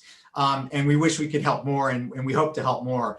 And we've had great support from partners like Microsoft and Samsung and Best Buy for Business and Verizon on bringing that Small Business Accelerator program to life so that we can help people, again, convert to mobile first and digital, save their businesses, and not only survive through the pandemic, but then thrive on the other side of it. Because they've converted to this digital first environment. So we're really, really attuned to what's happening with distance learning. And we've provided thousands and thousands and thousands of wirelessly connected laptops to school districts all over the country in partnership with Microsoft, in partnership with Verizon and AT&T, et cetera. We're working as hard as we can to help in any way we can. But man, if there's ever been a spotlight shown on the unevenness of connectivity and the fact that it's not a privilege or it's not a nice to have or a luxury, it's a necessity. And everybody needs to take a look at that. And we need to provide the infrastructure for people to get connected. We need to make devices affordable for people so that they can get access to them, to stay connected. We need to do it on a personal level. We need to do it on a business level, and we need to do it on an educational level. And so really important stuff. We are a connectivity company in our heart, in our soul, in our DNA. So we take this very seriously and we take it to heart. Like I said, been trying to do everything we can to help in any way we can. And the good news about all this is on the other side of this pandemic, we're going to see reinvention of entire industries like healthcare and telemedicine. And really and first responders and how they interact and how they can react to crisis. Because the pandemic, again, caused us all to wake up and accelerate the types of applications, services, and inventions that the ecosystem can bring to market to help in a situation like we're in right now. So the other side looks really, really bright as we all kind of get through this and we see a light at the end of the tunnel. And then our world, in my opinion, and in Qualcomm's opinion, our world has changed forever. Yeah, I think I really appreciate everything you said as it relates to, this notion of what companies should stand for, and the ethos of Qualcomm, is certainly played out in actions, not just words. I would love to kind of, as we're winding down, knowing you already have that foundation of you're executing on the social good, the societal betterment. Where does purpose marketing fit into Qualcomm's overarching marketing strategy? Because you're already doing all of this stuff, and as a sort of B2C client, I may not be aware that Qualcomm is powering all my devices. So how do you kind of bridge that gap? Yeah, that's a great question, Jeff. And we wish we could do more. We always want to do more, and we're always constantly coming up with ideas.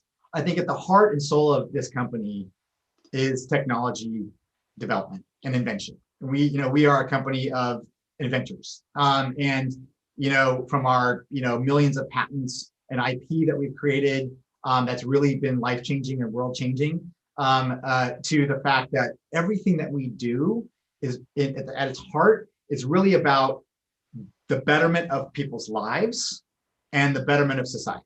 And so we believe technology, at its core, and as it's being developed and invented, should be developed and invented for good.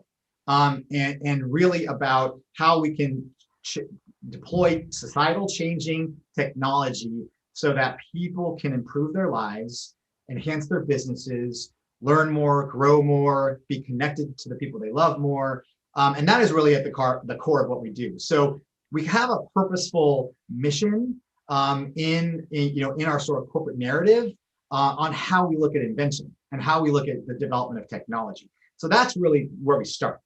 And then as we are inventing things and as we're bringing new things to life and we're looking at future generations of mobile technology, or as we're moving into new industries like automotive and bringing the car from a four wheels and a steering wheel and an engine to a connected device that not only is connected within the vehicle, again, for more entertainment or more convenience or more safety, but also connected to the world around it so that there are less accidents, so that there's less traffic, which I think, pre-pandemic, we all would have said, yeah, less traffic. So that those. What I wouldn't give for traffic today. What we wouldn't give for traffic, right?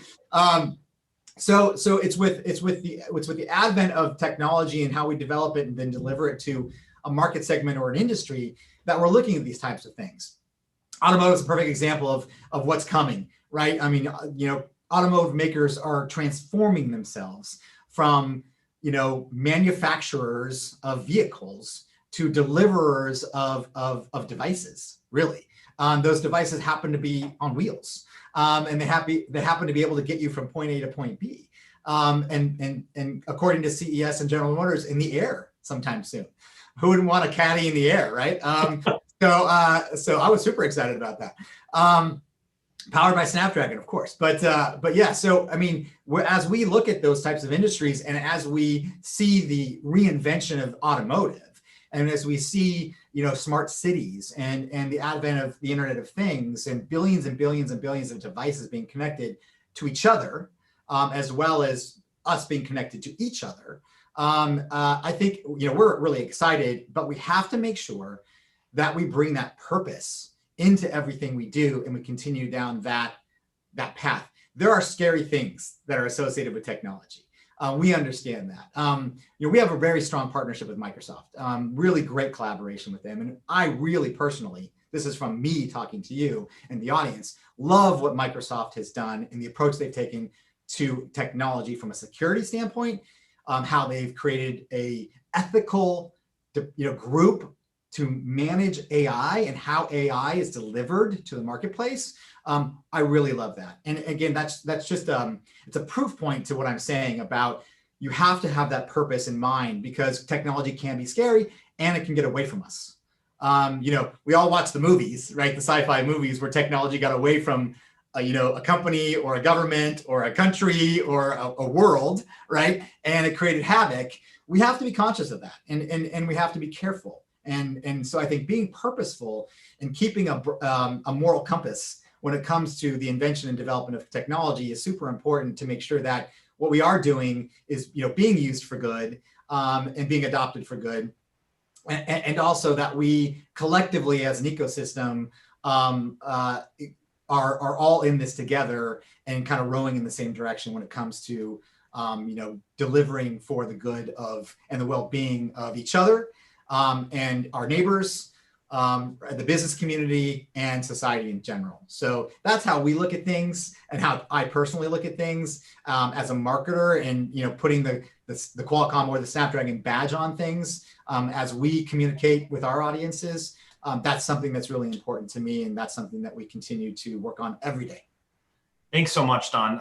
We could spend another 3 hours talking, but with the theme of 5G being lightning quick and efficient, we got it done in 30 minutes. Wanted to thank you for your time and thank Brand Innovators as well for facilitating this conversation. Absolutely. Thank you so much for having me. My pleasure. Yeah, thank you so much, Don and Jeff. Hope to have you guys back again for part 2 of the conversation. Sure. Absolutely. Have a good one. Well, hi, everyone. I'm Emily Agay, one of the program directors here at Brand Innovators. So I'll be taking over as the MC for the second half of today's program for our third and final day of the 2021 kickoff. Big shoes to fill from Dan Robbins, who did such an incredible job on the first half. So thanks, Dan. Definitely want to have you back as an MC. And I'm thrilled to introduce our next speaker. We have Jim Marsh, the SVP of Program Marketing at HBO, who will be sharing a keynote presentation followed by a fireside chat moderated by Sean McCaffrey, the president and CEO at GSTV. Looks like we have Jim on. Hi, Jim. How are you? Hi, good to see you, Emily. Thanks for having me. You too. Yeah, well, we're looking forward to your keynote presentation. So I'll hand it over to you and check back in after your fireside chat. Great, look forward to it. All right, let me get my my presentation up and running here, and then we will take it away.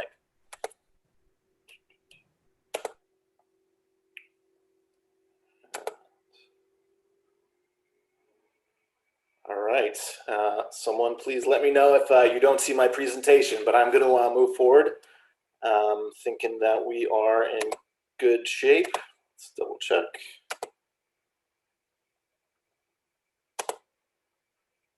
All good. We can see everything. Great. All right. Well, thank you so much for having me. And by the way, that was a fascinating discussion that I was able to listen in on. So props to you guys, Don and Jeff. Actually, it was really timely, and I think this will be a nice follow-up for the rest of the day. So I am the Senior Vice President of Program Marketing at HBO. There's me.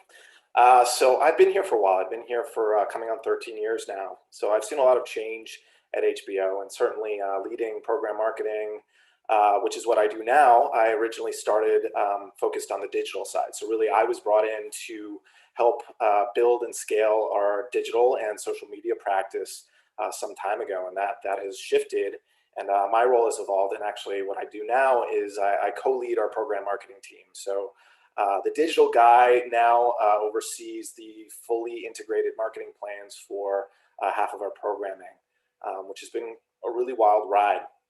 So I wanted to think when I was thinking about what I wanted to share today.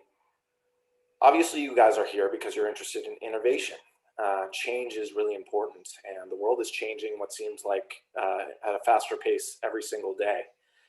And I think that's real. I think there is this sort of telescoping effect of the rate of change that just allows shifts to materialize even faster than they did just a few years ago. And that makes it a really exciting time to be alive. Now, I know that the world is a scary place in a lot of ways, but I think there's a lot to be hopeful for, and I think there's a lot to be excited about. So what I wanted to share with you are some of the ways that I think about the constants. If we are constantly changing, how do we make sure that what we're doing is actually making an impact and doing what we want it to? How do we make sure that we're not losing our minds and just chasing after the latest trends or shifting technology? And for me, as someone who's deeply rooted and excited about technology, it's all about bringing that back to our humanity. Right? So that's something I'm going to talk a lot about. Now, as leaders, we are not expected to know all the answers. And I think more and more, that's something that we need to embrace, right? We don't know the answers. But what do we need to do? We need to ask the right questions. That's our job. The leader who is asking the right questions and thinking about what matters most is the one who's going to be successful. Now back to the idea of change and evolution, right? I think one of the things that is most important for marketers to understand as technology shapes our world and our lives multiple times throughout the year, throughout the day, some amazing stuff coming out of CES this week. It's important that we remember that while technology will shift, we as people, our biological selves, we remain the same. That is the constant. So that area in between those two in some ways conflicting ideas, that's where we need to be focused, and that's what I want to talk about today. First of all, I have three sections, and I want to talk first about the role of the customer, of the audience, of the consumer of today, because that's where it all begins. That's where it begins for me. That's where it begins for us at HBO. And I believe that that's where it should begin for all businesses. Just to give you a little bit more background on me, before I started working at HBO and when I was fresh out of college, I actually got a job working for Saks Fifth Avenue. So I really had no idea what I was doing. I was new to the workforce, and I had big dreams. And I stumbled into the human resources office at this luxury department store, and I said, you know, can you give me a job? And they said, well, what do you want to do? And I said, I don't really know. And they said, well, how do you feel about customers? And I said, well, I've been a lifeguard for a few years, and I've done some other things that that do involve customers. I was a cashier at a drugstore once. And so they said, well, we have a job in our customer service office. And so I took it, and I did that job for just over a year. And it was a difficult job. There was a lot of complaints that I had to deal with, all kinds of things that I really wasn't prepared in the moment to address. But I think it was invaluable. And what it did was really rooted me in the idea that we need to love our customer, right? The customer is everything. Not only is it important for our work, it is essential for our business. It is a competitive edge to those who do it well.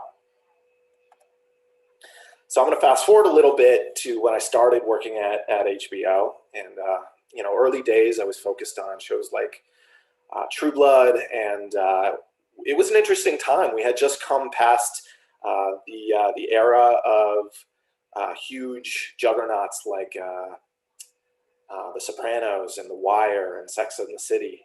And we were at a new phase of the company, and that was clear. And there was a lot of questions about what was going to come next. Sure enough, True Blood came around and found this newly enthused fan base and helped usher us into a new generation. And while I was working on that, I actually had the opportunity to pick up a book because I realized that we had optioned a pilot for a show based on a fantasy series of beloved books, first book being A Game of Thrones. And I immediately, the sort of inner nerd in me, said, okay, I got to be part of this. So I picked up the book, and I, like everyone else who's read the books and many who've watched the shows, it's truly addictive and inspiring. And I went through each and every book, cover to cover. Took me quite a while to get there. And I had a rule for myself, which is that I needed to read absolutely everything that I could about this world and the text itself before I would allow myself to dive deep into the internet and to social media. I didn't want to spoil anything for myself at that time. As soon as I did finish, the next thing I did was dive in to the few fan sites and the Twitter conversation that were happening. Very enthusiastic, but relatively small group of people who were just diehard passionate about this world and this story. So the reason I bring this up is because that's where my experience in Game of Thrones started. First, it started with the work itself, with the art, and then it started with the consumer, with the fans. And I spent a lot of time listening to them and talking to them. And that really helped me see our work through their eyes. And I realized that I needed to be their advocate, right? That was my job. I remember going to an event that we had before season 1 even launched. It was really exciting. We had some food trucks that we did in partnership with Tom Colicchio, who had created a Game of Thrones inspired menu. And it was my job as the guy who ran the Twitter account to let people know exactly where those food trucks were going to be. So I remember standing at Union Square and tweeting the exact location of the truck and just watching hordes of people flood over to find it. Afterwards, the fans took it upon themselves to organize, an outing, what they would call a moot at a nearby bar. So I showed up. Finn Jones, who played the Knight of Flowers and was one of the early cast members who was active on Twitter, and Phil Bicking, who was running Winter is Coming at the time. I remember standing with him, with the two of them, and there were probably 25 or so other diehard Game of Thrones fans around us. And I remembered that we had this very special moment, and that once the show premiered, that it was never going to be this way again. That this intimate gathering was a unique moment in time, and it was only a matter of a few months before the rest of the world started to become a part of this club. And I raise this because this is a mentality that I encourage myself to keep in mind throughout the duration of Game of Thrones, right? So every new season, I ask, what do the fans want? What are they looking for? Who are these new fans and what are they looking for?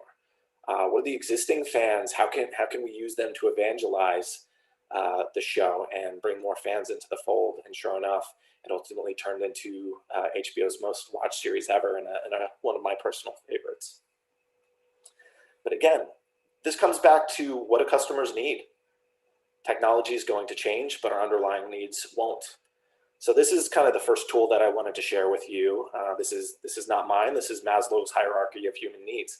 I think it's ingenious, and I find it to be a really, really helpful tool to prompt the right questions. Thinking about what our needs are, what are the needs of the audience, right? And it starts at the bottom. Many of you are familiar with this already, but it starts with our physiology. What do we actually need? What does our biology need? Do we need food? We need to stay warm. All those things that prevent us from dying, and then we move upwards towards needing housing and needing community, and then upwards through the pyramid to this idea of self-actualization. And HBO plays a number of these roles, and I think increasingly for us and for many of you, the role and the value that you fulfill has changed significantly during quarantine. But asking yourself where you fall on this and how you can meet those needs in a very emotional sense, I think this is a really helpful way to approach the way that we think about marketing. And then you can start to build technology on top of that. As representative of HBO, when I think about our needs, it really comes back to the importance of storytelling. Stories teach us about ourselves. They connect us to each other. This is critical. This is a true human need, right? This is a very primal need that has existed for as long as humans have walked the earth, and this has evolved. And the way that we think about ourselves and share a cultural dialogue with one another is what storytelling does. But I'm not the only one who is telling stories. I have the benefit of working for some of the greatest storytellers that have ever existed. All of us who are marketers are ultimately responsible for telling this story to our audience and fostering this connection. So I'll move through this relatively quickly, but these are a few of the questions that I use to help ground our efforts and keep the audience at the center. You need to know yourself. What are you offering? What makes it unique? What signals do you have to understand your audience? What are their needs at every level? How are you organizing them? What are the different tools you have to reach them? This is where technology starts to come in. And then you need to know your story. How do you craft that story that speaks to all the levels of needs that your customers might have? And how are you using different platforms and tools to tell this story in the most compelling way? And as I mentioned, how are you using your existing customers to help you tell that story? So go back, push yourself, ask yourself those questions about your relationship with your customer, and push yourself to go above and beyond, not just serving them, but actually loving them. So I'll move through the next two sections fairly quickly, but I think goals are really important, right? Understanding what we are ultimately trying to accomplish. Now that sounds really self-evident and obvious for marketers, but again, I think it's important to dial back, to step back and ask ourselves these critical questions, not to get too lost into the muck of technology. And I say that in a loving way, right? We need to think about what we're ultimately trying to do. So one of the opportunities I had a couple years ago was to give HBO a social voice. So after supporting programming for HBO for a long time, I was able to help think about social media for the HBO brand itself. Just no small task given how beloved that brand is, how long it's been around, and what it means for so many people. So I had to make sure that I was staying focused on what we were ultimately trying to accomplish. And that meant that the team who was working on brand spent a lot of time asking ourselves, well, what does this mean? What does this mean to us? More importantly, what does it mean to our customers? And what are we trying then? what are we trying to achieve as a business, and how can we tie those levers together in a way that will be impactful. So I like this tool. This is, again, not mine. This is the See, Think, Do, Care framework. The reason I like it is because it's highly adaptable and it's flexible. And in a world where we're changing very quickly, and you have a lot of people in roles that need to move and to make rapid decisions in social media and other parts of the business, they need to understand ultimately what we're trying to accomplish and what their role ultimately is to help us get there. So asking these questions and having this be something that can be translated by any member of your organization to understand their role is really helpful. But it means that you have to know yourself. You have to align every single tactic with a measurable goal, because these tactics are going to shift. They're going to move very quickly. But at the end of the day, your goals shouldn't be shifting so rapidly. So if you can ground yourself on what those goals are, you can constantly be asking yourselves the questions about how you are measuring them and what success looks like. So I don't have a ton more time before we go into the fireside chat. So I'm going to breeze through a little bit more of this. Some more helpful questions that keep us goal centric. And then to move on, I think it's important to remember that with change, with each moment of uncertainty, you need to take a breath and just ground yourself. Don't worry about distractions or confusion. You need to focus on your goals. And finally, I'll spend a few minutes talking about living to change, right? As we know, change is the only change is the only constant. If we're not ready to evolve and adapt, then we're going to be stagnant and we're going to die. Our efforts are going to die. So how do we stay ahead of the curve? How do we ride that wave instead of letting it crash over us? Recently, we were able to work on the new show Euphoria, relatively new show.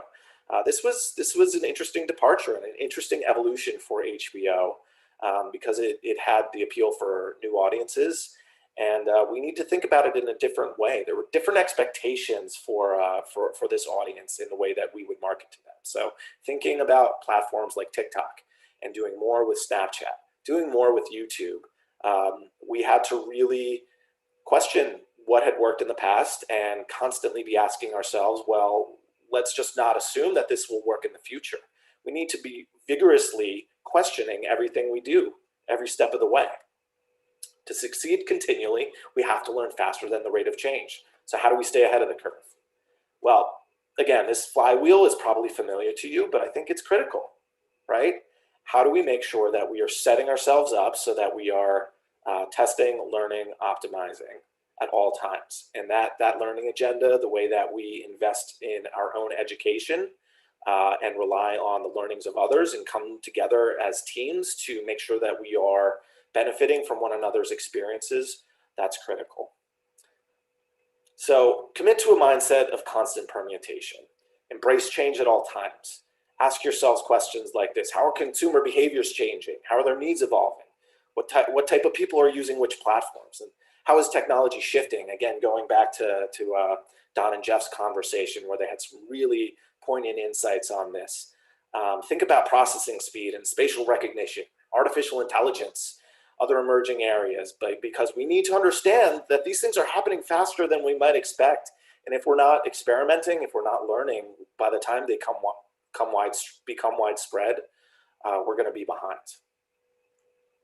So have faith in your ability to evolve and meet the new opportunities of every day, and don't assume that what worked yesterday is going to work tomorrow. Live to change. So this is an exciting time for all of us. I wish I could see you in person. I'm really grateful for your time. I hope that I made good use of it. I'm grateful to be surrounded by other people in the industry who are continuing to inspire and challenge me. And I thank you all for it.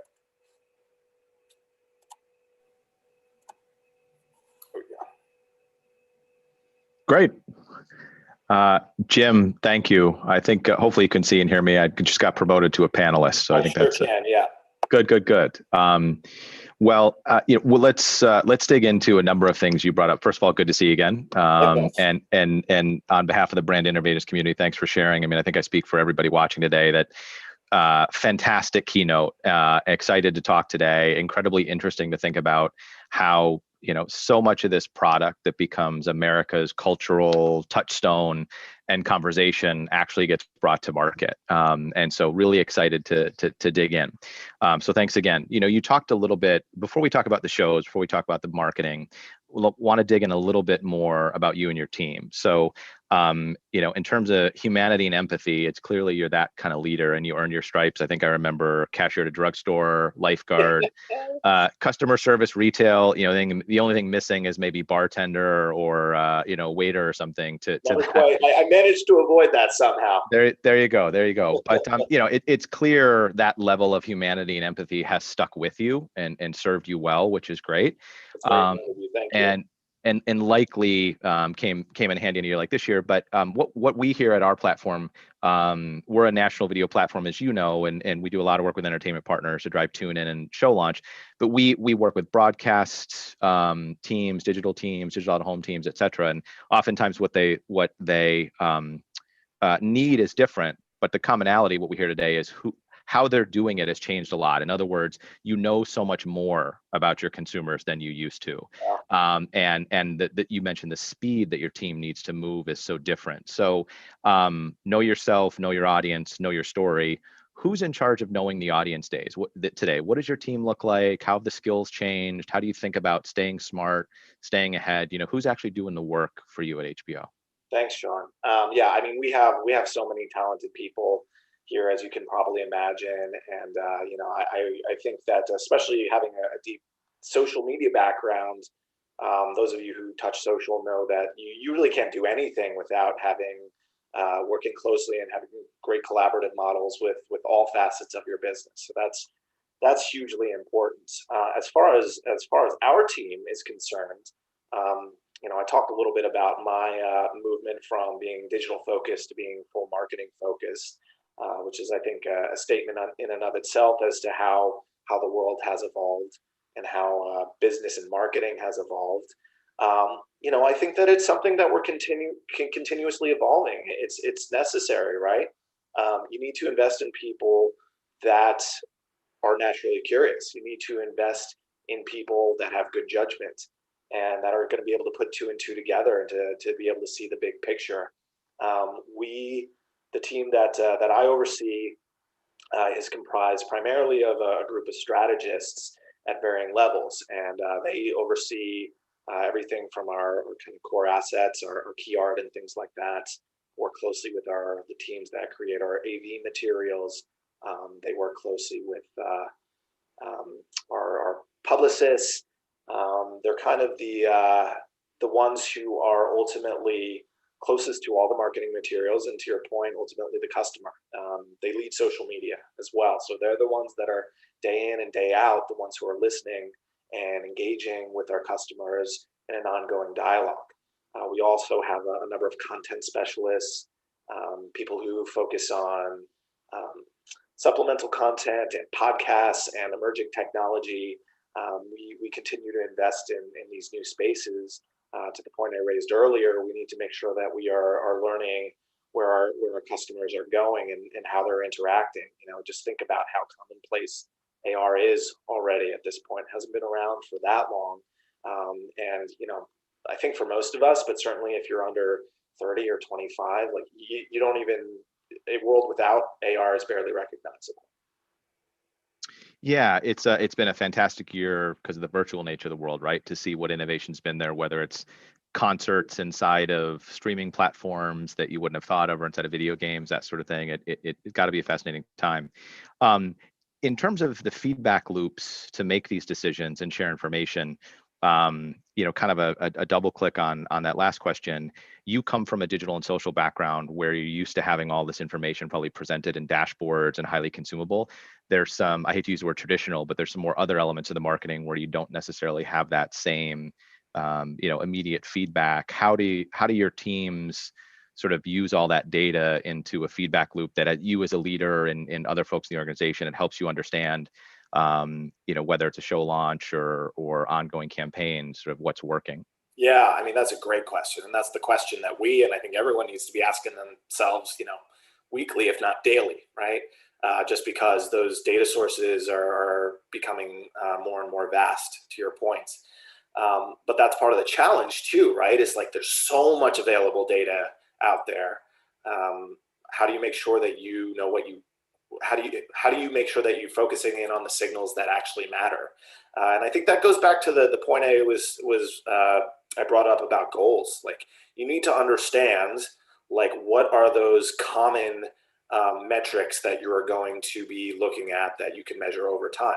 Like, data by itself has limited use, but data that can be analyzed in context and can be measured over time becomes very powerful. So I think it's about, we look at, what are our KPIs? What are we ultimately trying to do? At the end of the day, we want people to subscribe to our service.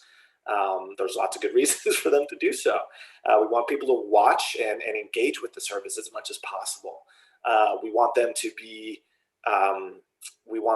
advocating for our programming and our brand, and we want them to be. And so that's like where we start. And so that causes us to ask questions like, okay, well, how do you measure that? And those sort of measurement tools and the specific metrics may change. And they should change based on the best available data, the best available tools.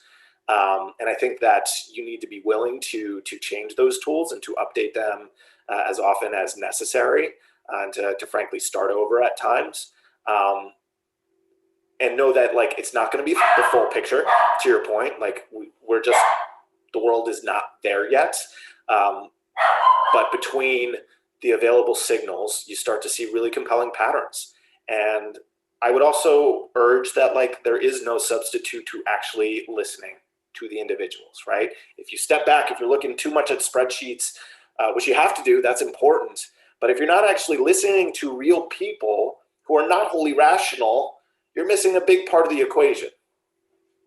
Yeah, an old boss who used to love to say, we're rational creatures making emotional decisions, right? And so much of your content brings out an emotional response in folks. I think it makes a lot of sense, and it's grounded very much in your keynote, that reminding your teams, reminding yourself that there are certain things that are constant is critical, and change is constant is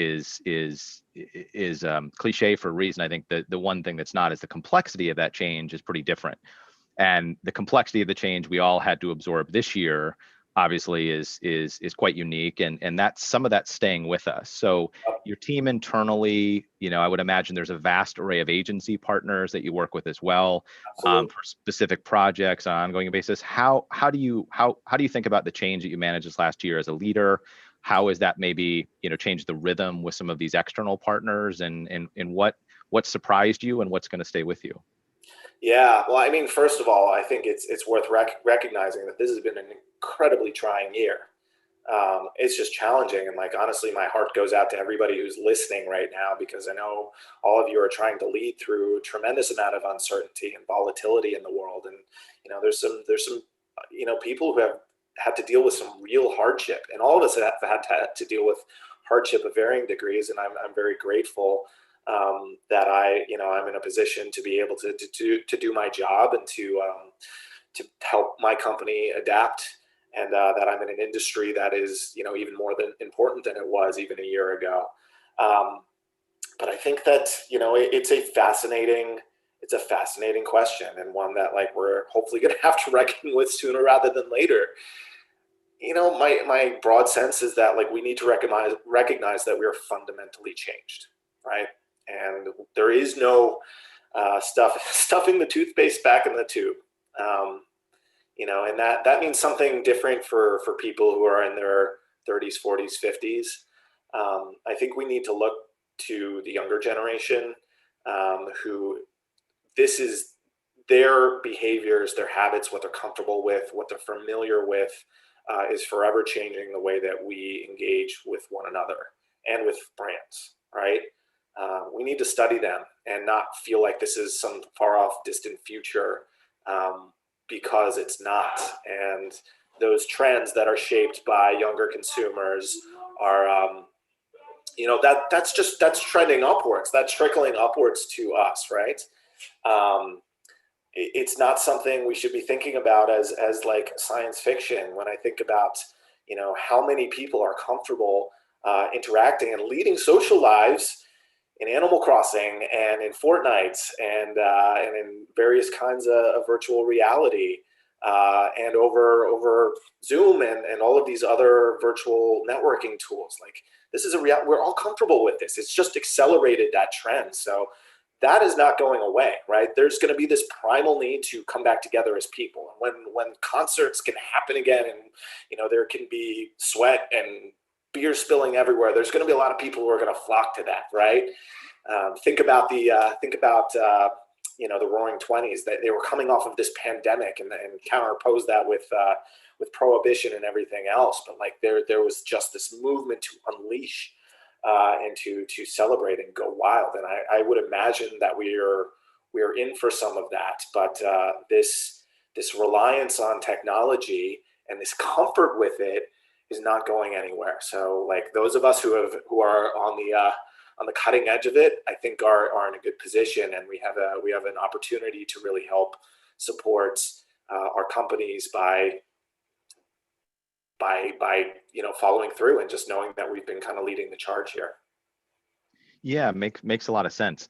On the practical side of getting it done, when you look at your teams, your partners who are all spread out, do you anticipate? I mean, there's a running debate, right? Will we all fly more or less when this is all done?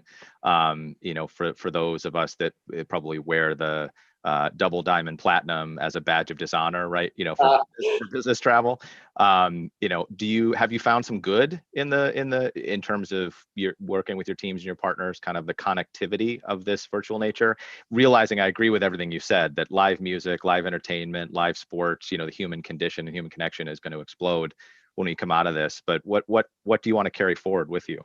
Yeah, well, I mean, I think the thing that we all need to celebrate, and I think more than a silver lining in all of this, is just like anytime I'm feeling down on what's going on, when I just think to the resilience and the imagination of people, it really is so inspiring, right? And I remember in the early days when people were fumbling to figure out Zooms, and conferences like this were super sloppy, and people were just like trying to like get it together, and how quickly that actually happened, and how quickly people in the production industry figured it out, man. Like, it is unbelievable how resilient people are in general when faced by a challenge. Like, talk about our physiology, right? Like that was a literal virus where we were put in a position that we don't want to be in, where there is an actual, we are as a species are vulnerable to a microscopic organism, right?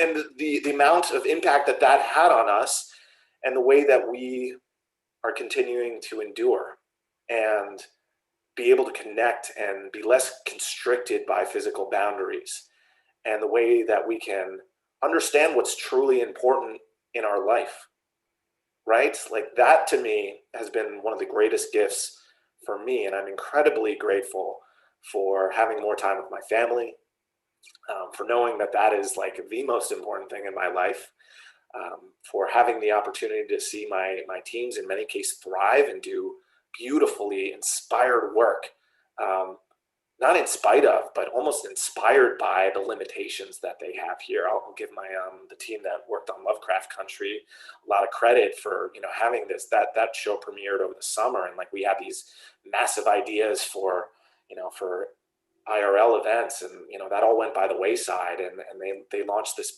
beautiful virtual reality experience called Sanctum. That was a social VR experience. And they did it all remotely, and like honestly, it wouldn't have existed, certainly in that format, if it weren't for this pandemic. So I think that that idea that there's so much that we are capable of, and at the end of the day that we need each other as people, and that those relationships and the ability to connect is critical, and the ability to connect with one another through shared storytelling, because I truly believe that that's part of the reason I love working for HBO, is that is an area where people are brought together. We want to have these shared experiences. It's how we learn about ourselves. It's how we connect with one another. And I'm grateful that I can be some small part of that.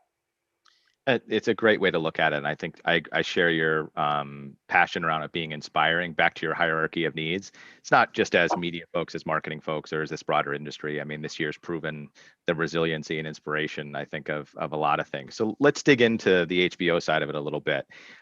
It's got to be an exciting place to work. It's got to be an inspiring day-to-day life to be early days on something like Game of Thrones. Not everything turns into that sort of juggernaut, but my God, look what happened. And when I think about just do it or think different, it's not TV, it's HBO is up on that wall of fame of sort of brand statements that it's hard to argue with.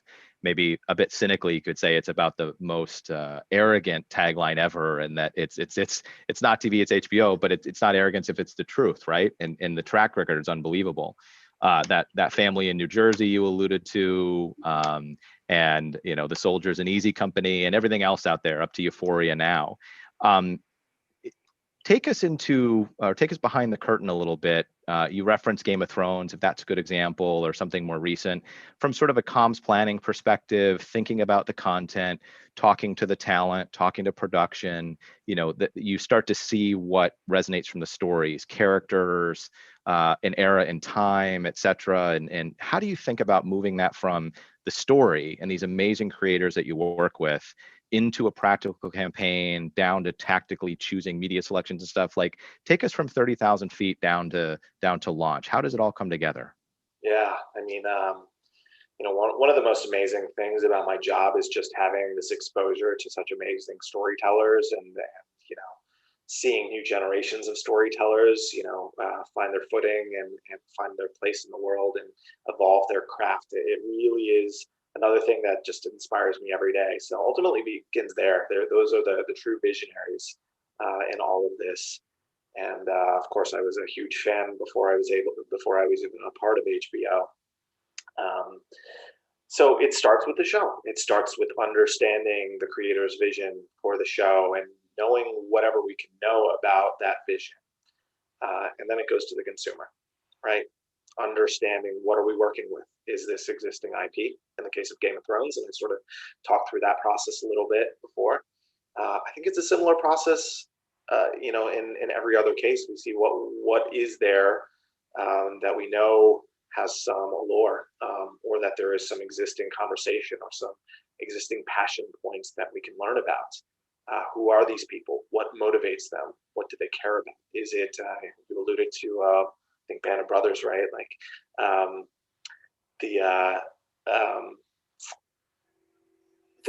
we have such a vast array of stories that we are telling at any given time, fiction, nonfiction, etc. And so what is it that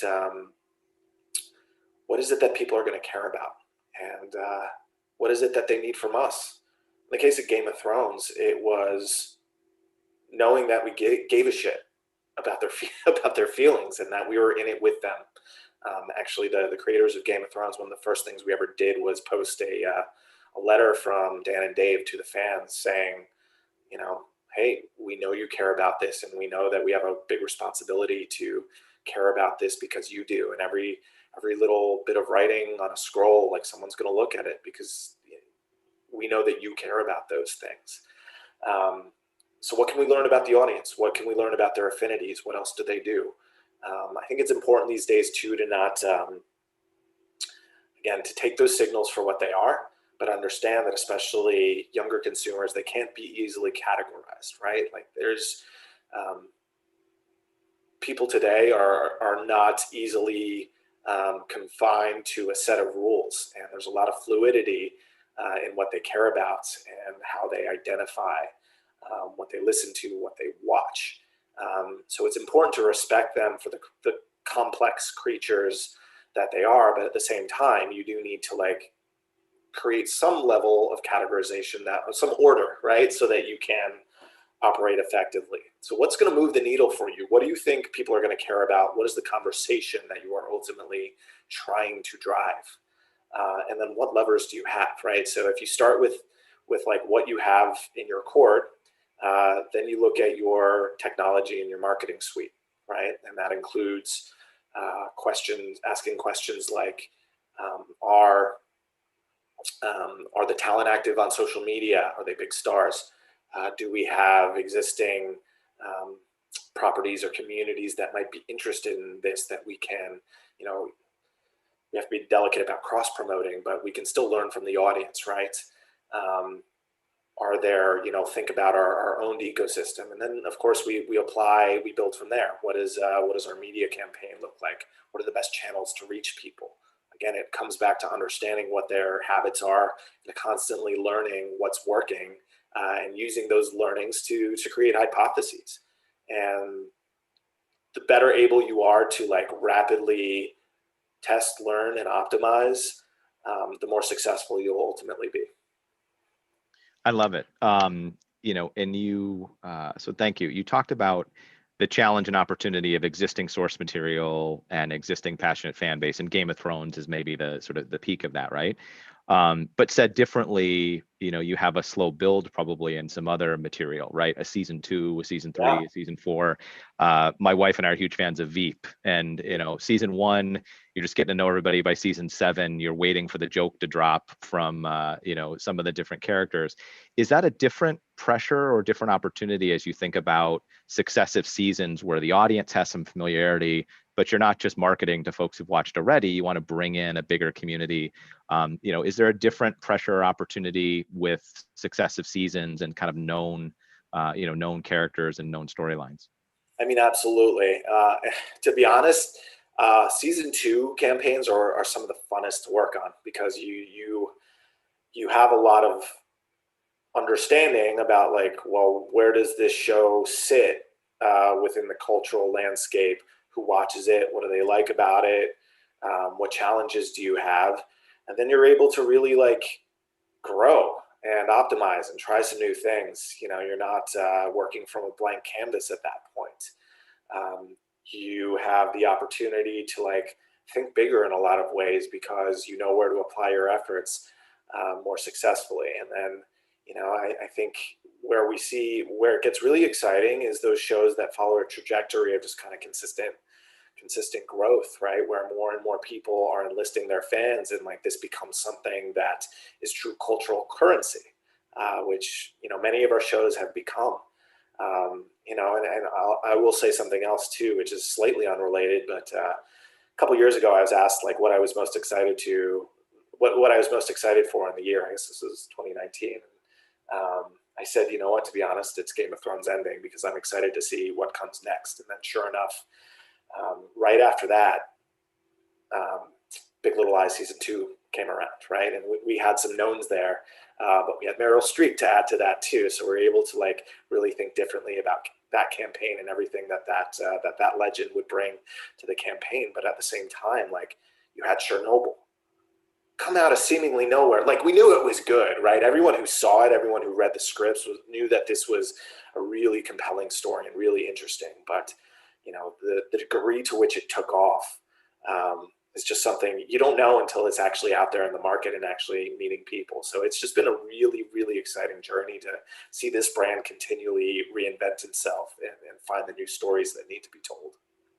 Yeah, I like it. I mean, your excitement is palpable, and it's got to be, you know, enjoyable to have that tailwind in a running start into season 2, like you said, but also to see something you know is amazing, like Chernobyl, get embraced, where it's maybe not the most digestible source material relative to, you know, some of these other things. So along those lines, you hit on it earlier in your keynote as well. You've got the luxury of working with some amazing creators. That's where it all starts, right? These storytellers.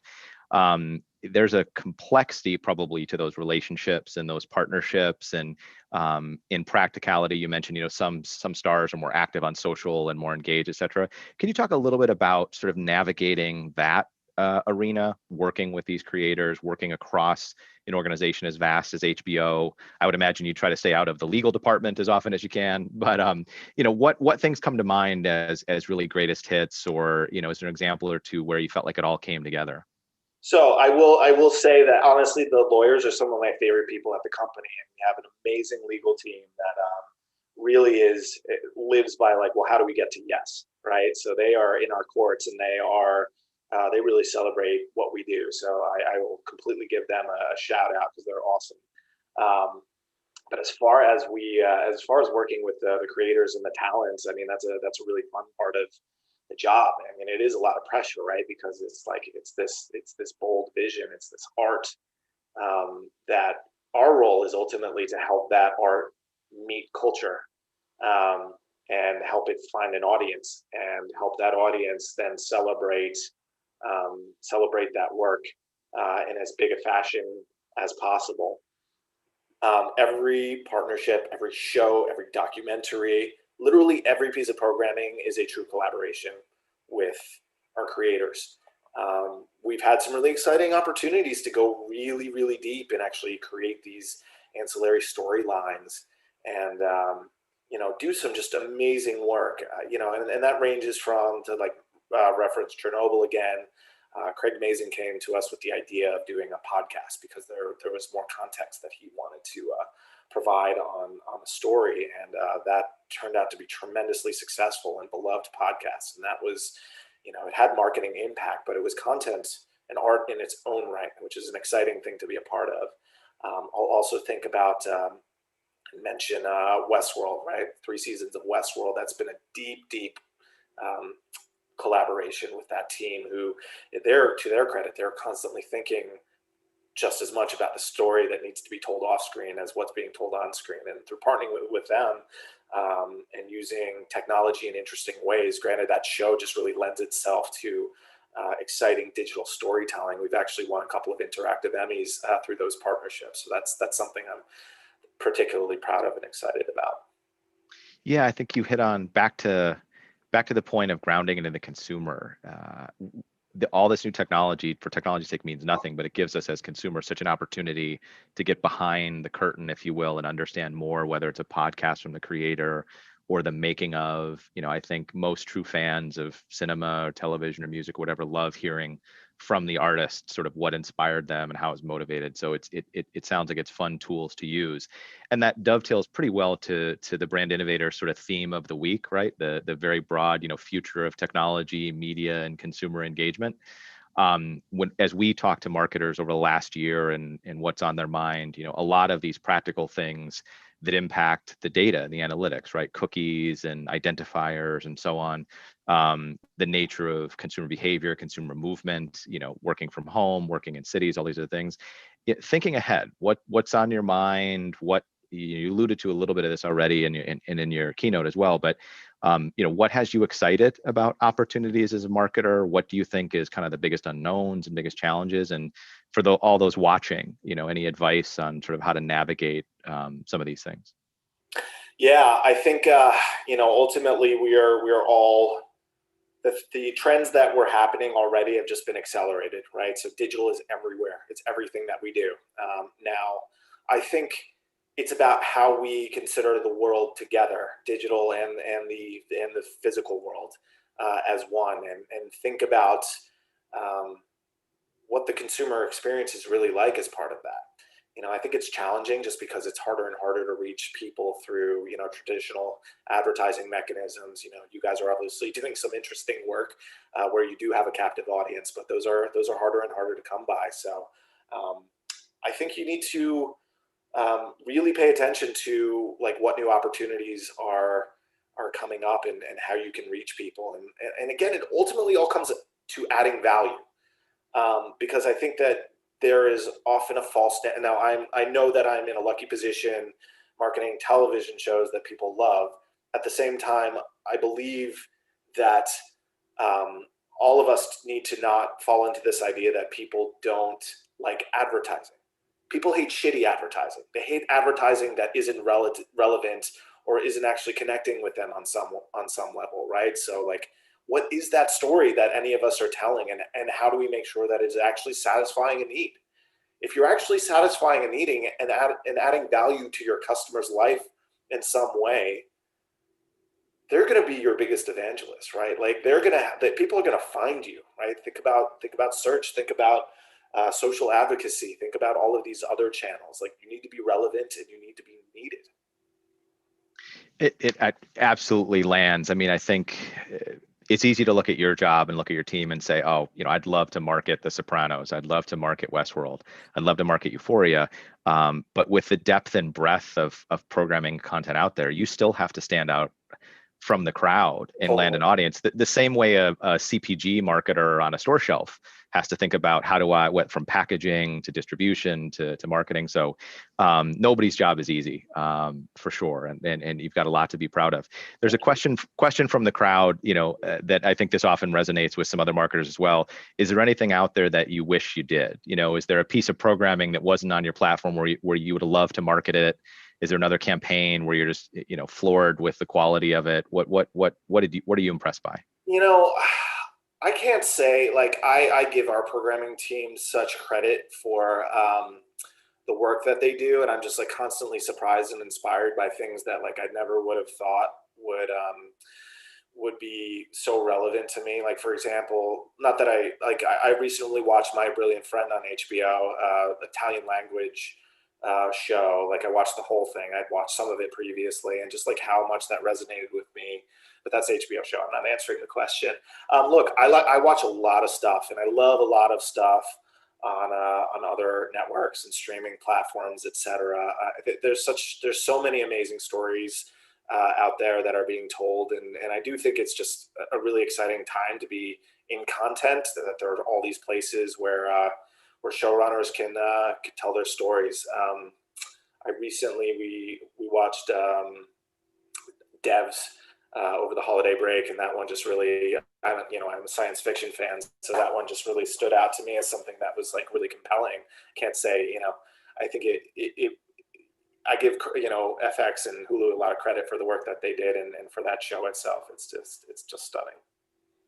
I appreciate you sharing something on somebody else's platform as well. It wasn't meant to be a gotcha question by a long shot. I think I speak for the entire audience when I say thank you for the incredible depth and breadth of your keynote today, as well as the humanity and candor in your conversation here. I'll end on sort of hopefully an uplifting question, but we talked about the phenomenal creators you work with. We talked about so much more data you've got available to consumers, but we didn't really touch on distribution of all that. And we've got more ways to watch your content than ever. And to pick, as you alluded to yourself, watch a little bit of it, then pick up the rest and go back to shows that you haven't watched in a while or dusted off. Is that presenting new opportunities as far as how you think about marketing the master brand and the catalog, and how is this explosion of devices helped? Yeah, I mean, without question. And right, and the most exciting thing about my job right now is HBO Max launched earlier this year, right? So not only do I get to focus on the HBO programming and all of the exciting stuff that we have coming up, but I get to work more closely with all these other amazing brands, DC, and Warner Brothers, and Cartoon Network, right? And get to like collaborate more closely with those teams, and ultimately just offer the consumers, an even more valuable and exciting package. So that's just an exciting thing about what's happening in my job right now. And I think to your other point, like it's all about optionality and through our product, and just giving people the ways to access the content they want, however they want. And I give my company a lot of credit for putting the consumer first in just about everything we do. Yeah, thank you. Well, I think you gave some great show suggestions today for those that haven't watched some of it. So again, on behalf of the whole audience today, the Brand Innovators community, thank you very much. Thanks for sharing. Thank you so much for having me, and thanks for hosting, Sean. For sure. Thank you both so much for being here. Really appreciate it. Such insightful conversation. So hope to have you both back again. Thanks. Thanks, Bye. Emily. Yeah, of course. Well, what an amazing presentation, and subsequent follow-up conversation with Sean and Jim. Just really always great to hear from HBO. I know we have probably some fans in the audience, so love hearing about their marketing strategy. And, we still have a whole full afternoon ahead of us with some fantastic speakers across many industries. So settle in for this next amazing panel. We're thrilled to introduce Andy Rosenberg, the Director of Brand Marketing for Mack Weldon, and Michael Sattercario. I'm going to let you correct me afterward. VP of US Demand at Smart Ad Server. You got to pronounce every syllable. That's the thing. It's Sadacario. Sadacario. Okay, very got cool. it. Won't mess it up again. Well, I will hand it over to you guys and enjoy. Thank you. Perfect. Thank you. Andy, welcome. It's nice to see you. It's like we just saw each other yesterday. But, Yeah, what is time these days? I've given you a little bit of time to think about my last question to you from yesterday, which was, and after our conversation, we watched the Knicks lose to the Nets last night. And so without Kyrie and the addition of James Harden, is it going to be a KD versus LeBron finals? That's the question we're here for. And on a side note, because we're coming off of a streaming service, did Disney's new movie Soul make a bad joke about the Knicks, or was it true? So I am unfortunately going to have to defer the Soul question to a later date because I've yet to watch it, although it's definitely on my list. I was just listening in on the HBO panel and writing down all the things I still have to catch up on. I saw one of the audience members mention Yellowstone. Plug for Yellowstone. It's an amazing show. But let me not get on too much of a tangent just yet. I think, yes, I think it is going to be once again a KD versus LeBron finals. But I put that with a giant asterisk right now because that would have to mean that the Nets players who are currently on their team show up for the games. So True. Very so true. we'll Good point. All right. There's no good transition out of that into our conversation, but I'll try. So I guess what I would say for everybody who's watching is like, who hasn't shopped at Mack Weldon recently, especially in the last year? I feel like we all have at least looked and perused. If not bought. But for anybody who may not know, can you please tell us about Mack Weldon, your role in particular, for anyone out there that might not know at this point? Sure, absolutely. And if you have shopped with us, thank you for supporting us. We are a premium men's basics brand that started in 2012. Our focus is on delivering the best quality experience for our customers who are in the market for men's basics, everything from underwear to tops to bottoms. We make amazing sweatpants. We make flannel shirts as well, but really try and deliver on a simple shopping experience that meets our guy at every point in the day and really helps him seize the day. Really, empowering the male to take on the day and actually not have to think too much about his clothing, but know that he's getting a really quality experience every time with every item that he buys from us. And yeah, I'm the director of brand marketing. I oversee a few different categories such as partnerships, social media, PR, communications, as well as working cross-functionally with our acquisition and retention teams on all of our brand and product campaigns. Great, thank you, Andy. So here's my first real question for you. This is serious. I want you to take us back 12 months ago, because this conversation for everybody is going to be a lot about a success story, a full year success story. We'll talk about the future as well, but take us back to Q1 of 2020. Well, I know we don't want to go back there, all of us, to 2020, but let's talk about it. Pre-pandemic, where were you? Where was Mack Weldon at this point? And what did you think the year was going to look like? And how did you plan to sort of invest your media at that point? Yeah, no, it's interesting. Hopping into last Q1, we were actually gearing up right pre-pandemic for two big product launches that actually revolved around being outdoors. So we were introducing, in the process of introducing our Storm Chaser jacket, as well as our Tech Chino pant, which is not, it's a little bit of a deviation from your typical sweatpants or casual loungewear pants. This was a pant very much meant to be worn in the office and still is today. So those were actually two of the major product launches that we were gearing up for pre-pandemic. And then lo and behold, unfortunately, we, I believe it was March 11th, March 12th, like everyone else, made the move out of office back to our rooms and our living rooms to work. And with that really came a whole pivot in terms of our marketing. And to a degree, I mean, we've always been a company that offer products that are great for indoor activity, for loungewear. So we were able to catch some of the tailwinds coming from the pandemic. But a lot of our product was focused on outdoors. We have swimwear coming up in every Q2, Q3 So we definitely had to figure out how to make some adjustments and make them quickly, so that we were meeting our customer where they currently were at, which was, hey, I am now going to be indoors for a while. How do we best serve them? And B, making sure that we weren't losing focus on the entire plan that still had to be put into place. In the clothing industry and apparel business, we are fortunate enough to be able to pivot pretty quickly in our marketing and our messaging and our tone. But a lot of that product that we already had set in place for the year still was very much product we still had to figure out how to market. So it was a really interesting time. The team really came together. I'm really proud of working for this company because we're at around 50 people, still very much have to rely on each and every person in the organization, and making that transition out of the office back to the room and basically living on Slack and Zoom meetings after relying on an office situation was challenging, but everyone rose to the challenge. And I think some of the outputs were really, really brought the team together and also served our customer at the same time. So before we get there to the final result and the success and all that, now we're not March 11th or 12th anymore. We're not even March 13th. We're April. You're working from home, looking to drive sales, not through the new retail store that in the Hudson Yards that you were going to open that didn't get open until later, but more via the e-commerce site. Tell us how it all started for you. How are you looking at the marketing in this new environment in April at the start of everything? Absolutely. Yeah. And Hudson Yards we had opened it a year previous. So in 2000, it was actually approaching its second year of anniversary. So yeah, we did have experience, but we did have to pull back obviously on the retail experience, which we're all very excited about and still are, with each and every month that passes, we learn new things on the retail space. So that we did have to take a step back.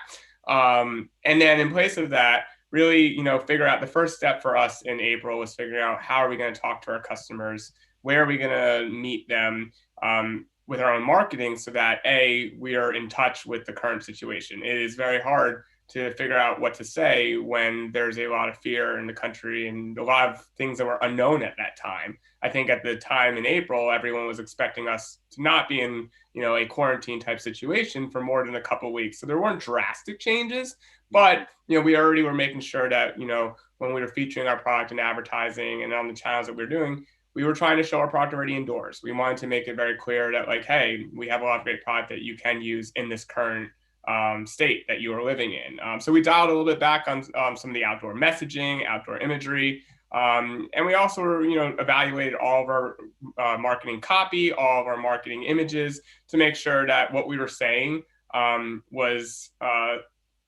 in line with the current national sentiment. It's a tricky situation to figure out as a brand. How do you speak to your customers in a time of a health crisis, of a pandemic? And we wanted to make sure that we were mindful of this. We didn't have to deviate too much, but any little tweak we could make to be more relatable at the time, we put into place. And then I would say the major thing we did that was really a great example of us coming together and trying to figure out how do we give back to the community at the same time was we ran a promotion with our customers where if they bought clothing with us within I believe it was the second weekend of April, we would donate 50% of the equivalent in product from the sales to New York City area hospitals, recognizing that there was a need there.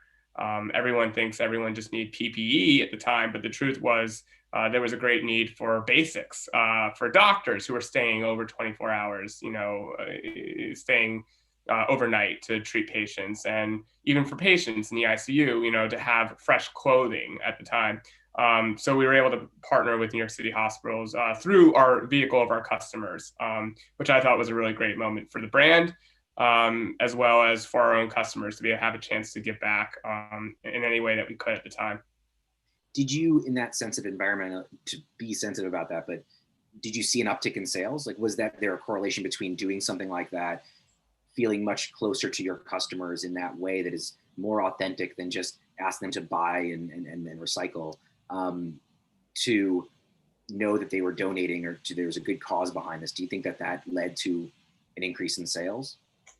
We're very fortunate to have customers who come back to us, and they may come in on an Ace sweatpant or on our AirNet X underwear, but they find things across our categories and they stay with us. I wouldn't say that it directly impacted the sales in the moment, but I do believe that every marketing activity that we do builds upon each other, and so I do think that was a moment to really set us in the right pace for the rest of the year in terms of building that trust with our customer on top of everything that we already do or we're doing at the moment. It did establish a new lane for us to show that we aren't just thinking about the purely sales experience. It's how can we go beyond? And I think that's something that we try to do as a brand consistently, and it's an evolving thing for us. We recently launched a clothing donation program in a similar nature of giving our customers a little bit more of a service in their day, so they can come to our site and have more time in their day to get everything they need accomplished. And I think, this was another example of a way for us to offer that type of experience to our customers. When like a lot of people, it was hard to figure out how can you help out. And how are you messaging this? So how at that point and even current today with this program, how are you making sure that your customers are seeing this, that are, even prior to coming to the site itself, and in the purchase cycle, finding this information out, how prior to getting there, how are you marketing this? How are you messaging this? Yeah, a lot of this, has to come in through careful collaboration with, our digital product team, with the retention marketing team, so that while we do still primarily feature our product in advertisement, we make it easy to discover the other really awesome things with Mack Weldon when you get to our site experience. So a lot of it lives within the account page level. So that when you sign in, we want you to be able to find things easily on our site and be able to participate in our clothing donation program right away. It's free of any hassle. We also offer things like our loyalty program, where we're able to message some of these programs within the context of the loyalty program. The donation program is part of a perk of being a part of our Weldon Blue loyalty program. So these are ways that we find to not interrupt the customer experience, but actually enhance it once they're already onboarded. So tell us about this. So the pandemic happens, people are working from home, they're maybe looking for upscale, premium, more men's basics and sort of wear like flannel shirt they can wear on a lovely Zoom call. Like, what, aside from just like the general need being out there and people shopping more in general for this type of clothing, what did the marketing mix look like? I mean, because you have to still attract people to you versus others. What did that look like at the start? And then what does it look like today? Yeah, no, it was interesting because we always are testing into new channels while we're optimizing our existing marketing mix and marketing channels. And we are a company that relies so heavily on data, and we have an amazing data team that helps generate reports within seconds for us. So all of our decisions are very calculated. That being said, we are never afraid to try something new. I think the biggest example of a new channel that we explored that came during the pandemic was TV.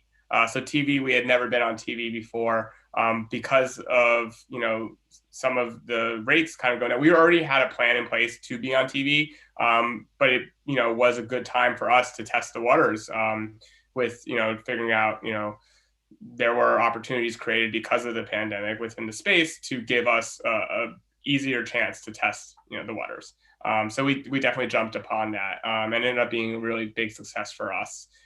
We were able to cast a wide net and then, optimize and drill down into what's really working. And we're continually pushing forward with TV. And I think that's something that, we're certainly not going to slow down on as we go into 2021. But it definitely gave us a chance to reach customers at home that we normally may have not been able to reach through the medium of TV. And, it was a perfect example of capturing that mind share when they're at home, which made the decision easy to hop into and to make that the time that we jumped in. And as we move from more traditional digital, if you will, to television, are you moving, is it an easier transition to move into CTV because it's much more, like what you've been buying historically, or have you been going to the linear side? And what have been some of the challenges of making that switch for you, running marketing, but also for the organization? Yeah, I mean, we have amazing minds, and I don't just say that, just say it. I mean, we have a lot of great decision makers at Mack Weldon that make all those new challenges not so challenging for us to understand. And I think, in moving really towards linear TV and moving to things that require different ways to look at attribution, we work cross-functionally to make sure that we're able to digest everything. And it's very much a learning process. I think so much of our marketing in the past, when you're operating on search and paid channels like Facebook and Instagram, there's direct attribution. Here, the attribution is not as direct, and you have to look at things like spikes in your web traffic and knowing the markets that you're advertising in, the times you're advertising in, but you can put a process behind it. And I think, our team is awesome at really looking at the spikes in sales from, TV, and also taking a look at our entire marketing mix and seeing, the impact across the board. But it's very much a work in progress, and it's something that, you don't know how to do it until you jump in and do it. And I think we have a really great attitude in always having, a calculated approach to these things, but making sure we're not missing out on any opportunities because it's not something we've done before. So obviously the internal team is amazing, of course.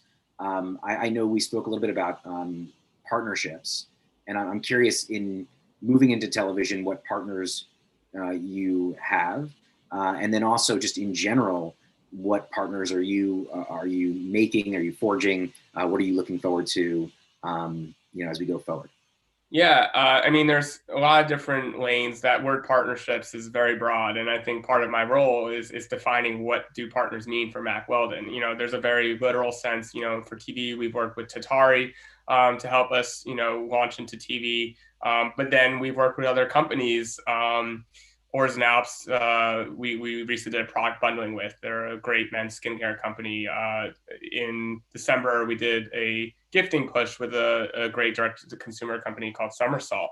And, we have a lot of exciting partnerships coming up in the road. I think basically at the end of the day, the definition of a partnership is choosing another organization, company that's going to help you grow and find the most efficient ways to grow together. And whether that is a service provider or another D2C brand, the approach at the end of the day is understanding each other's businesses, understanding each other's strengths, and, to a degree, your opportunities that you could share, and really capitalizing on it to drive in new customers and excite existing ones. So we're talking about high-level television, upper funnel activity, driving to bottom funnel. We're talking about partnerships. What is the more bottom funnel look for you these days? What are you seeing in terms of effectiveness on the platforms that you're choosing to work with to drive that final sale point? What has been working most for you lately, and has that changed over the course of the last year? It's interesting because I think at the end of the day, we are a company that has a lot of products to offer. But at the end of the day, what we've noticed the most is honing in on really telling a great product story for specific products and making sure that, at the bottom of the funnel, we're clearly communicating the value of that particular product that you may be getting from us. I think as we look to the opportunities, it's then more on the cross sell across different product categories on Mack Weldon. So that if you come in and you love our sweatpant, well, you're going to love, our Habitat puffer vest as well, because we take the same painful attention to detail and creating it as we do.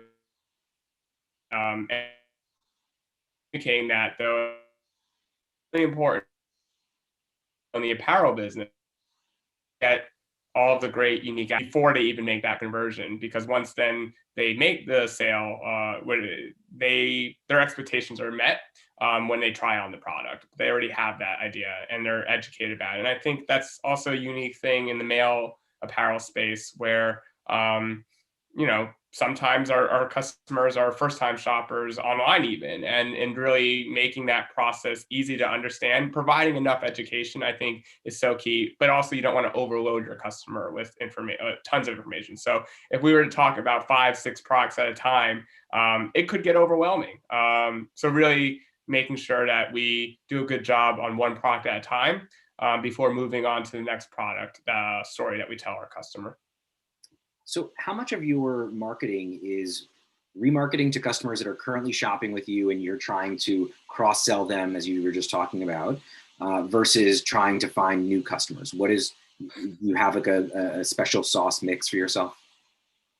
I think the special sauce is the team. At the end of the day, I don't think we look at this from a perspective of allocating, we have to hit X. Of course, we have numbers and goals to hit in both new customer and retention categories.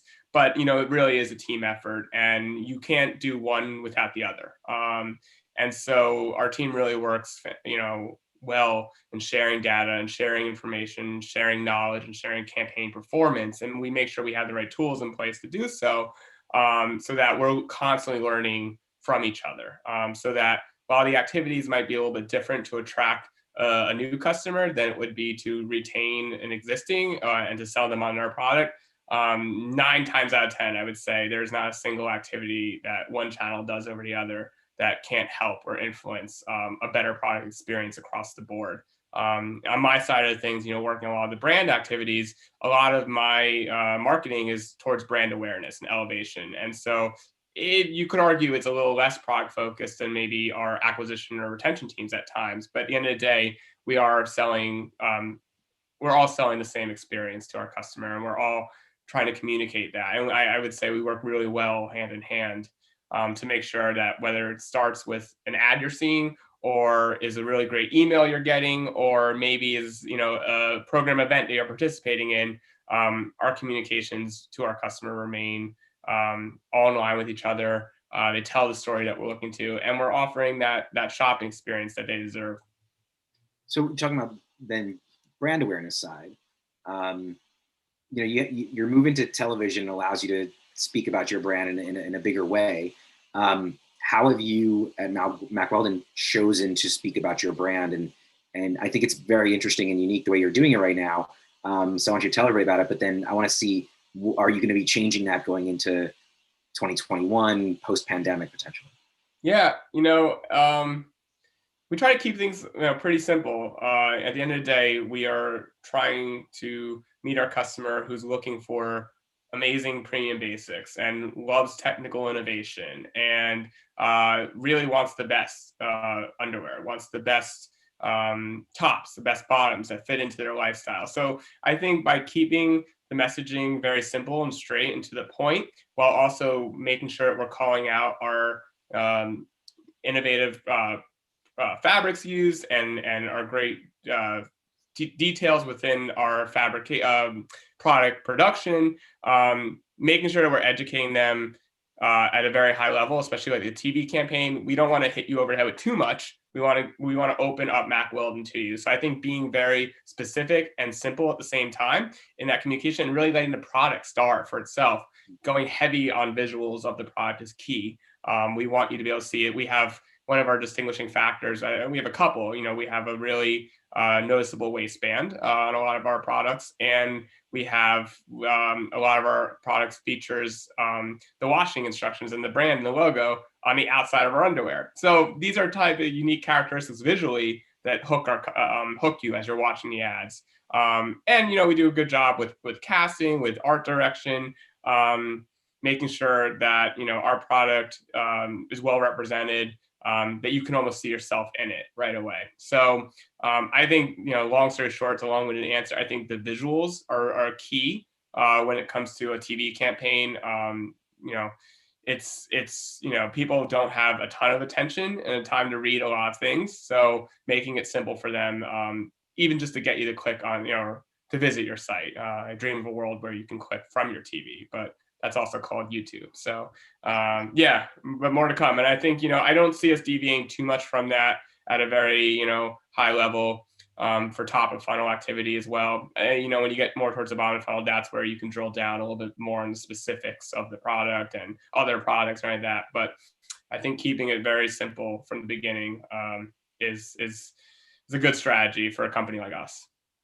I think we have a little bit longer together, but if anybody has any questions, please ask them. I'm happy to ask some of them. But you mentioned, I love a future world where we can tap on the television and it comes right to me. That'd be very nice. Until then, you have to, hope that folks or market to folks so they come to your site to buy. Are there other e-commerce platforms and players out there that you want to partner with, or that you're currently partnering with, that you want to double down on? I mean, we're on top of we use Shopify, and they're an amazing partner. I don't think you could ask for anything else. That's more for probably some of the product team and the digital product team. But, if I can even dive into Shopify and understand all the analytics and everything behind it, we're in a good place. So Shopify has been amazing. Everything that we use, between looking at data through, Looker or other platforms that we use that are part of our tech stack, have all been great help, because you're trying to analyze data in real time. So if, having those resources ready, 24/7 really help make it easy to make any, pivots or any decisions you may need to make in the event of something like a pandemic, or just for short and long-term planning in a regular world. So I think we're very happy with our current tech mix and always open to trying new ones.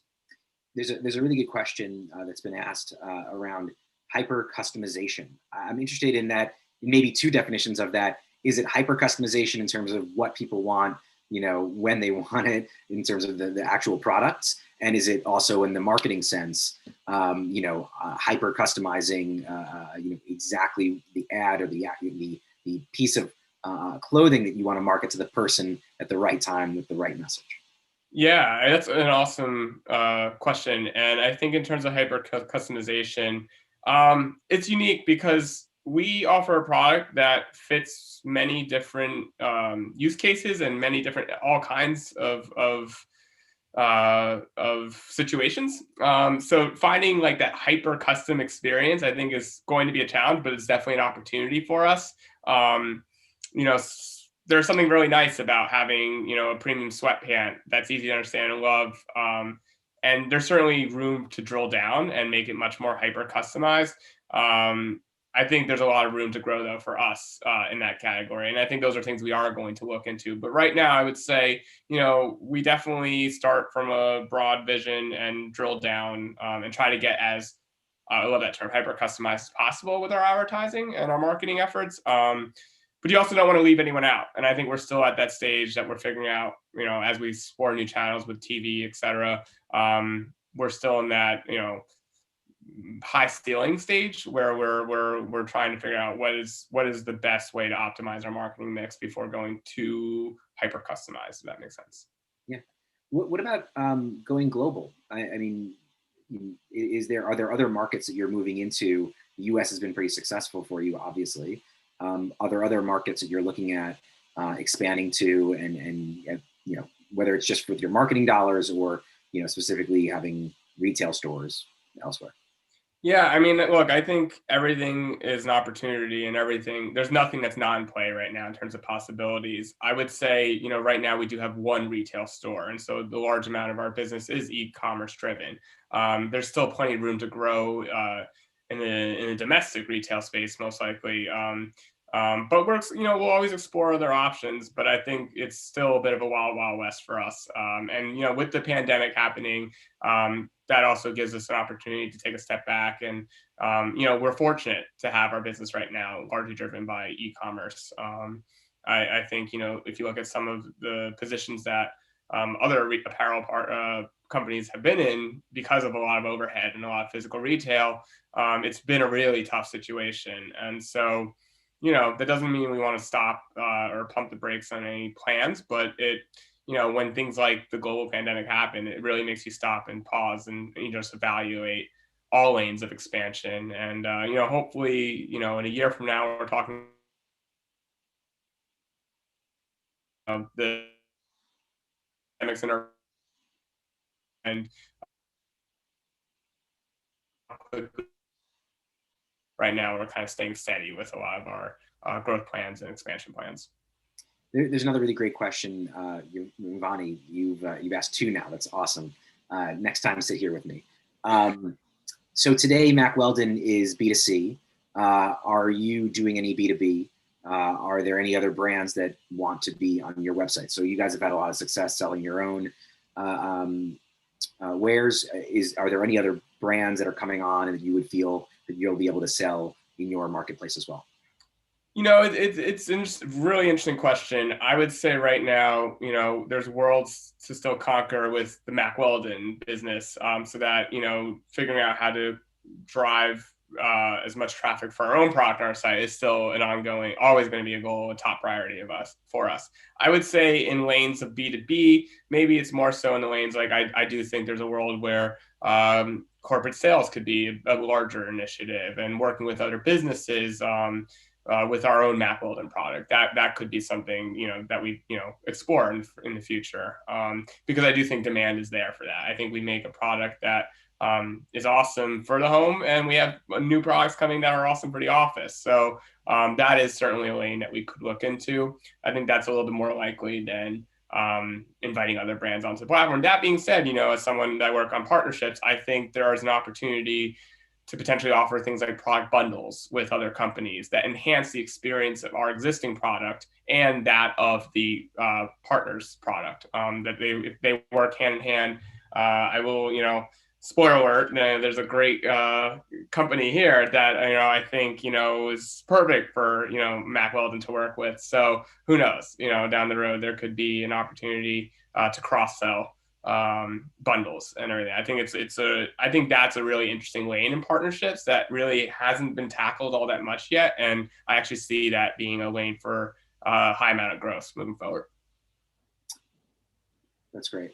So one thing that has been mentioned, and I'm just curious, and we have a few more minutes, your take on partnering with Amazon and, expanding your reach of your products into that platform.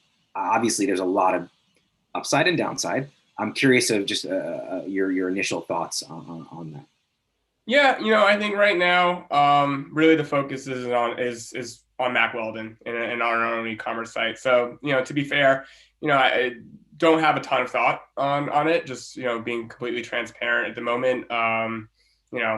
Amazing company. I think it's a great opportunity for exposure. I know certainly there are other D2C brands that have done really well with that model. I think for us right now, the focus still really is on how do we make MackWeldon.com the best customer experience and drive traffic to our own website and have discovery of our products through Mack Weldon.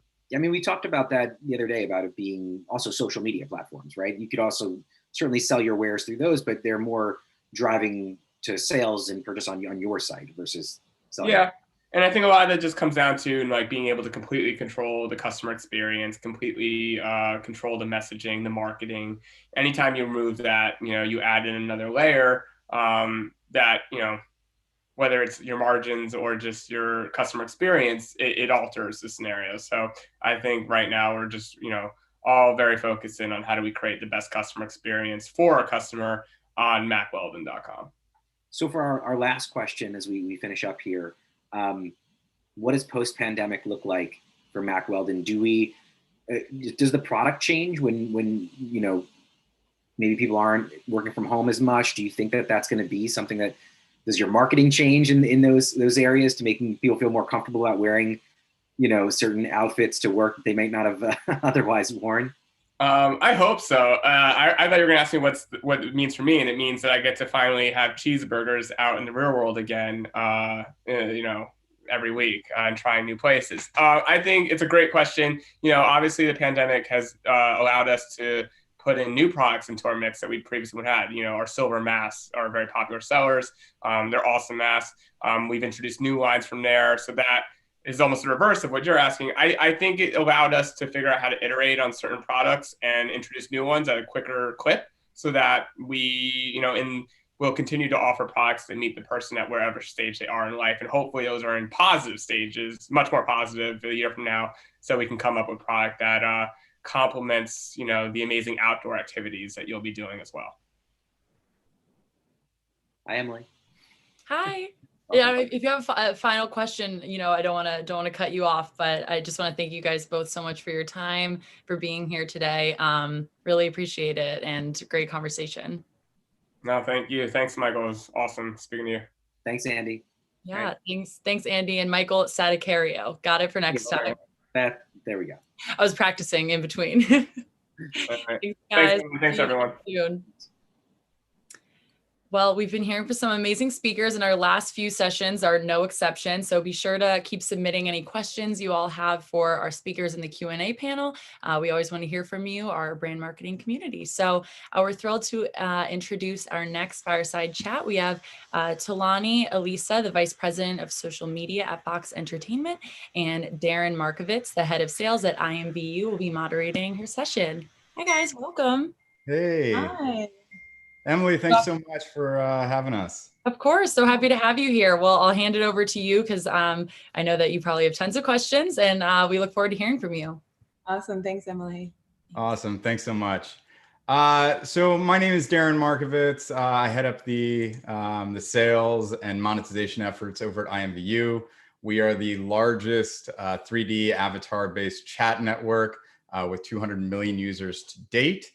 Focused on entertainment, fashion, and e-commerce. But I am incredibly excited to be here speaking with Tulani Elisa, Vice President of Social Media at Fox. Tulani, thanks so much for joining us. Really do appreciate your time. Of course. Thanks, Darren. I'm so excited to be here. So Tulani, please tell me what you're responsible for. Tell us about your role and what does the team make up over at Fox? Yeah, so I am the VP of social media, meaning I run a team of about 7 amazing people who do all of the social for all of the entertainment shows on our network. So everything from Bob's Burgers to The Masked Singer to The Masked Dancer, Prodigal Son, all the shows that you see, they do social across them, whether they are on right now or on hiatus. We really keep them all going across platforms. And so it's an amazing and a little bit stressful job to have, but it's so much fun, and it's good to be in the business of making people smile, for sure. That's remarkable. How many titles are you guys, working on? Are you responsible for at this point? It's massive. It's so many. There's at least, I think there's 30 something, but live or on air at any time can really vary. Right now, during this mid-season, we've really done a really great job of keeping things going and having shows even during the pandemic. So we've definitely been making sure we have new content and all of that. And so we have premieres throughout the last few weeks. We've had our 911 shows premiere, and we've had, sorry, there's a little dog action happening in the background here. Our 911 shows are premiering next week. We had The Masked Dancer come out. We're preparing for Masked Singer season 5, and there's just so many things happening. So it's just been kind of nonstop, but it's really due to having like a strong team that knows how everything works, that knows how to make sure to get all the content out, before the show so that people can get into everything that's going to happen during season and then really keep that going in season. So that's been great. Awesome. Very, very cool. Tulani, you have a pretty incredible story about how you arrived at Fox. I wouldn't even go into it if it wasn't quite as fascinating as it is. So I'd love you to share just with everyone a little bit about your background, because I think part of the reason why you're so successful at Fox is because you can bring this kind of unique background that frankly got you to this place. Yeah, for sure. I always say it's been such a windy road, and I always use that as encouragement for people that are like, well, I don't know what I want to do. I talk to a lot of college students, and I'm like, listen, nothing of what I did kind of makes sense, but it got me to somewhere I really love.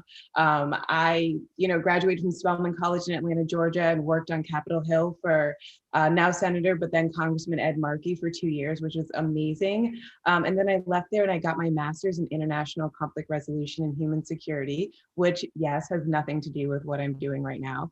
And so I went to Tufts, to the Fletcher School, got my master's there. It was amazing. But what I did during the summer between my first and second year was go to Sierra Leone and work at the U.S. Embassy there. And while I was there, I got really interested in public diplomacy and public affairs. And that's really just the PR communications arm of the U.S. government. And so it was super interesting to really get into communications and, how people are connecting with people internationally and here in the U.S. And so when I finished graduate school, I became a PR intern realized very quickly that PR wasn't for me. But then, you know, everything happens for a reason. Got a great contact working at that agency, and she said, you know, someone's looking for a social media manager. And mind you, this is a decade ago. And so social was a lot younger. And I was like, sure, I love social. I wrote a blog. And so I was like, I'm sure I can do it. So I meet this guy, and he works in this tiny office. I'm in New York, a tiny office in Herald Square. And I'm like, okay, you know, what's the deal? What's the show? He's like, you know, it'll be great. It's on the Learning Channel, and you would handle all the social, and we'll be making, it was like a huge kind of, not even huge, it was a small team, but like a content arm. We were just making content, and we were posting, and I would be managing all the accounts for the show. And so I kept being like, okay, well, what's the show? And he's like, well, and I was like, and we kind of had this moment, and he's like, well, the show is Sarah Palin's Alaska. And I was like, yeah. In my mind, I'm like, I live in New York and I still need to pay my bills and eat food.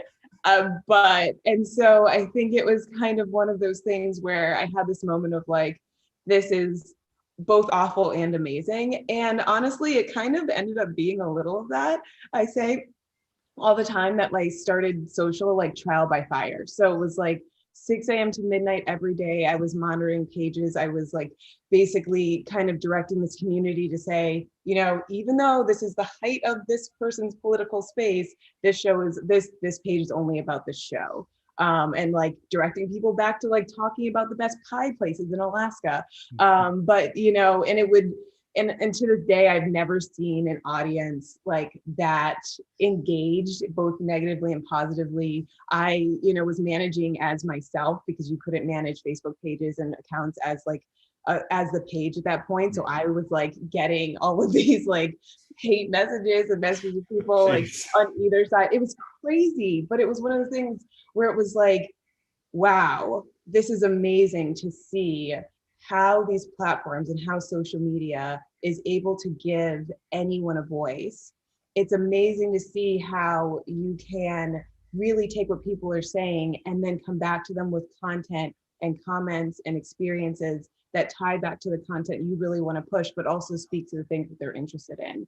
And so even though it was like wild and my friends didn't know where I worked for months, and I was sitting in a small room in the middle of Herald Square, just like pumping out content and monitoring pages and all that, it was a really great start. And then I went from there. I worked for the History Channel for a while, which was another heavy lift. I was managing 13 pages at a time. So essentially just like writing copy all day long, connecting with people watching the channel and watching the shows all day long. I always joke around that like, it was a really great way to get my social content writing up, because I would go from writing content for like American pickers, which were people that were like going around and like going to different places to find antiques. And then I'd have to go over and have a completely different tone and slang for the show Swamp People, which is about people in Louisiana who were like gator hunters. But I would have to like get on each of these tones, and I'd be like, hey y'all. And then I'd go to the next one and be like, hey there, American pickers. Like it was just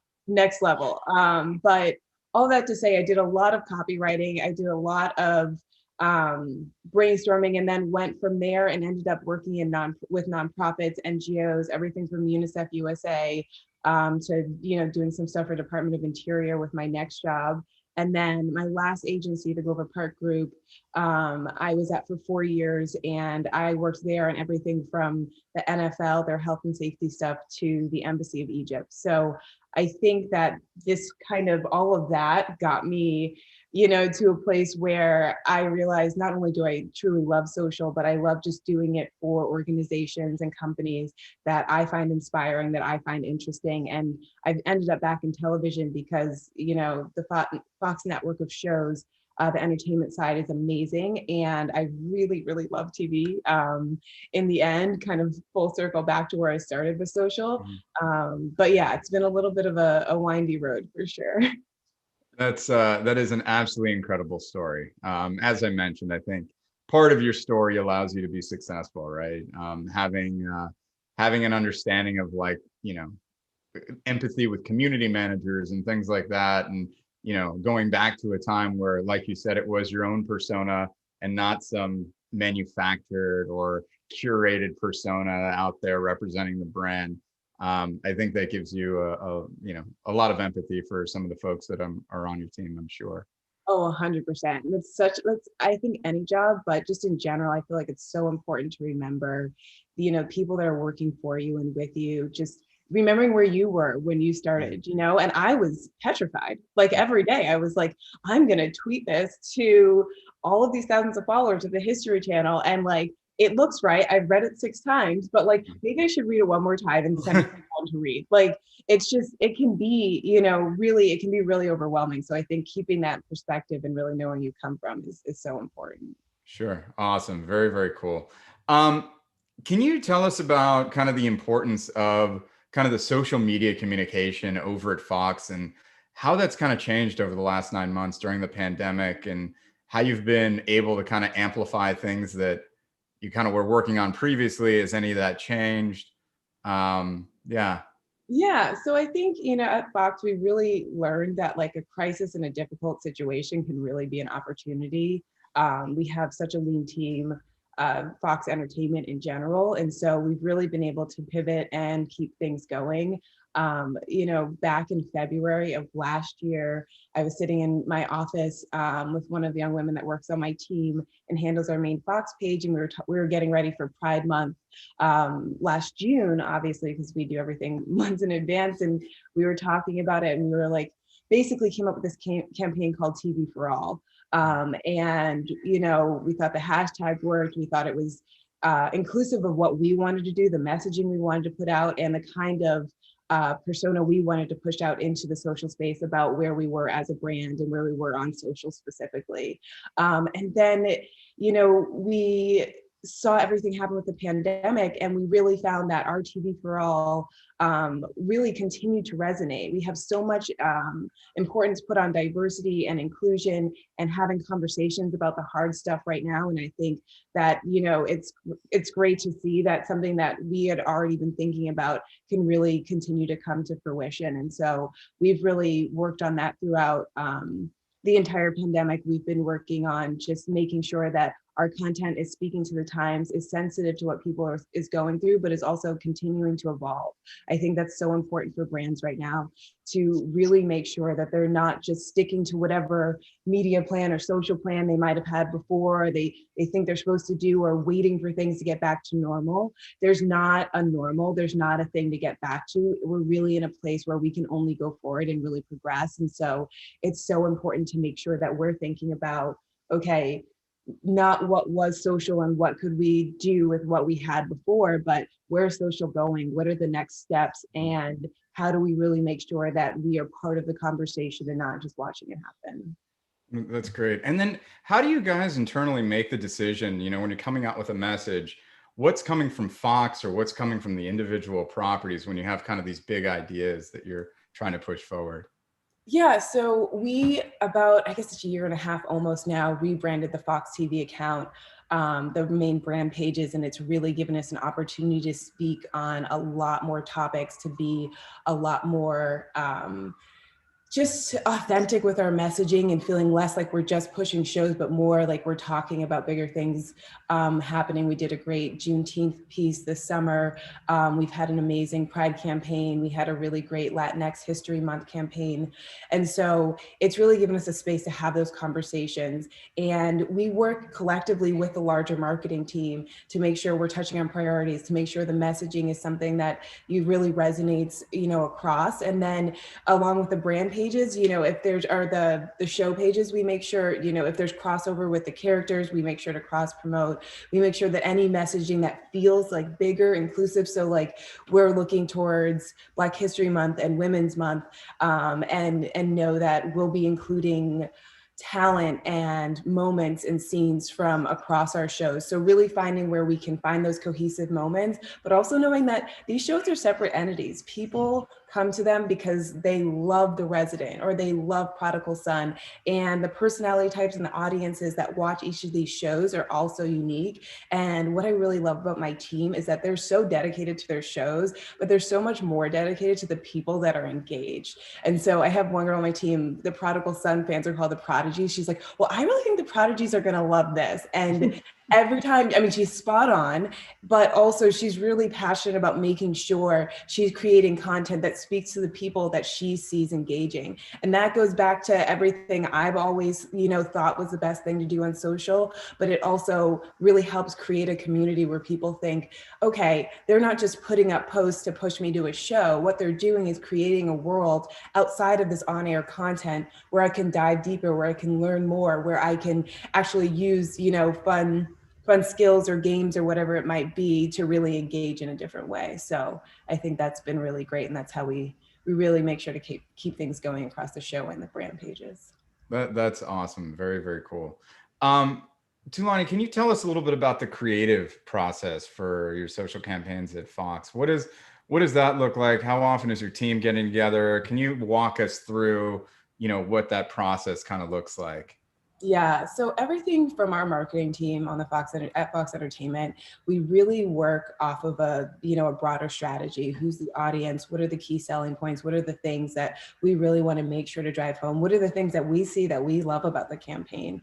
So our social team works off of those strategies, works off of those initial conversations with the producers, with everyone involved in the show. And we really want to make sure that we're staying true to what the show is, to what the messaging around the show is, and then we're taking it to social and really blowing it out to say, okay, how do we make it even bigger? What are the points that we really dive deeper on? So we take those strategies, and my team, we get together a lot. We just actually this morning, we have a 15-minute stand-up every Thursday just to talk about what's trending, talking about topics, kind of expanding our thought process a little. But overall, with the creative process, we have a brainstorm. We meet with our content team, our media team, our partnerships team for digital, and we really talk through, those main points that we know potential fans, existing fans will be interested in. We talk through any kind of games, AR, all of that, and really start to put together these ideas that we think will resonate with the audience and resonate across social. We also work really closely with our design team and our video team, and they come up with awesome ideas. And so we find a way to really just put all of those together and start to narrow down to the ones that are going to be most effective. And then really think about, okay, how do we execute this? How do we, what are the ideas that work for introducing this story, this cast, these shows? So all coming before the show premieres, what do we really do to get people interested, excited, ready to tune in? Because we still work in broadcast television, and it's still, such a priority to have people tune in or even catch up on Hulu and really, get excited for that. Then we have obviously our day of stuff where we're like, don't forget to watch this. Also, here's some amazing reasons why you should through our content, through our posting. And then even during shows, making sure we're live tweeting, making sure we're engaging with talent, making sure talent's engaging as well. And then after that, we have content that takes people throughout the season, touches on the best moments, like grabs those clips that you are like, oh my God, I want to watch this again. It was so funny or so emotional or so moving. And so the team really does this amazing job of making sure that there's a story that's being told, that there's something that's going from, before you even tune in to that night when you're ready to watch it. And we know everyone's second screening. So when you're watching it and you're on Twitter, we want to be there with you. And then afterwards, when you're talking about it, or you want to see that scene again, or you want to relive that moment, that we're there as well. Awesome. And then speaking of those moments of your team, how are you guys actually picking those moments that you then want to bring people back to? What does that process look like? Yeah, there's always moments that stick out. There's going to be like a kick-ass moment of the week, or like the most emotional part of 911 or whatever it might be. And my team and everyone in the marketing team, but my team really knows their shows. They watch the episodes. They know those like big beats that are going to be great to hit on. And so they make sure to really know them and really pull them out. So we look for fun themes every week. You know, we know 911 is going to have a crazy emergency. So why don't we go ahead and make sure we bring that back? Because sometimes they're shocking, sometimes they're emotional, but you can guarantee you're going to find one of those in every show. And so the team works with our video team and all of that to make sure that we're grabbing those moments. And then also just one-liners, you know, so anything that's really funny or that's going to move you. And honestly, I think with social, the most important thing to remember is that you want someone to feel something, whether it's happy, sad, you know, pensive about their own selves, or, you know, wanting to dig deeper and learn more, you know. So Prodigal Son, they have like a weekly crimes and weekly series. So like, what are ways that you can kind of engage on Instagram stories or in feed about, you know, what you saw that week? And so it's really about knowing your shows, knowing your content, and again, being tapped into the audience, but also, you know, being human. You know, what interests you? What's, you know, like, what's the stuff where you're like, that was hilarious, I want a meme of this. And we want to be those people that knew you wanted that meme. And so that's really been, you know, a great part again about working with the team I have and working in social is just they're people that consume social media that are intuitive to what people are interested in and then really work with that. Awesome. Well, thank you, Tulani. Tell me a little bit about how, I mean, we've talked a little bit about, you know, selecting content, about the creative process, about the different channels that you have internally where you want to broadcast a message either by the Fox brand or the individual properties, the individual television shows. Tell us how that changes for the platform that you're actually distributing on, the social platform. What does that look like? What have you found success with in terms of changing up the content on one platform versus the other? Yeah, I think, you know, I can't even remember who started the meme thing, but it was like at the beginning, closer to the beginning of quarantine or beginning of last year, where everyone was like, this is my picture for LinkedIn versus Facebook versus Twitter versus Instagram. And I think, you know, that meme collection made social media professionals smile so much. Like, it made us so happy because we're like, yes, it just can't be the same everywhere. It's something that we've always known. You know, the one-liners or the newsy kind of feel hits on Twitter are not, you know, something that you're going to put on Instagram. I think even more so people are understanding that with TikTok and Reels really, you know, starting to take up more of our thought space as creatives, as people in the industry. We need short clips, we need shorter pieces, we need things that are going to work better on a platform based on the way people are consuming, based on the way people are scrolling. So, you know, a great example is maybe our like 911 Lone Star show. We have a couple, Tarlos, that everyone loves. And so we might have a longer form video of them on Instagram, maybe 30 seconds, maybe even a minute, that people love and share. But for TikTok, we're using quick music, we're using short cuts of them and creating something that's more of like a fan cam. And we see those do really well. But that goes for that show, it goes for Lego Masters. We'll have maybe like a clip of a scene from Lego Masters on Twitter when we're live tweeting. And then when we get to TikTok or Reels, we're going to have like that moment when the whole thing that they've built falls down, like that big moment on the show that like we can lead up to in other places. But on TikTok, they just want to see the action. They want to see that moment and they want to see the reaction and this, you know, this grown man freaking out, which is totally understandable because these things that they build are amazing. But it's like, these are, you know, things you have to pay attention to on these platforms. You know, it's more than just, oh, we have a video, we cut it, just throw it up everywhere. And that goes for your copy as well. You can't talk to every audience exactly the same. The opening word or sentence or hashtags are not going to grab people the same way on each platform. So I think it's so important for anyone in social to really not just realize that, but practice it all the time. Very cool. Well, thank you. Thank you for that. Tell us a little bit about, you know, your predictions for this coming year. You know, what platforms are going to become increasingly important? Do you view any changes in how we gauge success in social? Any new platforms you think might be worth taking a look at?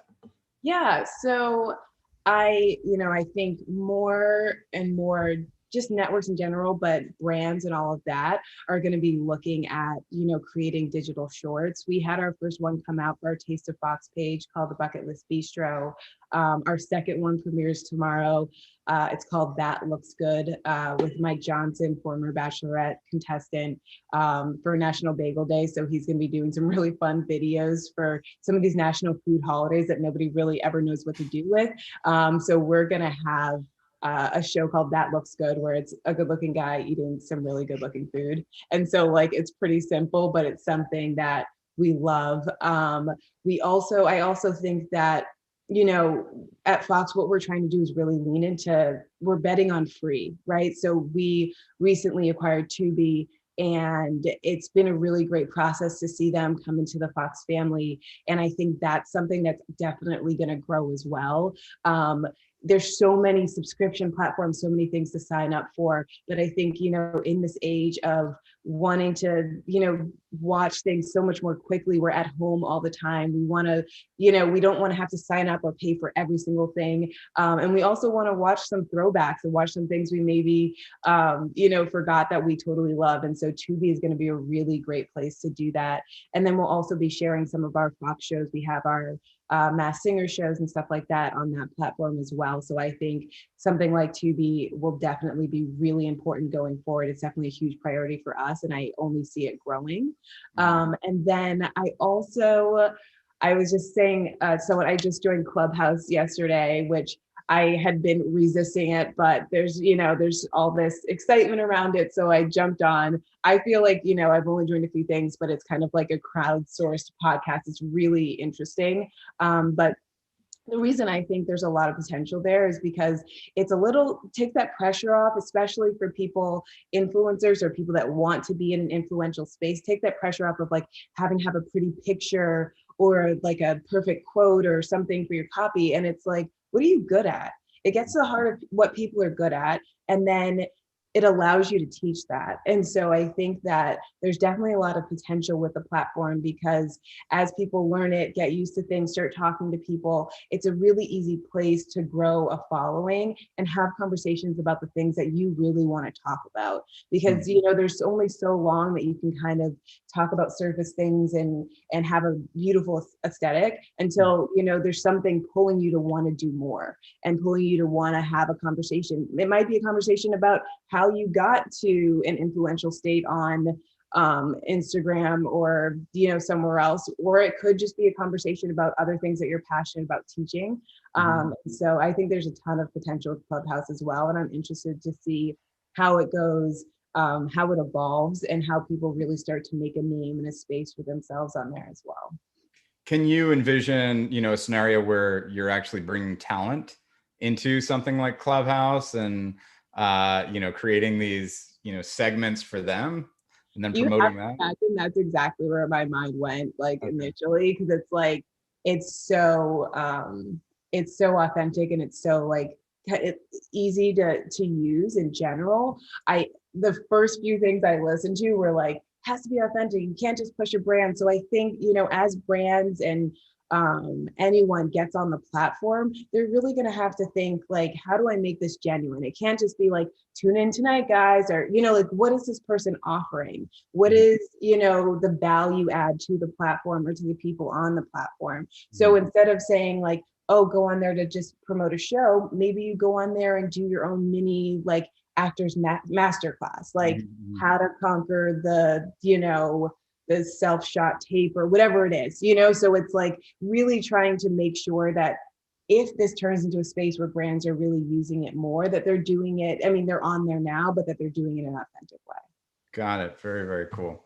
And then the last thing that I wanted to ask, I know that you had started talking about a transition from the like in terms of gauging success. Can you talk to us just very briefly? Because I know we got Emily back here who's going to be bringing on the next group. But tell us very quickly and briefly, you know, kind of about the change from looking at the like to what you guys are looking at for success now. Yeah, I think, you know, historically, it's always been about likes. And I think that a lot of platforms are really moving away from that. You see it with the Instagram algorithm where, you know, like is great, but did someone share it? Did they save it? And did they comment on your post? And so that's even more important now. I think that you're going to find that even more important on Facebook as they start to move away from likes a little bit. And so I think that, what that promotes is not just mindlessly going through and liking something, but it's engaging, it's creating more connections, it's having more genuine conversations, and it's finding ways to engage people that makes them want to come back or makes them want to really save your content. And so that's going to be really important going forward as well. Great. Thank you so much, Tulani. Of course. Thank you, Darren. It was so great chatting. Yeah, thank you guys both so much for being here. That was awesome. I feel like we're all consuming so much content these days, whether on television or social media. So it's so great to hear, your perspective coming from Fox Entertainment. So, and thank you, Darren, of course, for being a great moderator. Hope to have you guys back soon. Awesome. Thanks so much, Emily. Thank you. Bye. Bye, guys. Well, next up, we're going to be shifting from the entertainment industry to hearing from the travel industry. So 2 areas that have been affected by the pandemic in very different ways. So we're really excited to introduce Natalie Bowman, the Managing Director of Marketing and Advertising at Alaska Airlines. And joining her will be Mar Brandt, the SVP of Sales at AppsFlyer. Hi, welcome everyone. Hello. Hi, everyone. Thank you, Emily. Should we get right into it? Yeah, go ahead. Fantastic. So really quickly, just a brief set of introductions, Natalie, before we get into it. So I'm Mar Brandt. I am SVP of North America at AppsFlyer, as the screen shows. AppsFlyer, for those of you who are not familiar and joining us today, we are the global leader in attribution and marketing analytics. We have 12,000 customers across the world using our suite of measurement solutions to drive their business forward and innovate. And speaking of innovators, I am joined today by Natalie Bowman, who is the Managing Director of Marketing and Advertising for Alaska Airlines. Natalie, before I ask you my first question, I was looking at your profile, and what an amazing career in brand marketing, from Neiman Marcus to Land Rover, Nissan. I think you spent some time at Ogilvy on the agency side. I mean, you are truly the expert in marketing and advertising. And I'm so honored to be talking with you today. Maybe, our first tee up question should be, what is your role? Tell us a little bit about your role at Alaska Airlines, and then maybe tell us a little bit about how Alaska Airlines fits in the national airline market. Sure. Thank you for having me. So Alaska Airlines, despite our name and the face on the tail, we are a national airline. We're a West Coast based airline. We're the 5th largest airline in the country. We serve over 115 destinations. And one of our biggest brand challenges is our brand name makes us seem regional.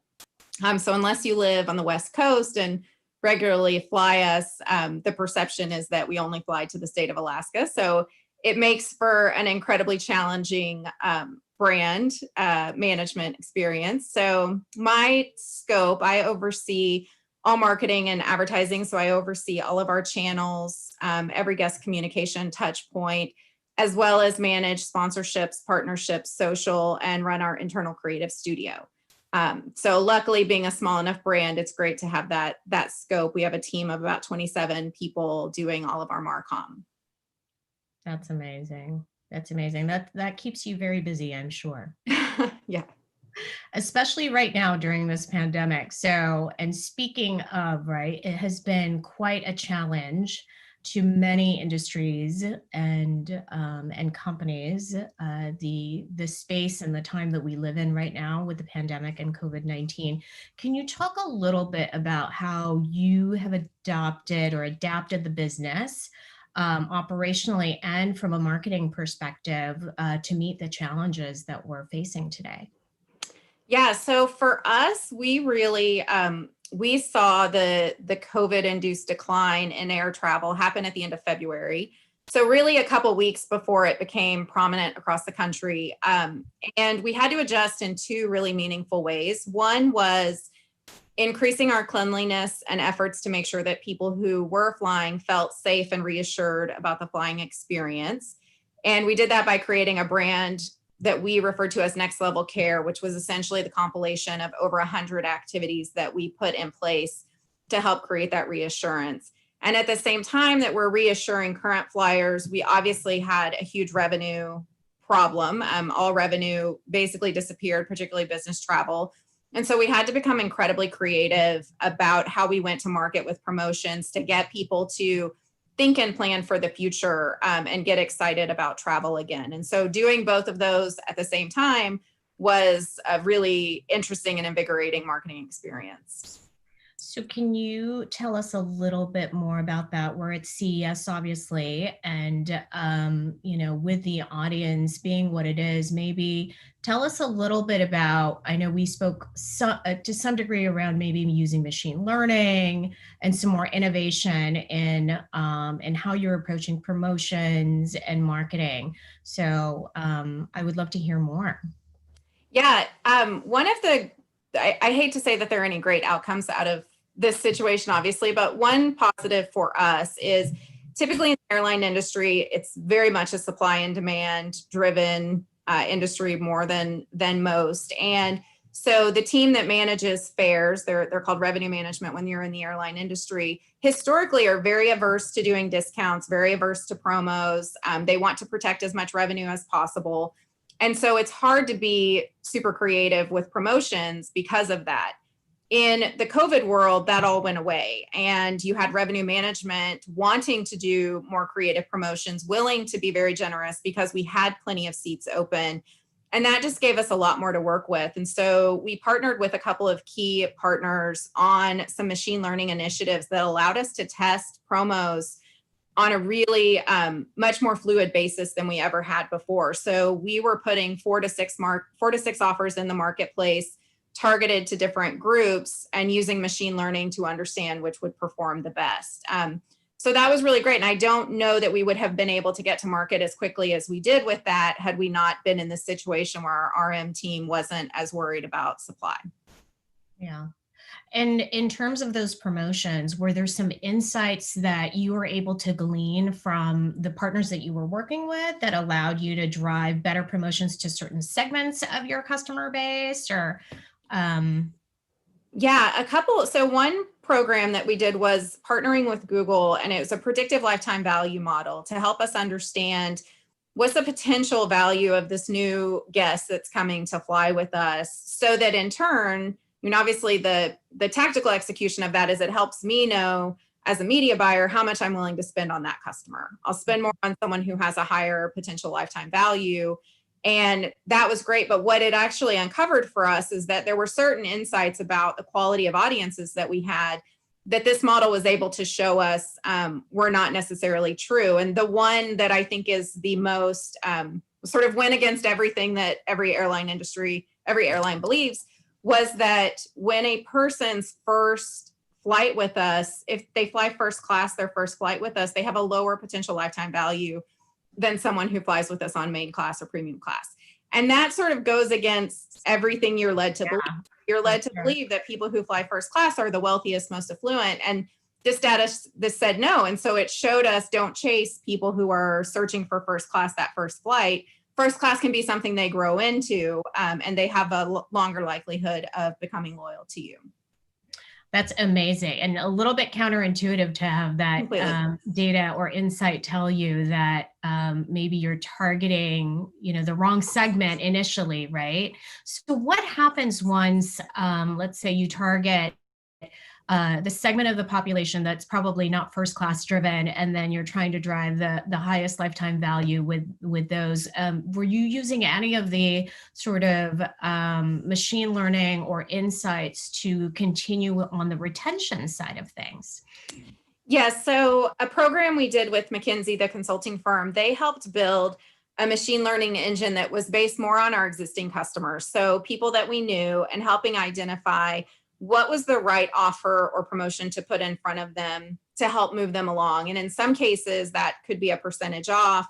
In some cases, it could be a credit card offer or a spend offer. And so as we roll that out, we think being able to test those offers will help us make sure we're putting the one that's going to perform the best in front of the audience based on what we know about their relationship with us and their potential lifetime value. Yeah. That's amazing. That's amazing. So I think we talked a lot about data, or a little bit about data. I would love to know, is there other uses or other plans that you have to leverage targeted, more predictive data in your marketing approach, other than what you've already shared?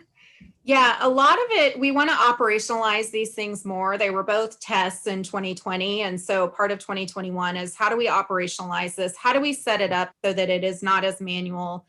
Having a dynamic creative optimization offering that pairs with the machine learning about what offer to put in front of them and how we talk about it is going to be really critical for us. So I think it's going deeper there.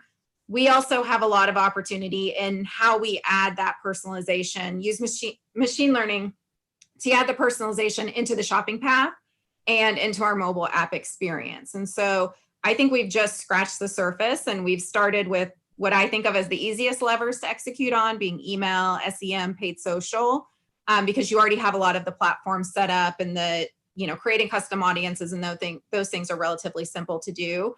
For us, the complexity is going to come in trying to integrate it into the e-com experience and the shopping path. Yeah, fantastic. And maybe post this conversation, you and I can talk about how we can help you with that mobile experience. Sorry, I couldn't help myself there, Natalie. They paired the right two together for this. Oh, that's awesome. Okay, so speaking of 2021, what else? What else can you share with us in terms of how you're planning to, get back in the air after 2020?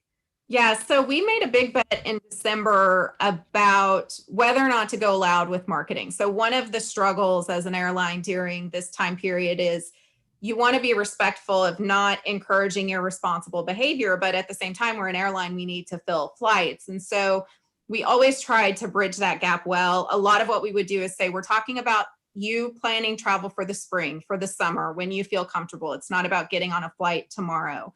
And so we made a call in December to launch a broad scale advertising campaign with a television ad that we refer to as Safety Dance. If you haven't seen it, please look it up. Maybe someone in Innovators, David, can share it on Twitter so everyone gets it. It's a fantastic ad, and it essentially tells our safety story, but in a clever way, spinning off the 80s song Safety Dance.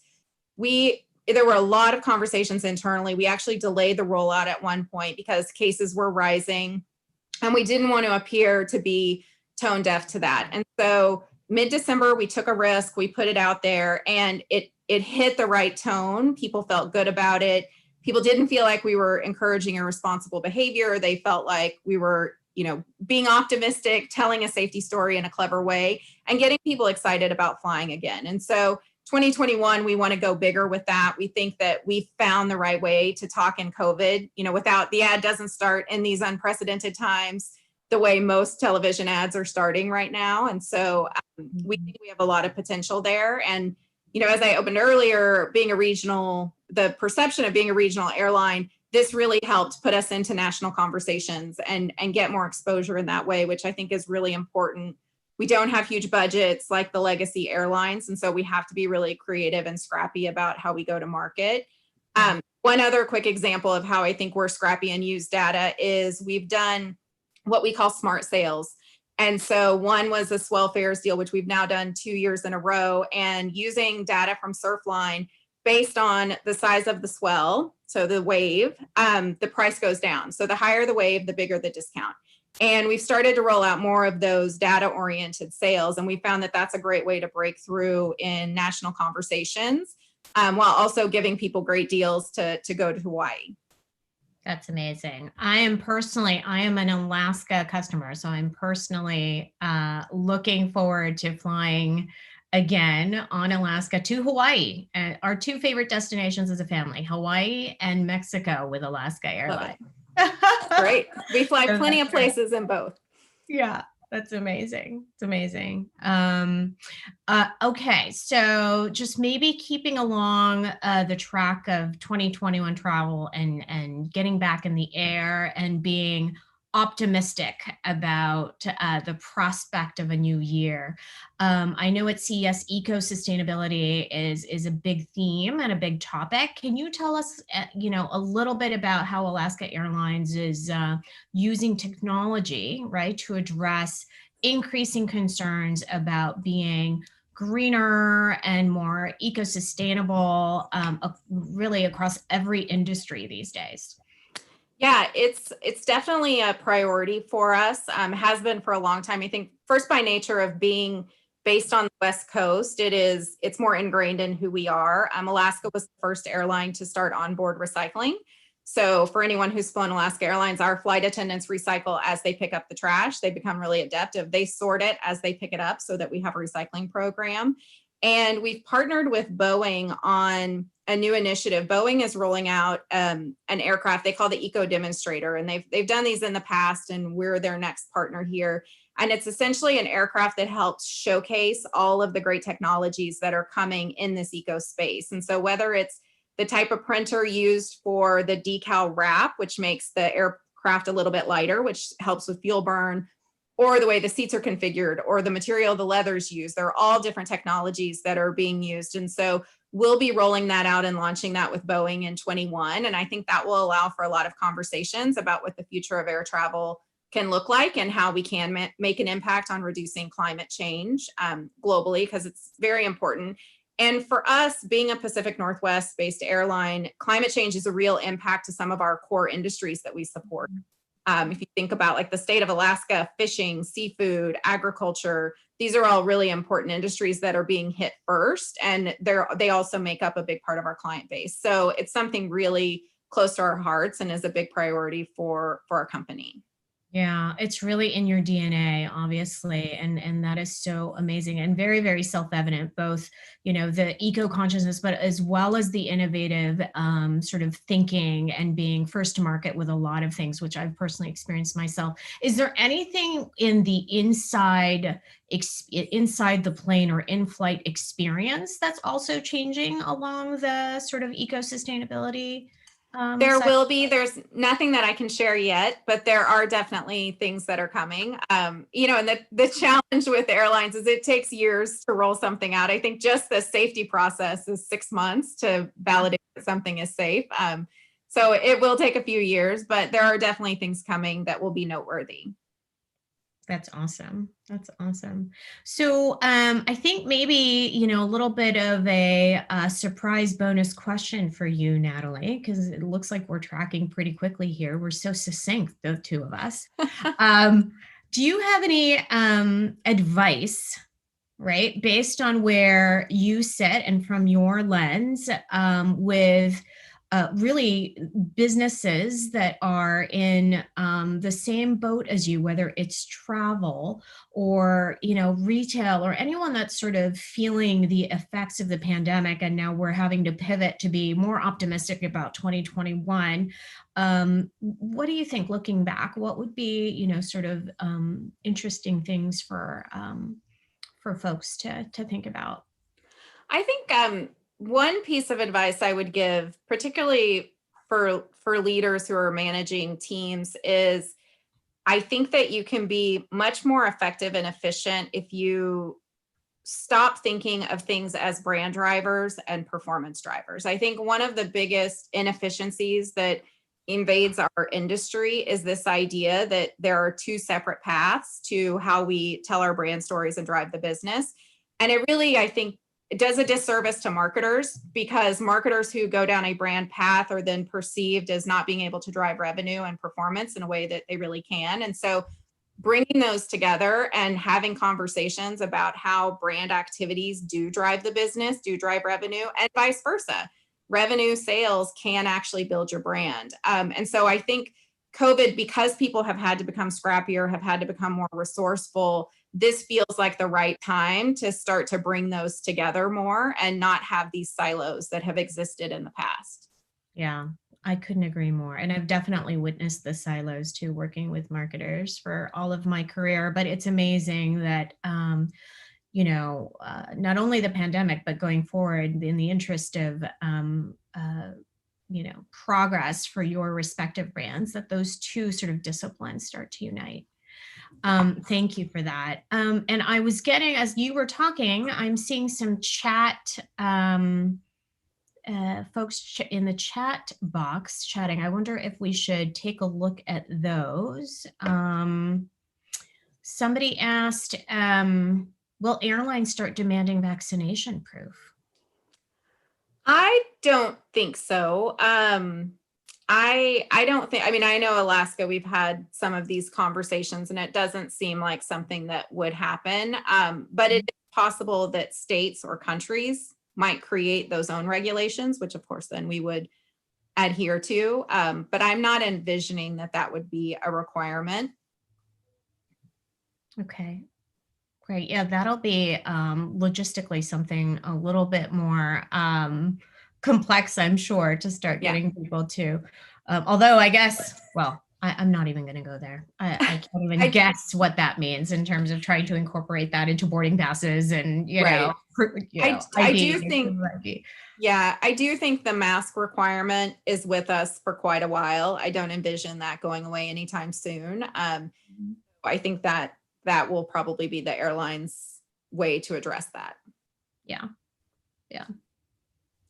Well, and I think on that note, we are at time to open it up to questions if others have any burning questions for Natalie. I love it. I see the question.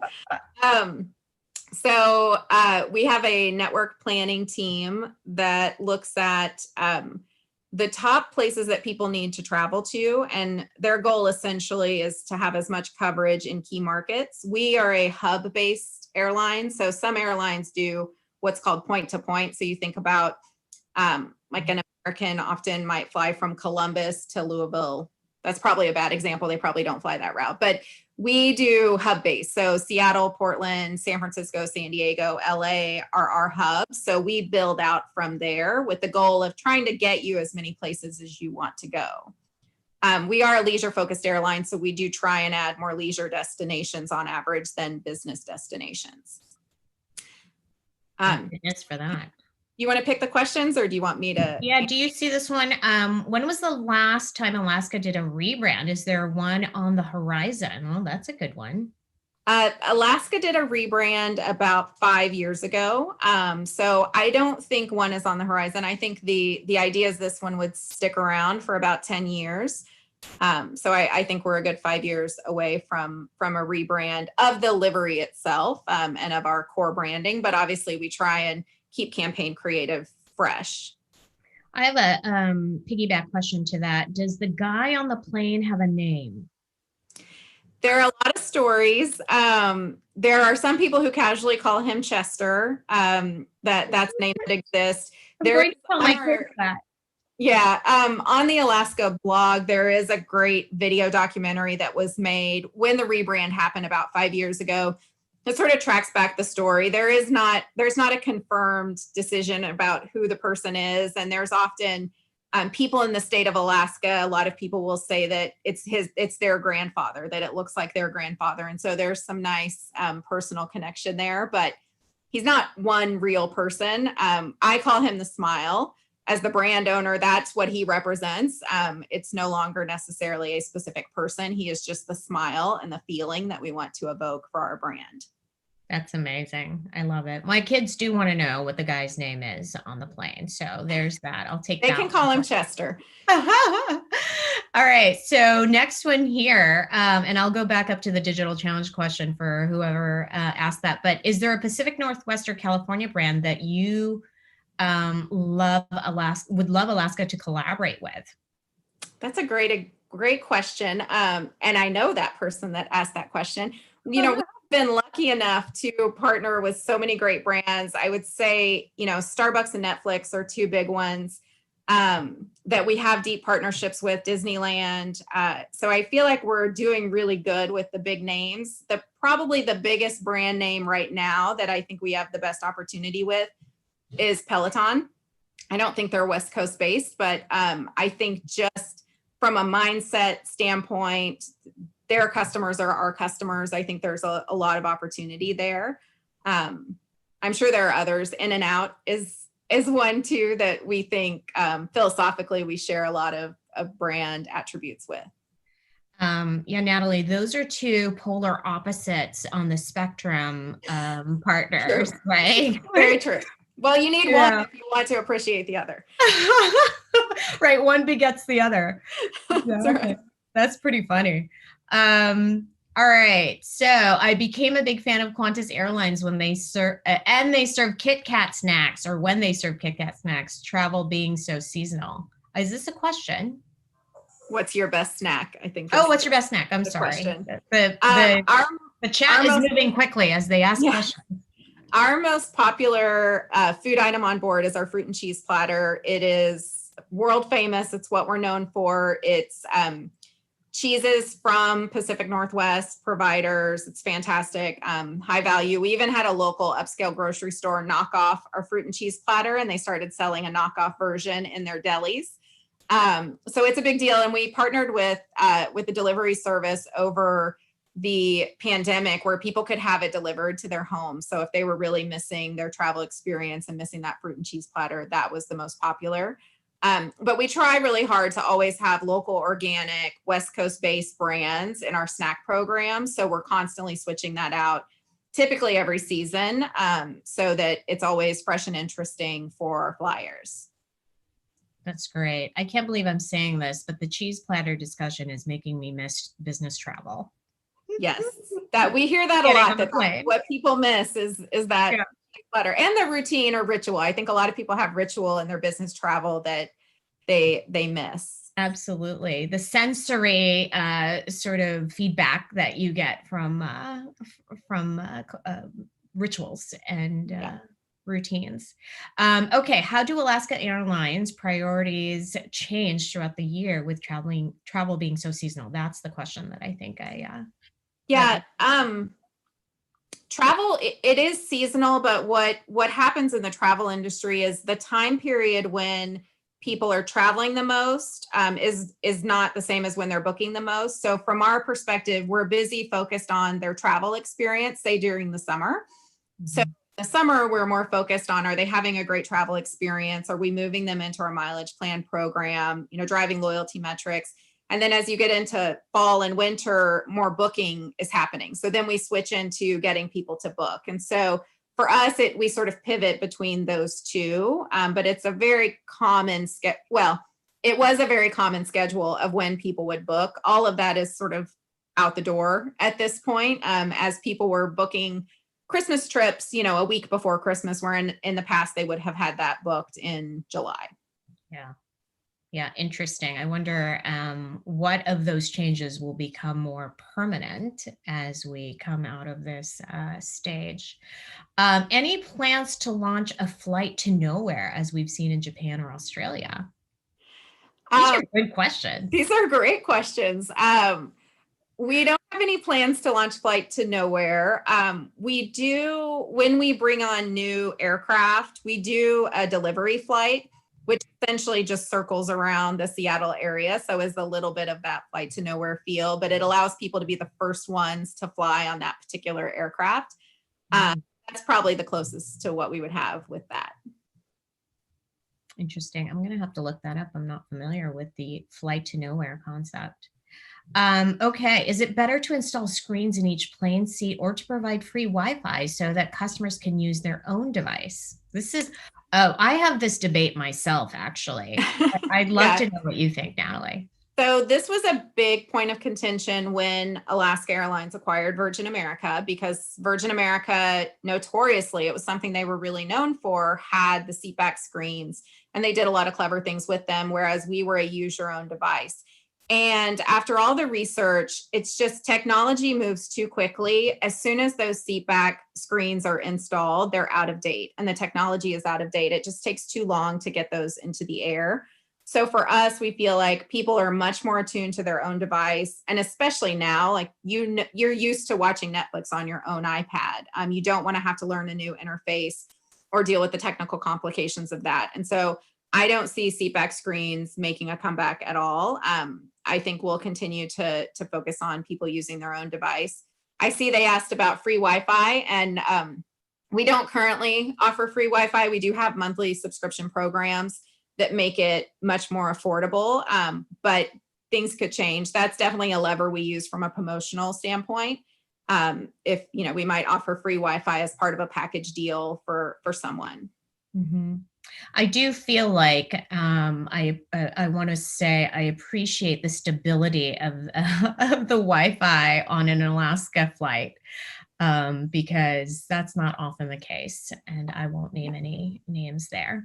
Do you see Gen Z audiences being a catalyst to jumpstart the airline industry in 2021? Good question. It's a great question, and it is, what we do see is that audience says they're the most likely to travel first. They're the most likely to get back in the air.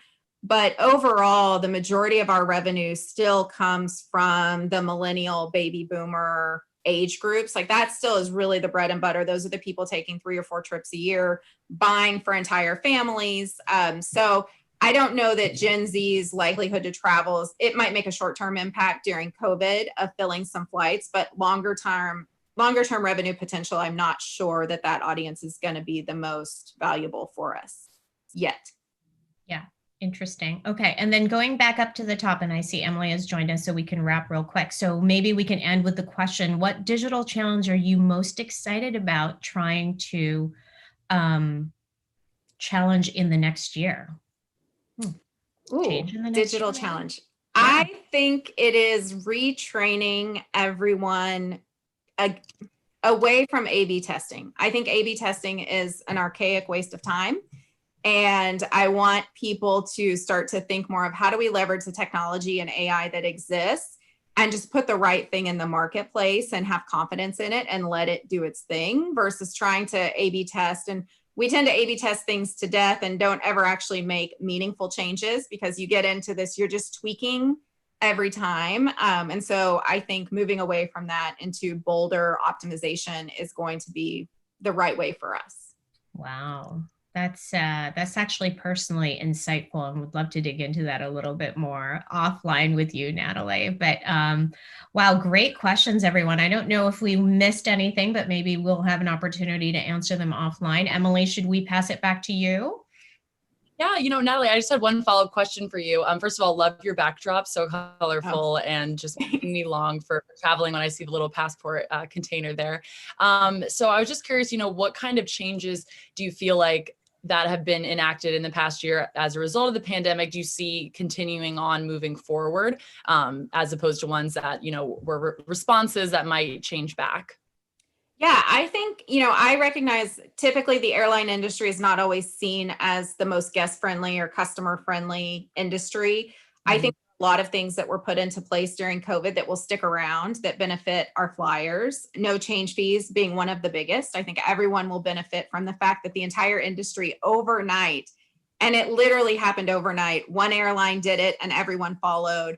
And there was very little conversation about the fact that it was going to happen. So that's huge for everyone. And then all of the cleanliness measures and focus on using these technologies, I don't see that we would ever go away from. I think, HEPA filters, the electrostatic spraying, I think is something that was new for this, doing it on a regular basis. And I don't see that we would ever go backwards. So all very positive for flyers and very much, I think, makes us more of a consumer-friendly industry overall. Definitely. I mean, I love to hear it. Love both of those elements. So glad to hear that they will be staying moving forward. Well, thank you both so much for joining us. It was so great to have you. Such fascinating questions and insights. And we look forward to having you back on our stage soon. Thank you, Emily. Thanks, Natalie. Thank you, Mar. Thanks, guys. Well, we have a few more great panels coming up. So be sure to, fill up your your cup of coffee and settle in for our last few sessions. But we are thrilled to be joined for a keynote presentation next from Joanna Ferries, the Commissioner for Call of Duty Esports at Activision Blizzard, and Kristen Connolly, the Senior Director of Marketing for Overwatch and Call of Duty at Activision Blizzard Esports. So welcome both of you. We're so excited to hear from you. Obviously, esports and gaming has gone through the roof in the past year. So look forward to hearing your presentation. And then we'll be joined by Nick Barrenuevo at the end to help moderate a fireside chat. So I'll kick it over to you. Thanks, Emily. Thanks. Thank you. Thanks, Emily. Hi, everybody. Kristen, can you hear me? Because I'll assume if you can hear me that everyone, okay, great. This is Johanna Ferris. Hi, everyone. Happy to be here. Head of leagues at Activision Blizzard Esports. Super excited to be doing this with my partner in crime and Kristen, but I'll let you introduce yourself. Yeah, hi everyone. Kristen Connolly here. I head our marketing for Activision Blizzard Esports as well, notably the Overwatch League and Call of Duty leagues, as Johanna mentioned. Super excited to be here as well. Great. So we'll dive in. I know that we're going to give a little bit of an overview of what we do here day to day. I know everyone is leading into the topic of gaming and esports. It's getting bigger by the day, it feels like, but sometimes we don't always get the chance to put some form and fashion behind what we do day to day. And hopefully this keynote will be an opportunity to share that. And for those who don't know, just to give you some macro trends and big figures to anchor ourselves in why gaming, why esports, just how big this opportunity really is as an industry. You can see some of the detail here on this slide. 1.6 billion revenue projected by 2023, which is really only 2 years from now. Over 100 billion hours have been watched on YouTube in 2020 alone. And it's just a staggering number when you really think about this is engaged activity on one platform. And there are many media platforms that are really doing this at scale now. So it's really exciting to see just how powerfully people are leaning in and really using the platforms that we very much ownership with on a day-to-day basis, an enormous clip. 500 million active fans in 2020 across gaming and esports. So again, very, very engaged group of people. We'll talk a little bit about the demographics there, what that means for the opportunity we see, especially along age lines, and multi-million-dollar prize pools. So, these are not small potato efforts. These are the most elite players in their craft, but they're also competing for major dollars now. And it really levels up the entire conversation about just how seriously our players take this and how we reward them in kind. And at Activision Blizzard Esports, we are, the central function for Activision Blizzard King around making global entertainment. So we often say we're not just an esports company, we are a global entertainment company. We think about how are we going to put competitive entertainment on the map in all kinds of creative and dynamic ways, whether that's live events, you can see the picture in the background here, whether that's certainly in the content and the marketing efforts that Kristen leads, and she'll talk a lot more about. There's just so much to that definition. And sometimes we want to make sure that people don't just think about esports in a sort of niche way or this one note way. When we think about our role for the company, it's to stand on the shoulders effectively of some of the biggest gaming IP in the world and to create amazing experiential and immersive entertainment experiences for our fans through the lens of competition. And we have this as our anchor point when we talk about our vision. It's really to be the most innovative, scalable, valuable developer of competitive entertainment. So when we think about success, we don't just think about doing things in a highly compelling way and a way that really scales across borders and really can go global, but also value. We talk a lot about what does it mean to create durable businesses that generate, not just from a revenue standpoint, but also from a longevity standpoint. So it's really, really cool to think about both the business opportunity of what we get to do, but also the creative infrastructure we built for engagement. And those two are of equal value to us day in and day out. So I'll hand it over to Kristen. She's going to talk about what that really means in the form of our biggest leagues. Awesome. Thanks, Johanna. So we operate two main professional esports leagues. One is the Call of Duty League shown here, and the sister league being the Overwatch League. What's really incredible about being able to operate two leagues and a lot of our team members working across both leagues is we're able to kind of compare and contrast, but also take learnings from one league and apply them to the next. And it's just really special from the marketing and creative aspect because they're very different brands. So we spend a lot of time talking about how we attract our audiences differently and how we represent them differently with our branding and our marketing efforts. The first shown here is the Call of Duty League, which just launched in 2020, a very special year to launch a brand new professional esports league. And it launched with a bang in a very cold, blistery day in Minnesota to a sold out crowd. The Rocker put on the opening weekend. And the initial plan was to host home series events, just like you see in traditional professional sports, where the home team hosts a couple teams for the weekend and competes, and take those around to our 12 teams that are based in 4 different countries. We'll talk a little bit later how we pivoted from that initial plan as kind of everything changed in March. But the Call of Duty League is based on the #1 selling game franchise in the US for a decade, of course, Call of Duty.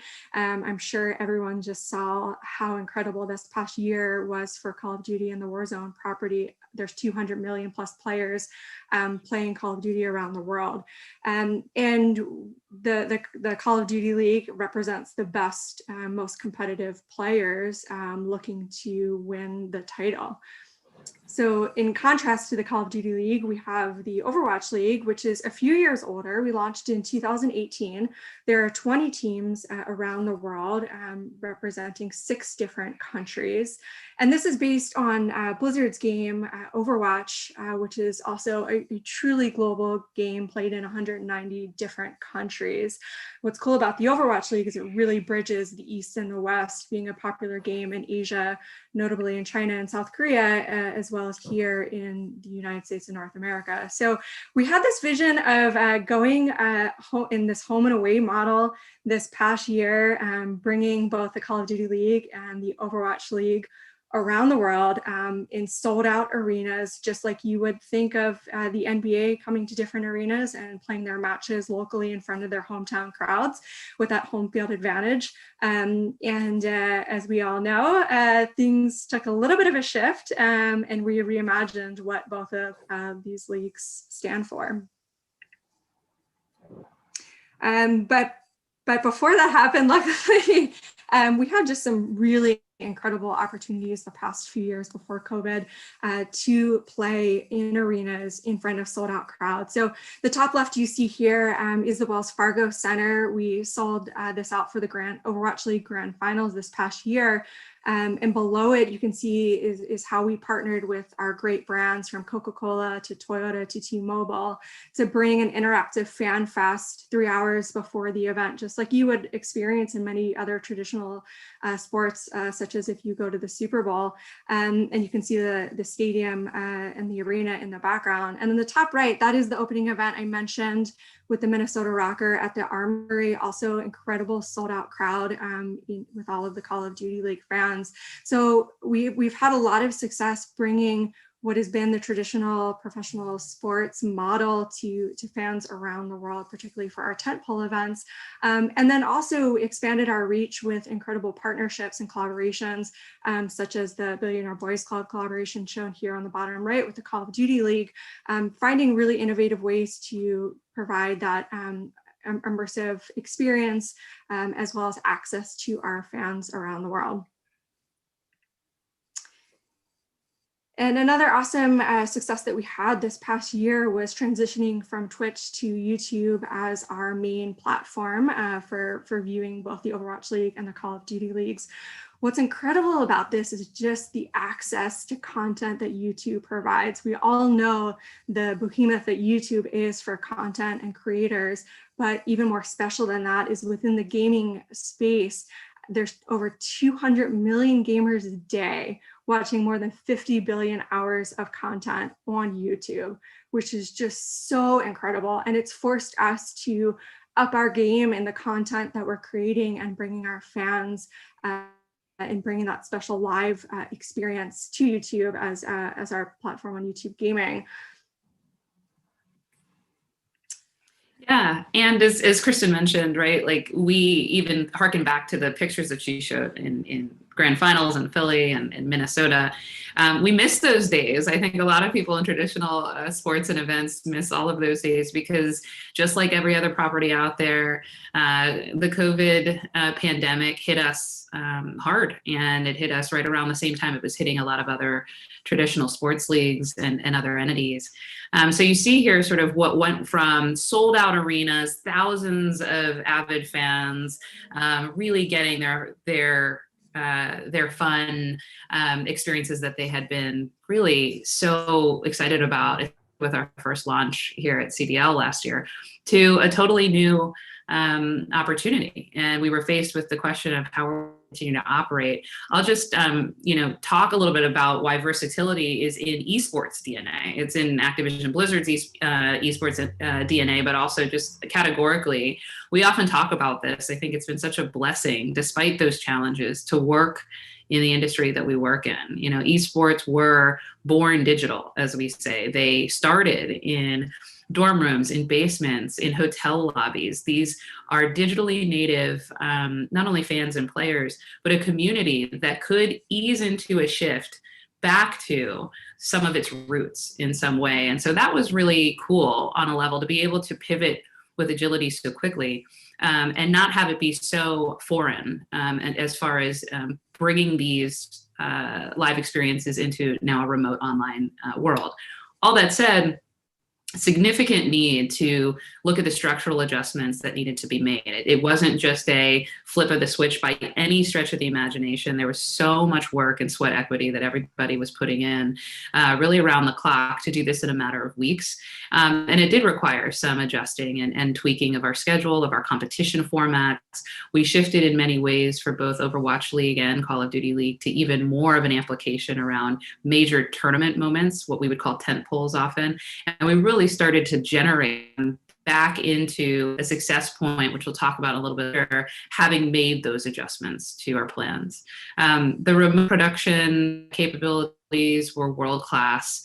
Everybody at ABK rallied to think about how do we think about server support around the various continents where that would be needed for online play to happen, again, live at a professional level with the most integrity and fairness and balance possible.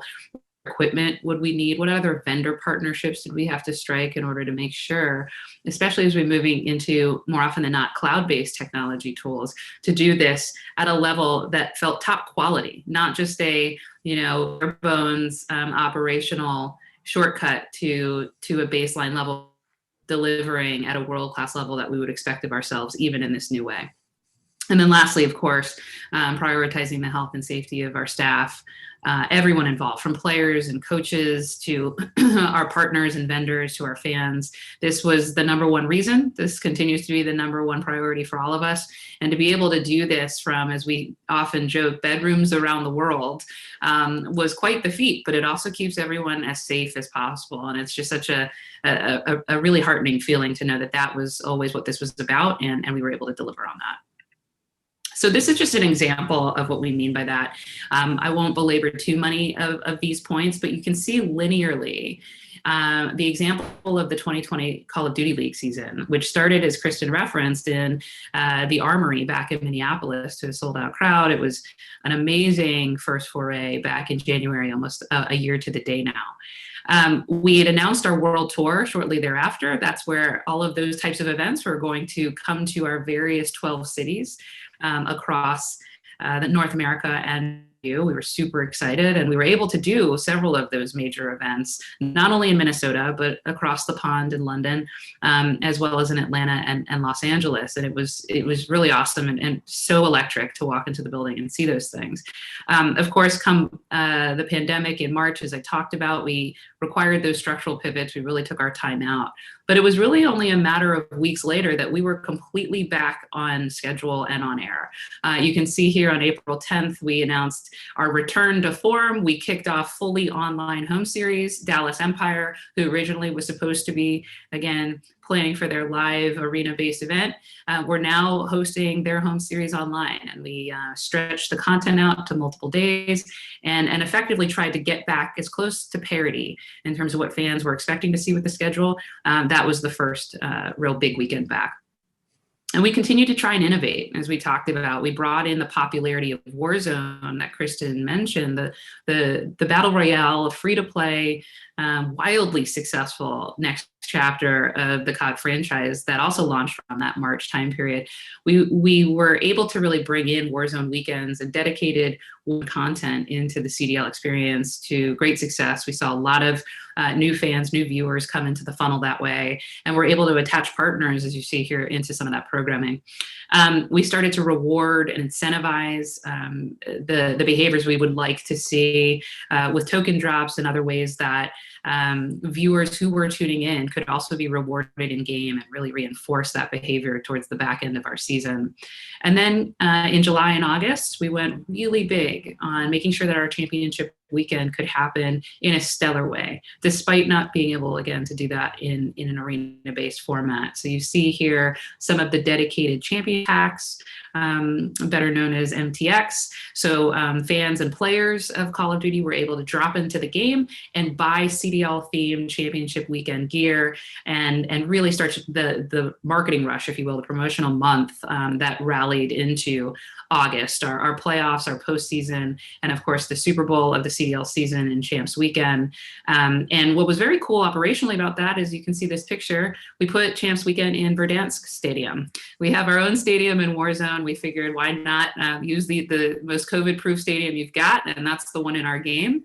And it was just a tremendous, awesome effort to see the collaboration across our studio partners, and everybody at the franchise to make sure that when we were lighting up Champs Weekend, we weren't just doing that in the real world spaces, if you will, but also in the virtual spaces that we had. And it worked out. So Kristen can talk more about this. Yeah, so in a year that was probably the most difficult for live events and entertainment, we set records. The Call of Duty League Champs Weekend was the most watched Call of Duty esports match ever. You'll see down here our main metric that we measure is AMA viewership, which surfaced around 239,000 fans watching. We peaked at almost 340,000 fans watching, delivering an incredible amount of hours watched for the weekend. And then, as you'll note, just setting records not only for Call of Duty, but for what has been seen on YouTube for live esports. And not only on Call of Duty League, but we also did that for the Overwatch League Grand Finals. Going into our third Grand Finals, we set viewership records with the most people tuned in around the world. Really special for this unique audience during such difficulties to be watching and engaging so deeply. And as you flip to the next slide, Johanna, it's just really special to zone in on what that looks like. This shows that our average fan is 25 years old. As you compare that across the rest of the traditional sports landscape and those fans watching, what is so special about our esports leagues is we have the coveted audience that all brands, all entertainment properties are looking to attract. And not only do we have their attention, we have them incredibly deeply engaged for hours upon hours for several month-long season. And as you see on the next slide as well, our year-over-year viewership for this special group of 18 to 34-year-old fans is growing, both for the regular season as well as our special finals and champs. It's growing incredibly strong, and we are seeing the proof that the efforts that we're putting forth thus far are successful, and we'll continue to double down on them. So just to hit on a couple of those that have been successful for us, we'll continue to invest in content. I saw a question in chat of interesting that we transitioned from Twitch to YouTube. YouTube's content opportunity is just incredible. And as we think about our esports leagues, it's not just what we're doing live, it's what we're doing 365 to engage our fans. And speaking of our fans, a nice Dallas super fan here. Our communities are the backbone of our esports league. They are what give us such passion and excitement and create the content and offerings that we do. So we'll continue to tell the stories of those fans as well as our players. We'll continue to include our awesome influencers and community members.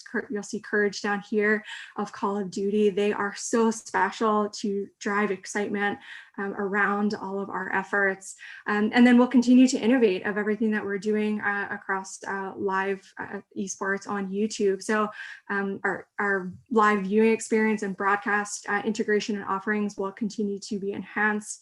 The rewards that we're offering fans to tune in will continue to enhance, as well as the way we're thinking about our product, which is really dialing into these epic high stakes tournament moments. So with that, Johanna, we'll just close us out of how we'll continue to do that going forward. Yeah, and it's very cool to see this, right? Opening weekend here coming up in less than a month. We're also going to have a major preseason beat for Call of Duty League in less than 2 weeks to celebrate the 1-year anniversary on January 23rd and 24th, which we're calling our Kickoff Classic, but effectively we're back and back better than ever. And with Kristen and team at the helm to really make sure that we take all the learnings from a really crazy and wild 2020 and apply them to be much more sophisticated. And I think the energy and the momentum around these properties is really, really strong and really special. We're also super excited about some of the plans we've announced recently, as early as a few hours ago, even for Overwatch League 2021. You see the structure here. We're going to have even more of an East versus West component to some of the dynamic play and how we're going to operate and utilize certain transatlantic and trans-Pacific opportunities across our various regions to create, even in an online remote world, interregional competition amongst our 20 teams here in Overwatch League. So really cool, really awesome place to be. And we couldn't be more thrilled to bring it forward here in 2021. So with that, we thank you for the time. Yeah, so a lot of great questions in chat, and we are going to be sticking around for the next 20 minutes with Nick joining us and actually getting to a lot of those questions already asked. So thank you for setting us up well for that. Great. Hi, everyone. Can you hear me? Okay, great. What a great keynote, and just a lot to build off from our conversation last week. So thank you. First, I'll start with thank you to brand innovators and everyone in the audience so much for joining us today for our fireside chat discussion subsequent to the keynote that Johanna and Kristen just delivered around the future of gaming and esports.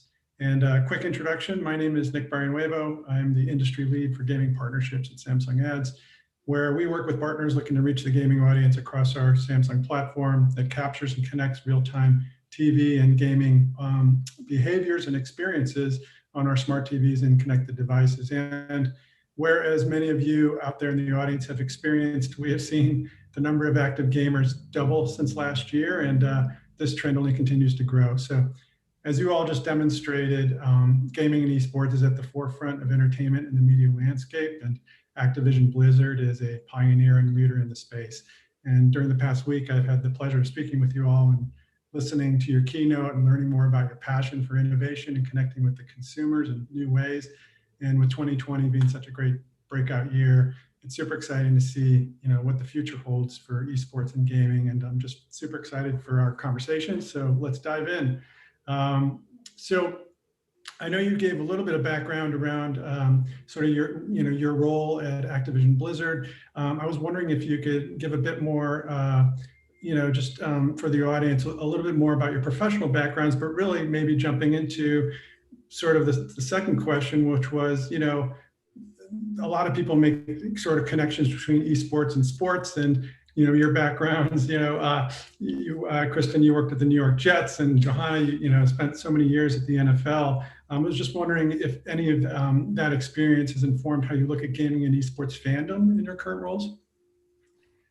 Yeah, absolutely. So me and the entire team are obsessed with our fans and their thinking and how they engage with us and their fandom and their rituals and their traditions and their sense of community.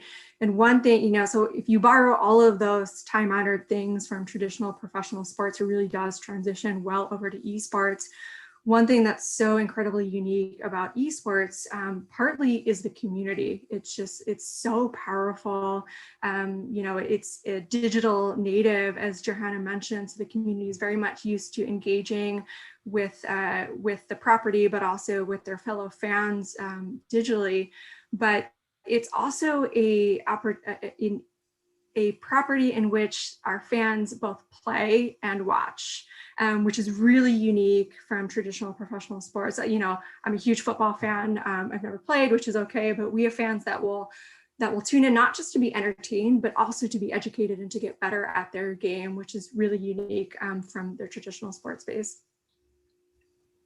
Totally. I mean, I don't have much to build on other than coming from the league office perspective. I think we think just about, you know, how do we borrow from those models? But to Kristen's point, this is a totally different consumer. You even saw the age delta that we shared, right? That's just one delta. But the dynamics, the psychographics, the segments that we look at, even in how they behave in the game, might translate into a different marketing strategy for how we're going to bring them into a viewing habit. So same mission to grow engagement and to drive, you know, the ratings, if you will, up. But the way in which we do it and the who are very, very unique. Yeah, that's great. And you know, I know you spoke, sort of your presentation really touched on kind of how you pivoted last year, and you know, a lot of it was, you know, around the operational aspect and and structural. I was wondering, you know, you mentioned some really, you know, core values like agility and versatility and also resilience. I've heard you speak about before as well. I guess from a marketing perspective, and how are you able to pivot from your marketing strategies that sort of you had going into the year and you know, reach consumers in this new environment and innovate last year? Yeah, so as we kind of mentioned, 2020 was set to be an epic year for us, for the first time ever bringing our home events around the world. There's very little that can replicate that live in-venue atmosphere. For those that have been to any esport events, the screaming fans and the attention that they have on the stage for hours is just truly special. That being said, because our audience is young and mostly lives on digital and social platforms, our marketing efforts remained mostly unshifted in the sense that that's how we engage with them, regardless of if we're, you know, live in person on events or not. But the things that we did shift to do a bit differently are how we engaged with them while they were watching live, and not only how we as the league did, but how our teams around the world adapted. So a great example is on the Overwatch League side, how fan groups set up live Discord channels to do fan viewing parties together. Just because when it comes around, you know, the postseason, you want to watch, you know, with your friends. And another great example is on the Call of Duty League side, one of our key partners, Game Fuel, their goal was to distribute 6-pack cans to fans. Well, when we couldn't do live events, that shifted, but they found an innovative work with us to provide and mail those cans to thousands of people around the world. Chipotle is another example. We partnered with them for Champs, where they gave away free burritos in chat. You know, you just had to redeem a code. So we found interactive ways to engage with our fans and deepen that engagement, as Johanna mentioned. And that's what our marketing, you know, really is about. It's about engagement content. It's, you know, of course, I think there's a question in chat of, do we do advertising and how do we kind of attract the fans? We do all the traditional efforts, making a lot more of that interactive engagement with our partners and with our fan offerings. That's great. And, you know, I think for the audience, some folks in your presentation definitely sort of set the stage from a macro perspective of sort of who this audience is. But you know, I think, you know, folks that are sort of immersed in gaming sort of know that there's, you know, there's sort of certain distinctions and nuances to the gaming and esports audience. But maybe for everyone else, you could talk a little bit about, you know, what we might not know about this audience. You know, you spoke about sort of the age, you know, and how it's really sort of that, you know, younger cord cutter, probably more attractive to brands type audience. Is there anything else you could add to that? Yeah, I mean, I'll go first, and then certainly, Kristen, if you have any builds. One, I think, is really interesting in that we have sister leagues in our portfolio with really different demographic trends. So Call of Duty League is going to get you a Western skewing, more often than not North American and Western European skewing, English speaking, again, more often than not hyper male demographic. Doesn't mean that there aren't a lot of women in the system, and there are actually a lot of tons of women, hundreds of thousands of women who are competing even at the amateur level. But nonetheless, it's going to skew much more in that direction. Overwatch League, much more global, over-indexes much more in APAC regionally. A vast majority of the player base, Korean. So it's already going to give you this diverse portfolio. As we talk about, even at the ownership level, we have several owners who not only own traditional sports teams, but they also have invested in many areas of our business where they actually own both an Overwatch League team and a Call of Duty League team, because the fan bases are so different and we're not going to see a lot of cannibalization there. There are other things that I often talk about, just the style of the community, the vernacular that's used, the tonal shifts that we need to make from a content delivery perspective, certain things that would absolutely hit on the mark with the Overwatch League community from a content generation perspective on YouTube would fail before it even hit the gate, so to speak, on CDL, and vice versa. So humor is different. There's a little bit of a WWE factor in that it's very influencer and personality driven in the Call of Duty ecosystem, especially because you have a lot of what we would call mainstream pop culture Larry Halo benefits that Call of Duty as a franchise just brings to the table that you see coming into the sport, if you will. Overwatch League, vibrant, much more progressive, all about inclusivity, just even from how it comes across on the screen, but also just, again, the values that it evokes are much less WWE and NFL and much more uniting gamers and fans of a very progressive, hopeful, and optimistic brand. And I love that. I love the difference that these bring and the way we can have different conversations even on similar platforms. Yeah, 100%. Those are all the keys. I think two other nuggets that just really strike me as interesting as a marketer coming from the traditional professional sports space. One, Johanna hit on that agility is in our DNA. The reason that is because our fans are agile and they are open to us adapting and changing and shifting things on them, sometimes on a year-to-year basis, sometimes on a month-to-month, sometimes on a day-to-day. And that's how we were able to shift during the difficulties of COVID to online, because our fans embraced it. We'll recognize sometimes when we make a wrong product decision and we shift it. Same thing with the marketing. Our community will be very vocal, but they'll also be understanding and accepting when maybe we don't get something right. So we have that flexibility to test and learn and optimize. With the kind of grace of our community understanding that and sharing with us as we build these leagues together. And then just, the second part, which I also just found so fascinating, is how embracing our fan bases are with our partners and our sponsors. Not only do they embrace them, they feel that when big brand partners come on, I mentioned earlier, we've had some awesome partners from Coca-Cola to Metro, T-Mobile, Game Fuel, State Farm, et cetera, a lot of which you see in the big sports leagues. But when those brands come on board to partner with us, they feel a sense of validation of, wow, we are a really established league, and that's what we sought to do for both of these leagues is to establish a professional system in which our fans could consistently follow their favorite game and connect with like-minded community members with it. So that's just been really cool, and it just allows us to do a lot of cool engagement partnerships with those brands and get this up for our fans. That's amazing. Thank you so much for that. And I think kind of just building on that is, in our sort of previous conversation, you spoke about sort of the power of tournaments in esports and kind of the fan focus and just, it's all about the fans and the consumers. And from a global marketing perspective, can you talk a little bit more about kind of your approach to fan engagement? I know you sort of touched on it in your keynote, and how and where you're looking to sort of grow your audience.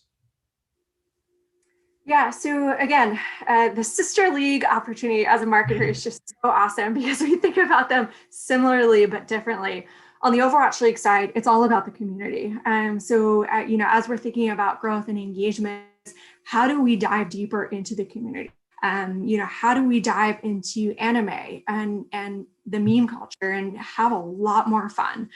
Because we can do that. That is what the Overwatch community embraces. So celebrating, UGC and fan art and highlighting players around the world as part of our league, as you think about how you're tuning into broadcast, is something that we're doubling down on. On the Call of Duty League side, it is a lot more influencer driven. There are incredible celebrities that are deep into the Call of Duty franchise, both endemic within the esports space like a Courage that I mentioned, but also professional athletes, that are loving and supporting Call of Duty.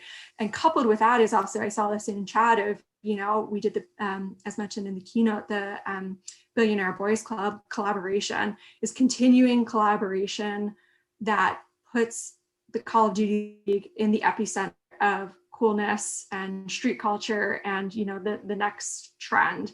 And so that is a different avenue that we explore for Call of Duty League than necessarily the Overwatch League, although the Overwatch League also in its own right is super cool, and our players have been featured in Vogue in Korea, for example, for their kind of style. So continuing to lean into that and finding collaborations and putting our properties in unexpected places that perhaps gaming and esports previously hasn't been, although you'll see the paradigm really has been shifting over the past few years to people finally recognizing and celebrating that esports and gaming is cool. It is part of culture, and so many more people are playing and watching than previously thought of.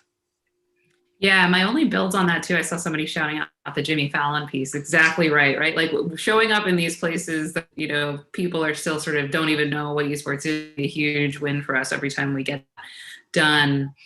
We're also looking at the in-game audiences. I would call out Call of Duty only because, as Kristen mentioned in the keynote, it's expanded its bandwidth beyond sort of like this, mainline premium SKU that has been at a certain price point for a certain consumer expects every fall a new title to drop. That's still the coolness. But what happened in 2020 is now we've got a free-to-play consumer coming in at a clip of hundreds of millions of people. We also have a free-to-play mobile consumer who came in through COD Mobile in regions where the mainline was not going to light up. About the Middle East, talking about, all kinds of different territories, even in Latin, that we may not have been able to have a conversation around, hey, if you like Call of Duty, try sport, trial its professional league. So even as you talk about growth, Nick, you hit the nail on the head. That's the word for us in these next few years.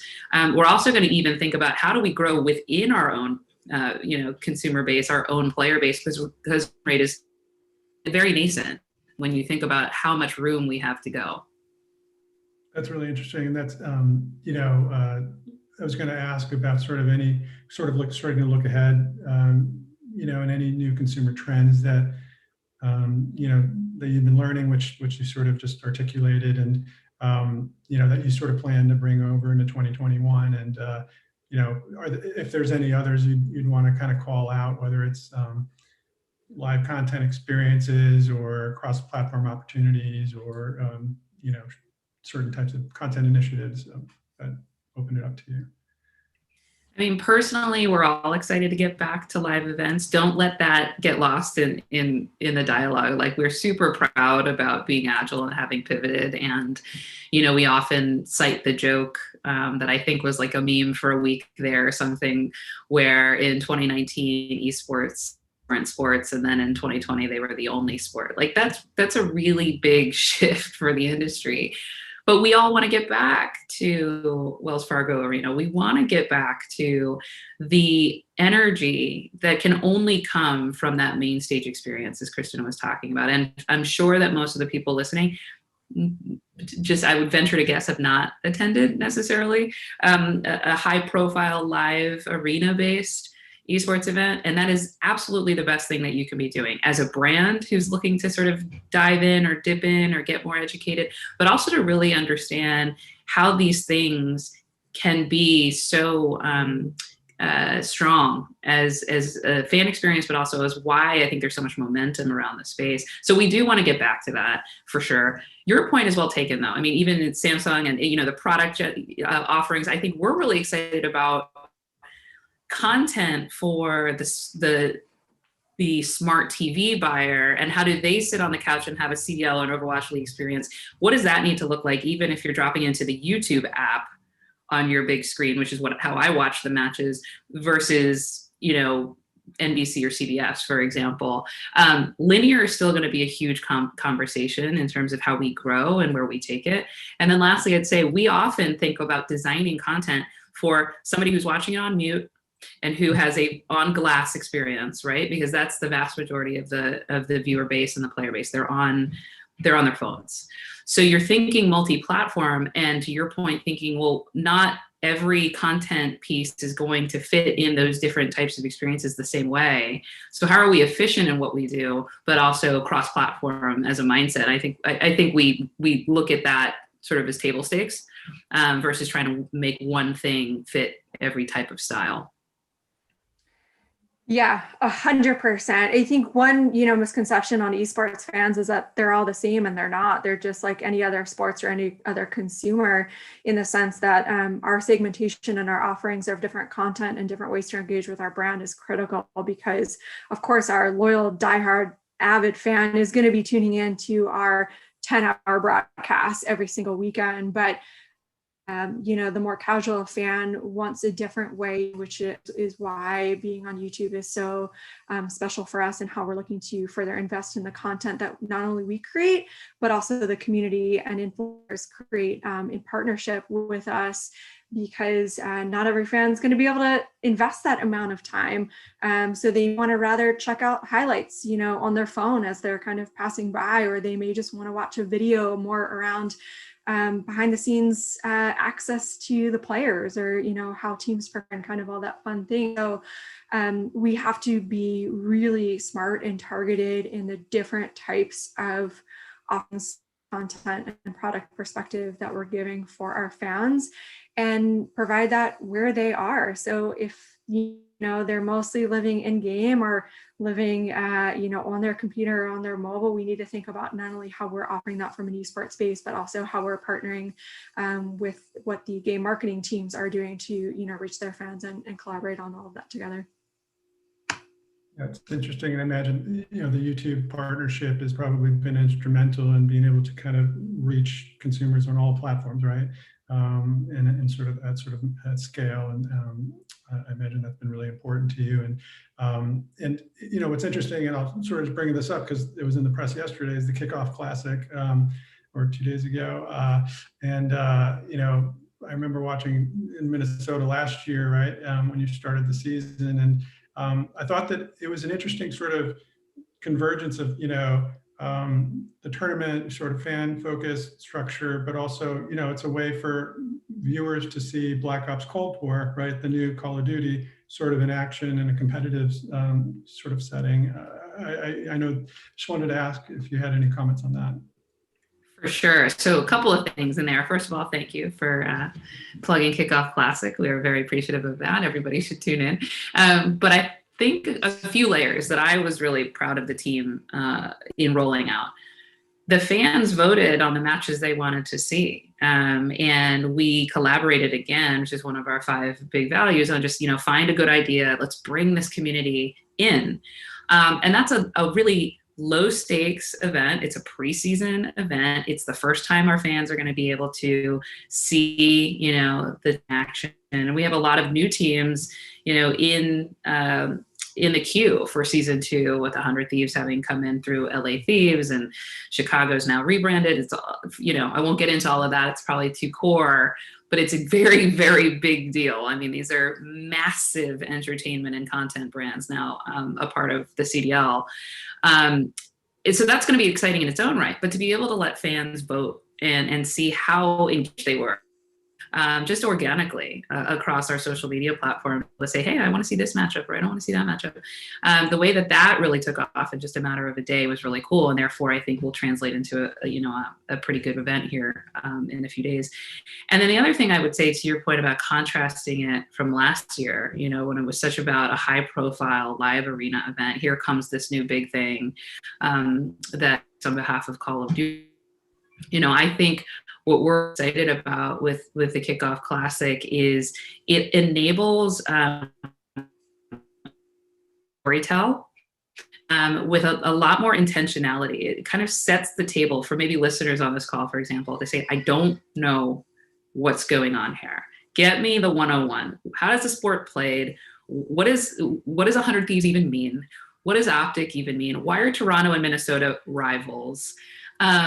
Who owns these teams? How's it played? The Kickoff Classic allows for somebody who's curious about this space or casually interested in this space to learn, to latch on to human interest stories, to latch on to personalities, to latch on to rivalries 2 weeks prior to us saying, okay, now it's go time, it's week one, opening week. And so I'm really excited about that because I think, one, fans have had a direct influence on the schedule.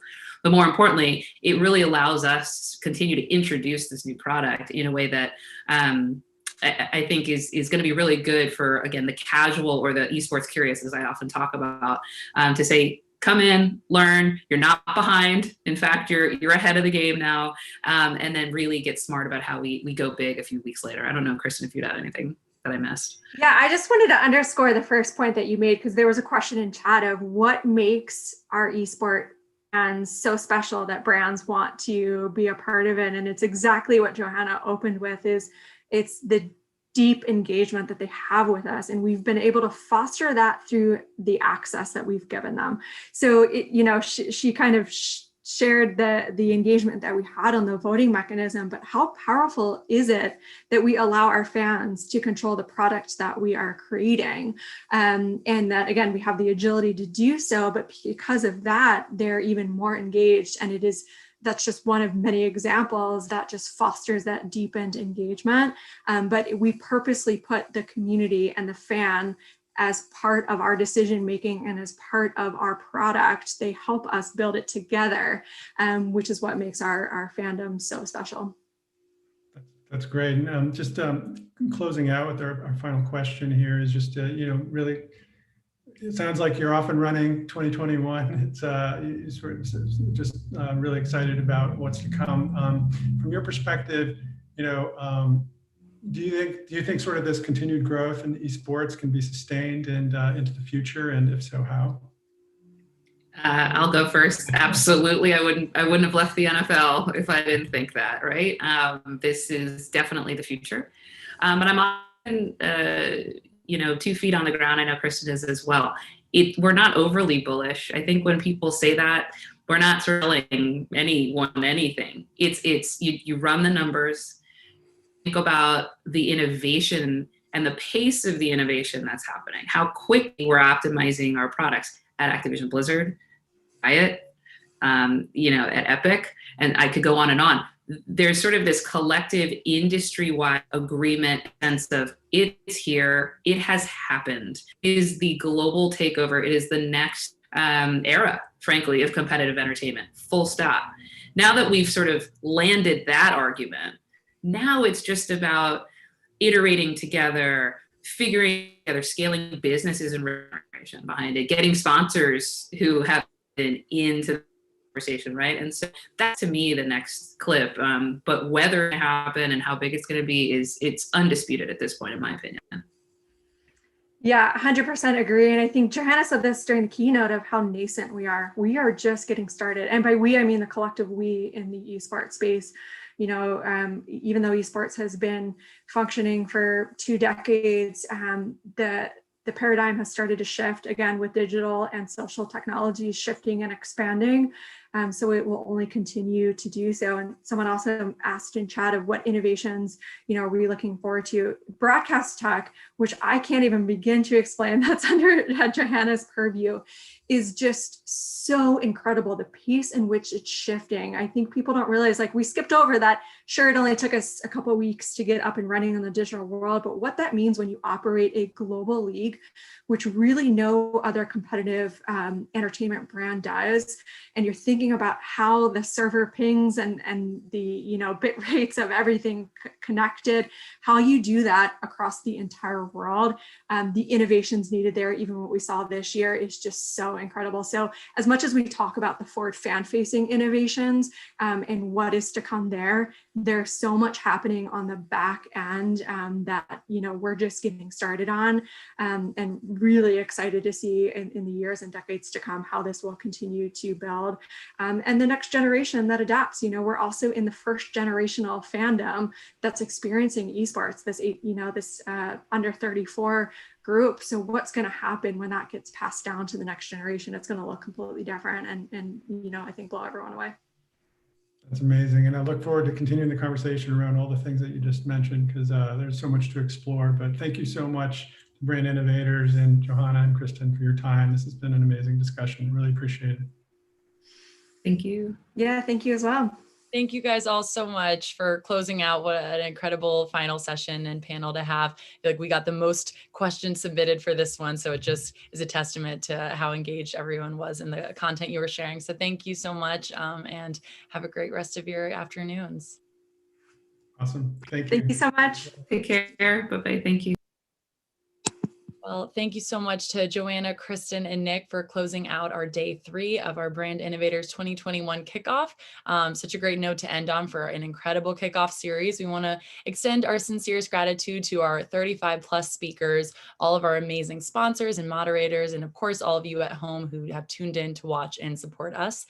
We have a lot of exciting things in store for 2021, and we're so happy to have, launched with this great program. We hope you'll join us next time for our next BI Live cast on Friday, January 22nd on marketing innovation. We'll be hearing from some marketers from BlackBerry, American Eagle, Land O'Lakes,